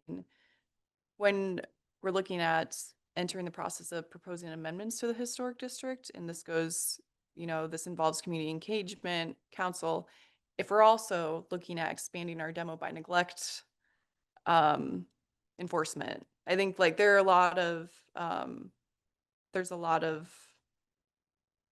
zoom out, kind of consider like approach in general for how the commission wants to move forward with following up on those recommendations from the resurvey. There's also PennDAM too. So there are those two potential just amendments and then new districts. Both fortunately, we have the work done for the study committee essentially. And that's what I'm meeting with SHPO about, is to discuss how does that work? We have a good plan that they lay out for establishing a study committee and like the study committee doing the work, but how does that work when, the study committee is potentially editing and amending things, but Right. sending that already completed study before council. And anyways, I'm still trying to clear that up with SHPO. They'd sent this guidance, but I still have questions, so I'm going to meet with them. And I guess back on that real quick, could you explain, I'm looking at what you've written in the staff updates under the Peninsula Dam piece. Yes. So what's the deal with SHPO returned their comments on the amended draft, concurring that the determination that the proposed undertaking of the dam removal will have an adverse effect on the Peninsula Paper Dam Complex? Specifically, quote, the undertaking result in the physical destruction or the damage to all or part of the property, end quote. As such, section 106 process will not conclude until a memorandum of agreement is developed, executed, and implemented. And a memorandum of agreement, what kind of agreement? So that is the document that's typically drafted up when you are demolishing something that contributes or is eligible for listing on the National Register. Then SHPO will require that there's an agreement between the party doing the work and SHPO, and in our case, local municipality, that details the mitigation efforts between that will be in place to help offset the loss of a historic resource, in this case, the dam. So the dam is what is being for sure removed. And so, It's also eligible, whatever, so now. right, it was found to be eligible, so. But when this says adverse effect on the Peninsula Paper Dam Complex. Right. Are we talking, what part of the powerhouse is that? So it's just where it's. I know what the powerhouse is. I'm just saying, Is that a euphemism for the powerhouse? Yeah, the complex is the sign, the powerhouse, the dam altogether. Okay. Um, Goal is to take the dam out and leave the powerhouse and the sign behind. correct. No one's questioning that, are they? No, they're looking into what's required structurally to Sure that- support the That this powerhouse. legal mumbo jumbo, the powerhouse is going to stay.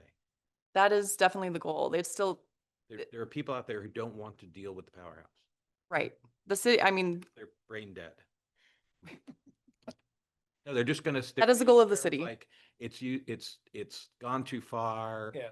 Mhm. It's gonna get damaged on endless other nonsense. It's Or- not like a big brick building, Or- which it is. Or they'll say, we have to spend too much All to, those things. not take it down, like to carefully, surgically, you know, I don't. all the reasons will be out there, I'm sure. Right. Which interestingly, I did figure out that even not being nominated, if it's found to be eligible for a listing on the National Register, then you can apply for a CLG grant and get pre-construction costs potentially paid for, such as engineering, and there are a lot of And even some protections that you could possibly use through the, what's it called again in Michigan? The building code for old buildings. rehab Each state calls it differently. code. Rehab code. There's a loophole in there for, doesn't have to be on any registry, has to be eligible. So all you need is a SHPO letter. Which is what So that's a nice thing to be able to point to too. it definitely is in our favor.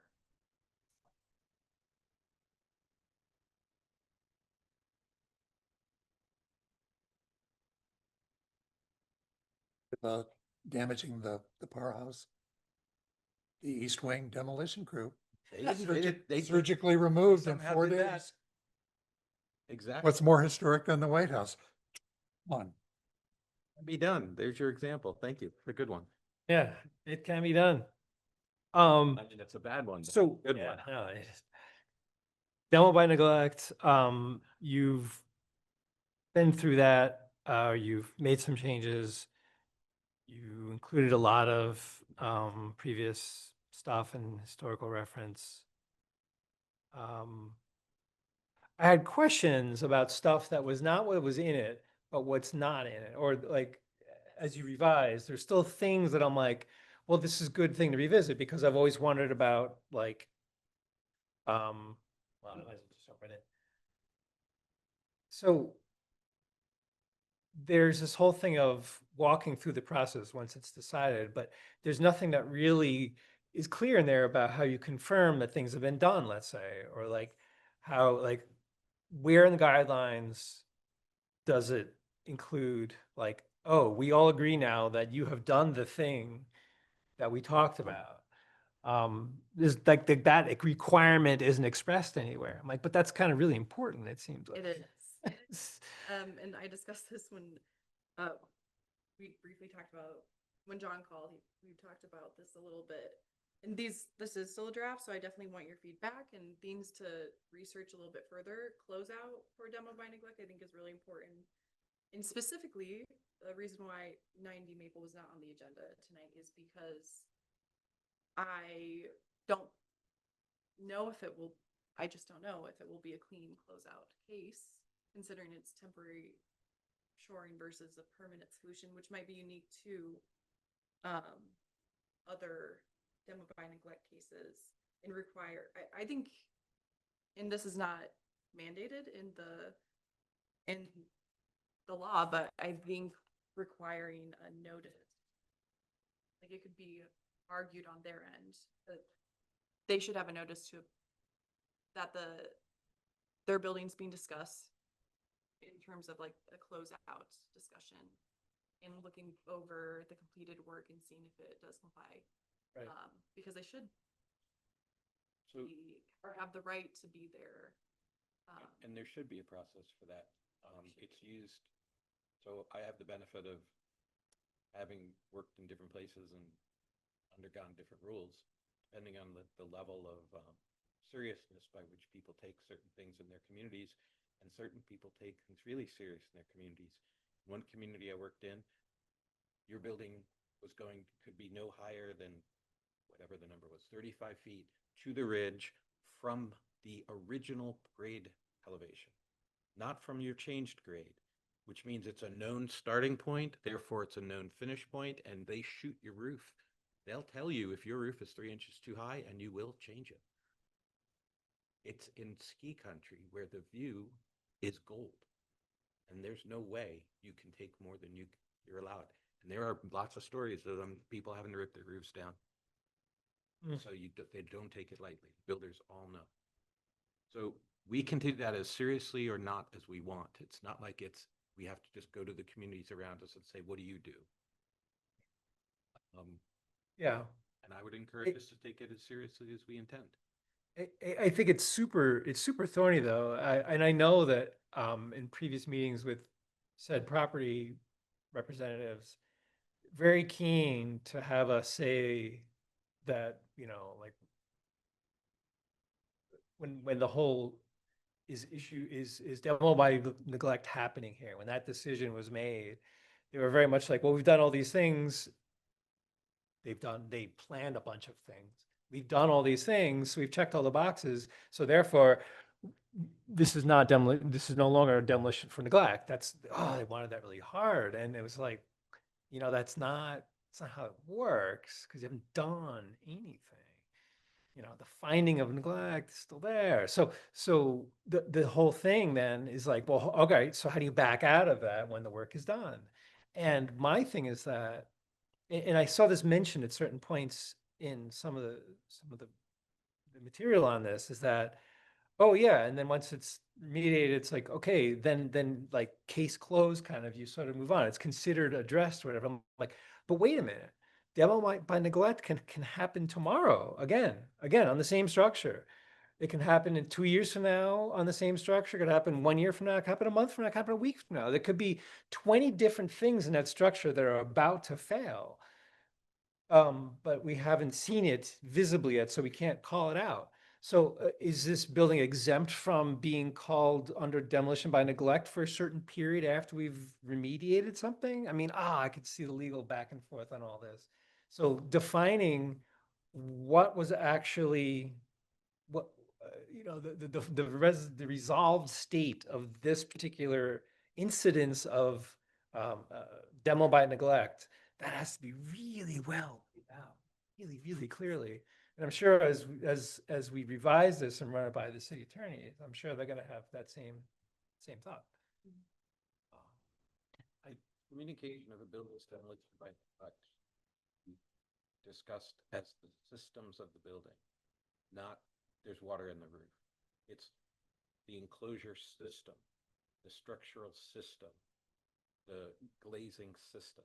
Those are the things that you can then get your brain around, and in enforcement better, because if the system isn't completely intact, because it doesn't work if it's not a system.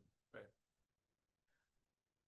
And so you could say, just putting it's the old thing where you have a building that's got T111 on it and it's all rotten, and you say, well, you're neglecting your building. It's just, okay, we're just going to put some vinyl siding over it to look good.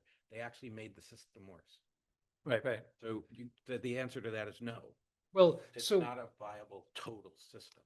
So in order for that to work that way, I think in the designation of demo by neglect, that all has to be in there. Very specific violation, let's say. So that at the end of it, you have that tool to measure that metric to measure the work by, to say, have you fixed that system? Have you, according to the thing that was identified in the initial, finding, and that's that initial finding is key. Then, so it sort of trickles Right, so down. It's no different than, in a way, than how a building official inspects the building. The building official is expected to inspect the framing system of the building, all of it. But yeah, here it's System thought. here, like the target, in order to make the end game clear, it's a scope of work, right? So there's stages. There's an identified problem. there's an exploratory phase, which targets the systems. We can't end with systems because we need a scope of work. After the exploratory phase, you find the scope of work, and that scope of work has to be rectified to close out. And since it's a identified scope of work, yes, you can open demolition by neglect again, because there might be a new visible issue with new exploratory phase with new scope of work. But in theory, when you close out the first issue, all of the needed systems of the building need to be functioning Right. and inspected to be functioning. So simple ones, heating, cooling system. That gets great because then you're the identified problem. You're saying that an identified problem can lead to an entire unknown scope. Well, only if and only if they have a relationship to the total problem. So if demolition by neglect includes, I haven't turned that HVAC system on in 2 years, yeah, it's in there. Well, the exploratory phase would Right, suss we that out. document that. So all of the systems and demolition by neglect sometimes is just not using the building, right? Or not, how do you know the systems work if you haven't turned them on in 2 years? Have the animals been in there chewing on the wires? Have the vagrants been in there, teenagers in there cutting things? Right, well, a certain building here that has been a topic for us on that, if they correct the structural thing that messed with the roof that caused the water to come in, they haven't necessarily addressed the fact that animals can freely come in and out of the building, but that those animals didn't cause that problem, but they're contributing to another problem. Exactly. So So- if, for example, as we many times see in abandoned buildings that don't have continuous floors anymore, groundhogs get in there and they will tunnel like you would not believe. Oh, yeah, they could build cities And with so stop signs and traffic. You now have to worry if you even have a footing system. And yes, so I'm sorry, that's one thing leads to another. The way to keep that from happening is Maintain people in your building and keep heating and cooling it. Right. Occupy a building and do Occupy something it. with it, yeah. And that's part of the problem with this, one of these particular buildings here is that it is not currently occupied. And I think that the temporary shoring thing is a whole nother animal for me. You've heard me go off about. We're way in over our heads when it comes to doing stuff when it's temporary. But, the procedure outlined in the first, the opinion, well, whatever the document was that John Varr reviewed in Oh, yeah. 2017, and then as updated by Carrie, is pretty specific on that. So after all the notice procedures, which I think we need to take closer care of, but when you get to if the HDC makes a finding the resource is threatened with demolition, then it talks about carefully consider the definition, and then the onus goes to the commission, identify specific conditions, and the language should carefully consider and include specified problems. And so It's all about that motion. to your point, that the responsibility for the HDC is, these are the conditions that are contributing to demolition by neglect, A, B, C, and D. And then it goes on, at some point, they will or will not comply. And if they have complied, then fine, they've complied. But I think, to your point, if we in effect sign off and some other condition, or the other condition that we thought was fixed shows up tomorrow, then yeah, we send them a new certified letter saying, you will be on the agenda next month for consideration of demolition by neglect. And could it go on forever? Yeah. Yeah. What are some examples of the conditions that we're identifying though? Like what would be an example? Like we're not engineers. Use the depot as an example. Yeah, let's use that as an example.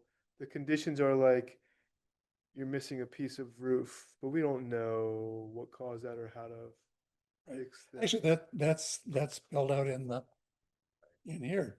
Examples include deteriorated and inadequate foundations, walls, floors, ceilings, rafters and supports, Inadequate foundations, we might not be able to. ineffective waterproofing, et cetera, et cetera. Holes and other signs of rot and decay. Maybe we need to look at some of that language, because some of that inadequate foundation seems risky. I would never, even as an architect, I would only let a structural engineer identify that. But at the same time, we have I'm conscious of the many hats and the risk with that. Even as a practicing architect, if this commission was really getting into the weeds on a sticky project, I'd almost want this commission to hire our own experts and have the language allow for that and pay for that. And if necessary, put in there that, that the building owner has to compensate the city for it. Because even as a practicing architect, if I honestly believe, and I might actually, I agree with some of what James is saying, but depending on the circumstance, I might climb out on a limb and say, yeah, that's bad foundation. I have done that, but I don't want to do it as you come after me professionally. I'm in a funny position here.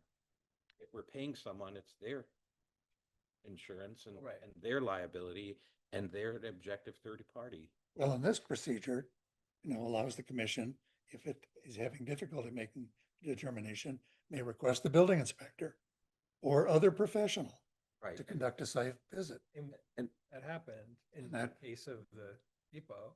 Yeah. Right. Which is a good thing, because I have way less knowledge than you do. I certainly couldn't say, I hereby make a finding that it's being, that it's threatened or it's, structurally unsound, whatever. But once there was a written report from an engineer or somebody claiming to have expertise. Now that I say that, I'm now reminding myself of the DPS site. So director had two different engineers come out there to look at the old building, which is the one in the middle, main buildings, it's called. And I'm not sure if you guys know it. And I read these two reports, and because I said some things in council meeting, and talked to Bonnie afterwards, she invited me to come out to the site and to go through all the buildings, which I did. That main building, for example, has 11-foot high walls. They have to be 6 feet wide at the bottom, and they taper up because I used to put coal in there, and there was a lot of it's loose coal. There's absolutely evidence of rebar, which I pointed out to Bonnie. And the trusses are mostly fine, except for 1 or 2 need to be rebuilt. So the building really is quite strong. It's the crap they built on the outer edges that are garbage. They were built like garbage, so they are garbage. But I literally, a month later or something, walked that building with another engineer who wouldn't trust the trusses at all. He actually didn't trust the concrete walls that are 6 feet wide. He said, how do you know what kind of footing's under there? I said, I don't need to know it. They're 6 feet wide. But because he didn't want to take responsibility for it. So that's the flip side of what I said earlier, which is to get an outside counsel. Sometimes these outside counsels can be so conservative because they just don't want to get in any kind of trouble. It is a get out of jail free card to say tear it down. Because I work with old buildings, I've seen it so many times. We lose old buildings because insurance companies say tear it down, because engineers and architects and builders, they all say tear it down because they don't know how to fix it. And we lose perfectly viable things. So I go against what I said earlier. Sometimes outside professionals aren't the way to go because everyone is not equal. We also do have access to our commercial building inspector. So we have 2 sort of in-house inspectors with different perspectives, background that could maybe both individually. So I'm just saying that's an option we have in-house. But I think it is also clear too. Yeah, I think that's a risk. No, I mean, I couldn't believe the guy was questioning the foundations on something that has been there for 200 years.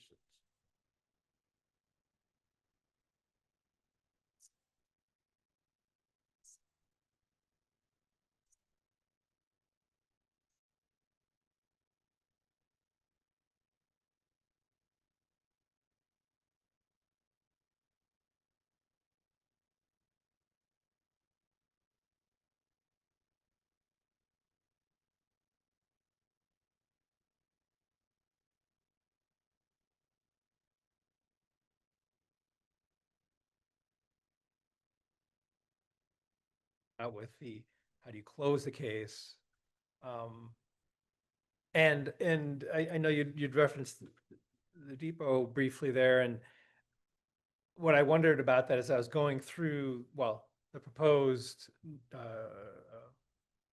guidelines for demo by neglect versus what we actually had in place at the time that we identified that structure as being under demo by neglect. But whatever the case, I think in both cases, whatever, there is a next step, which we were supposed to be taking about working with them to schedule their remediation fix, or, you know, their fixes, which they've already done. I mean, so I'm kind of confused that as far as I can tell, the HCC is supposed to be in a meeting with them. Yes. And the only reason I didn't, I had it on the agenda initially, but when I finished my rough draft of this, it was like 13 days till the meeting. Yeah, we have to notice. And that's on me, but I also don't have, until today, I didn't have interior photos of the work that was completed, even though it was inspected. But that was part of the scope, so does need to be available for the commission. Well, well, it's a little out of whack because I think technically, I think the next time we meet, we were supposed to require a meeting with them so that we could talk about the schedule for making the repairs, and they've already made the repairs, you're saying? No, so the last motion, the last time this came before the commission, a timeline was established, and that was November 1st to complete the repairs. Now, is that, but is that legit? Okay, so this is where I think my brain splits between what the guidelines that were in place at the time versus the proposed guidelines. Yep. Because I think it's the proposed guidelines for sure that say that they need to be involved in that process of creating the schedule, determining is what is based- a reasonable amount of time. Yeah, and again, I just want to reiterate, this is my, like, I did a review, considering our past legal guidance, Right. what SHPO says, MHPN, and then also some case studies, but just delving into like the legal language of, especially the state, to make sure everything in our ordinance matches up. And it does pretty much. We right. haven't really expounded on in any ways what the state says. All that to say, this is my interpretation. So I definitely invite your detailed feedback. You can, you know, email me too, because it's still a working document. Definitely closeout procedure is not clear, and it's not specified other than do they or do they not meet compliance in terms of the law. That is Right. what, or, you know, the act, that's what it says. For this specific step that you're talking about, that was based on John Barr's suggestion to sort of break that up, and to specifically involve them whenever possible. Right. Ideally have them sign off on something, but that's a suggestion from him. I think it's a good suggestion. Like, it's ideal to be having a working relationship with the owner, but legally it's not what is required. Okay. So this set of recommendations is really just like, how can we cover both the owner, like, in that they have due process, make sure the owner have due process, and that the city is covered and knows exactly what we're doing, so Right. we can actually, you know, move forward swiftly, and take care of these cases a little bit more Right. clearly. Okay.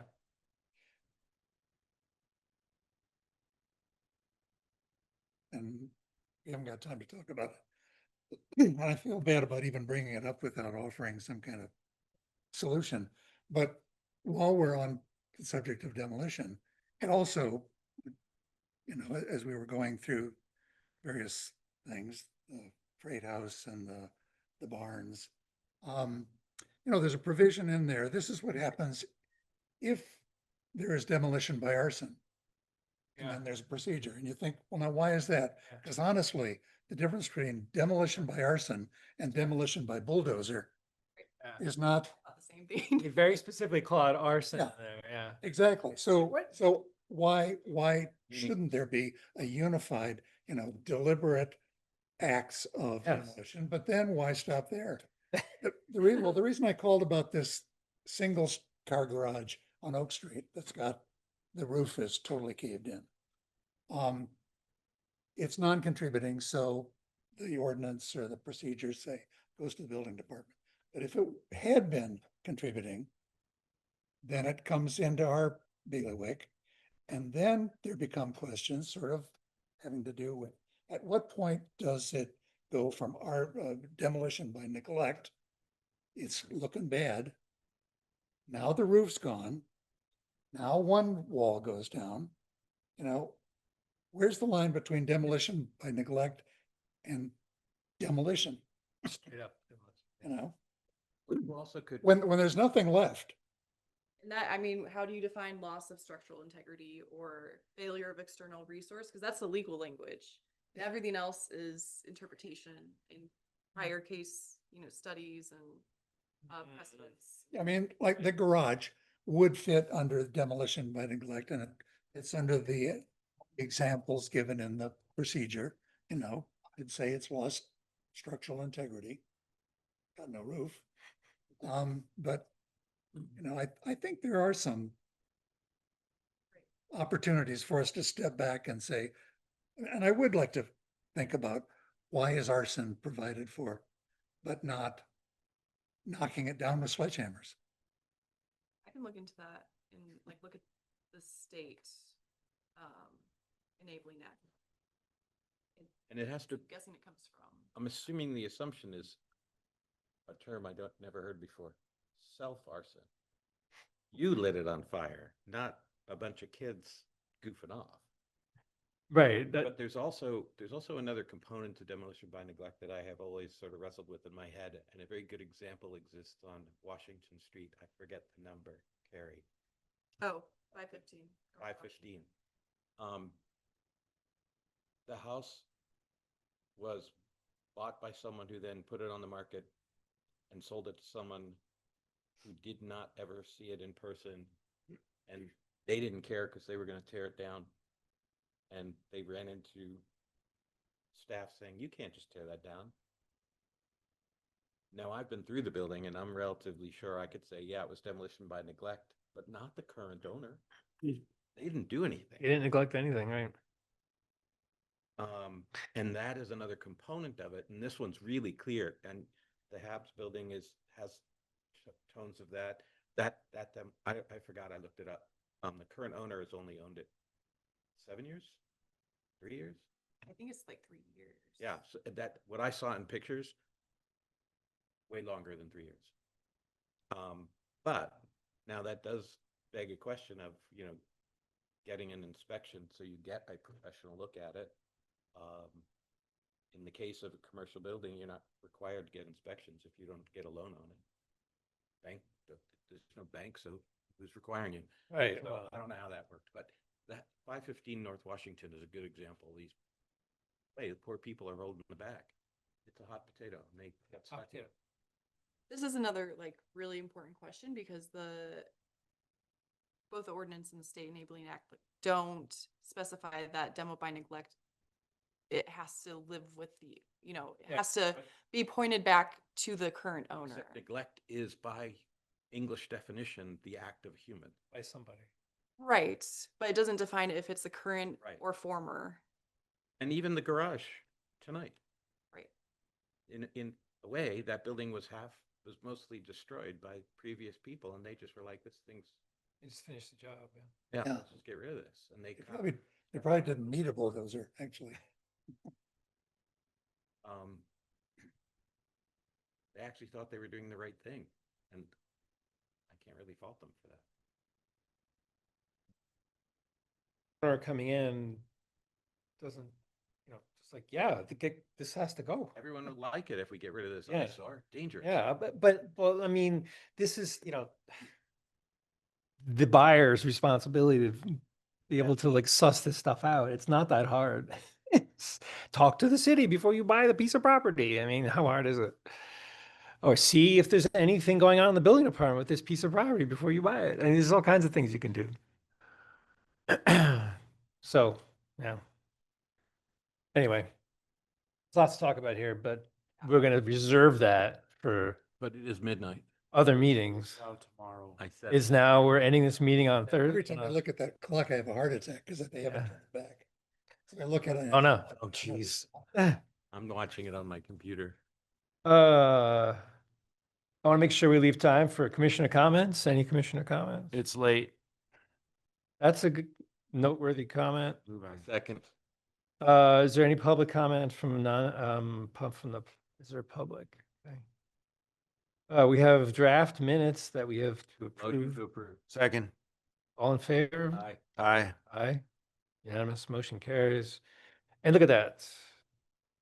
We've slammed headlong into the end of the agenda. There's nothing further to discuss, so therefore call this meeting adjourned.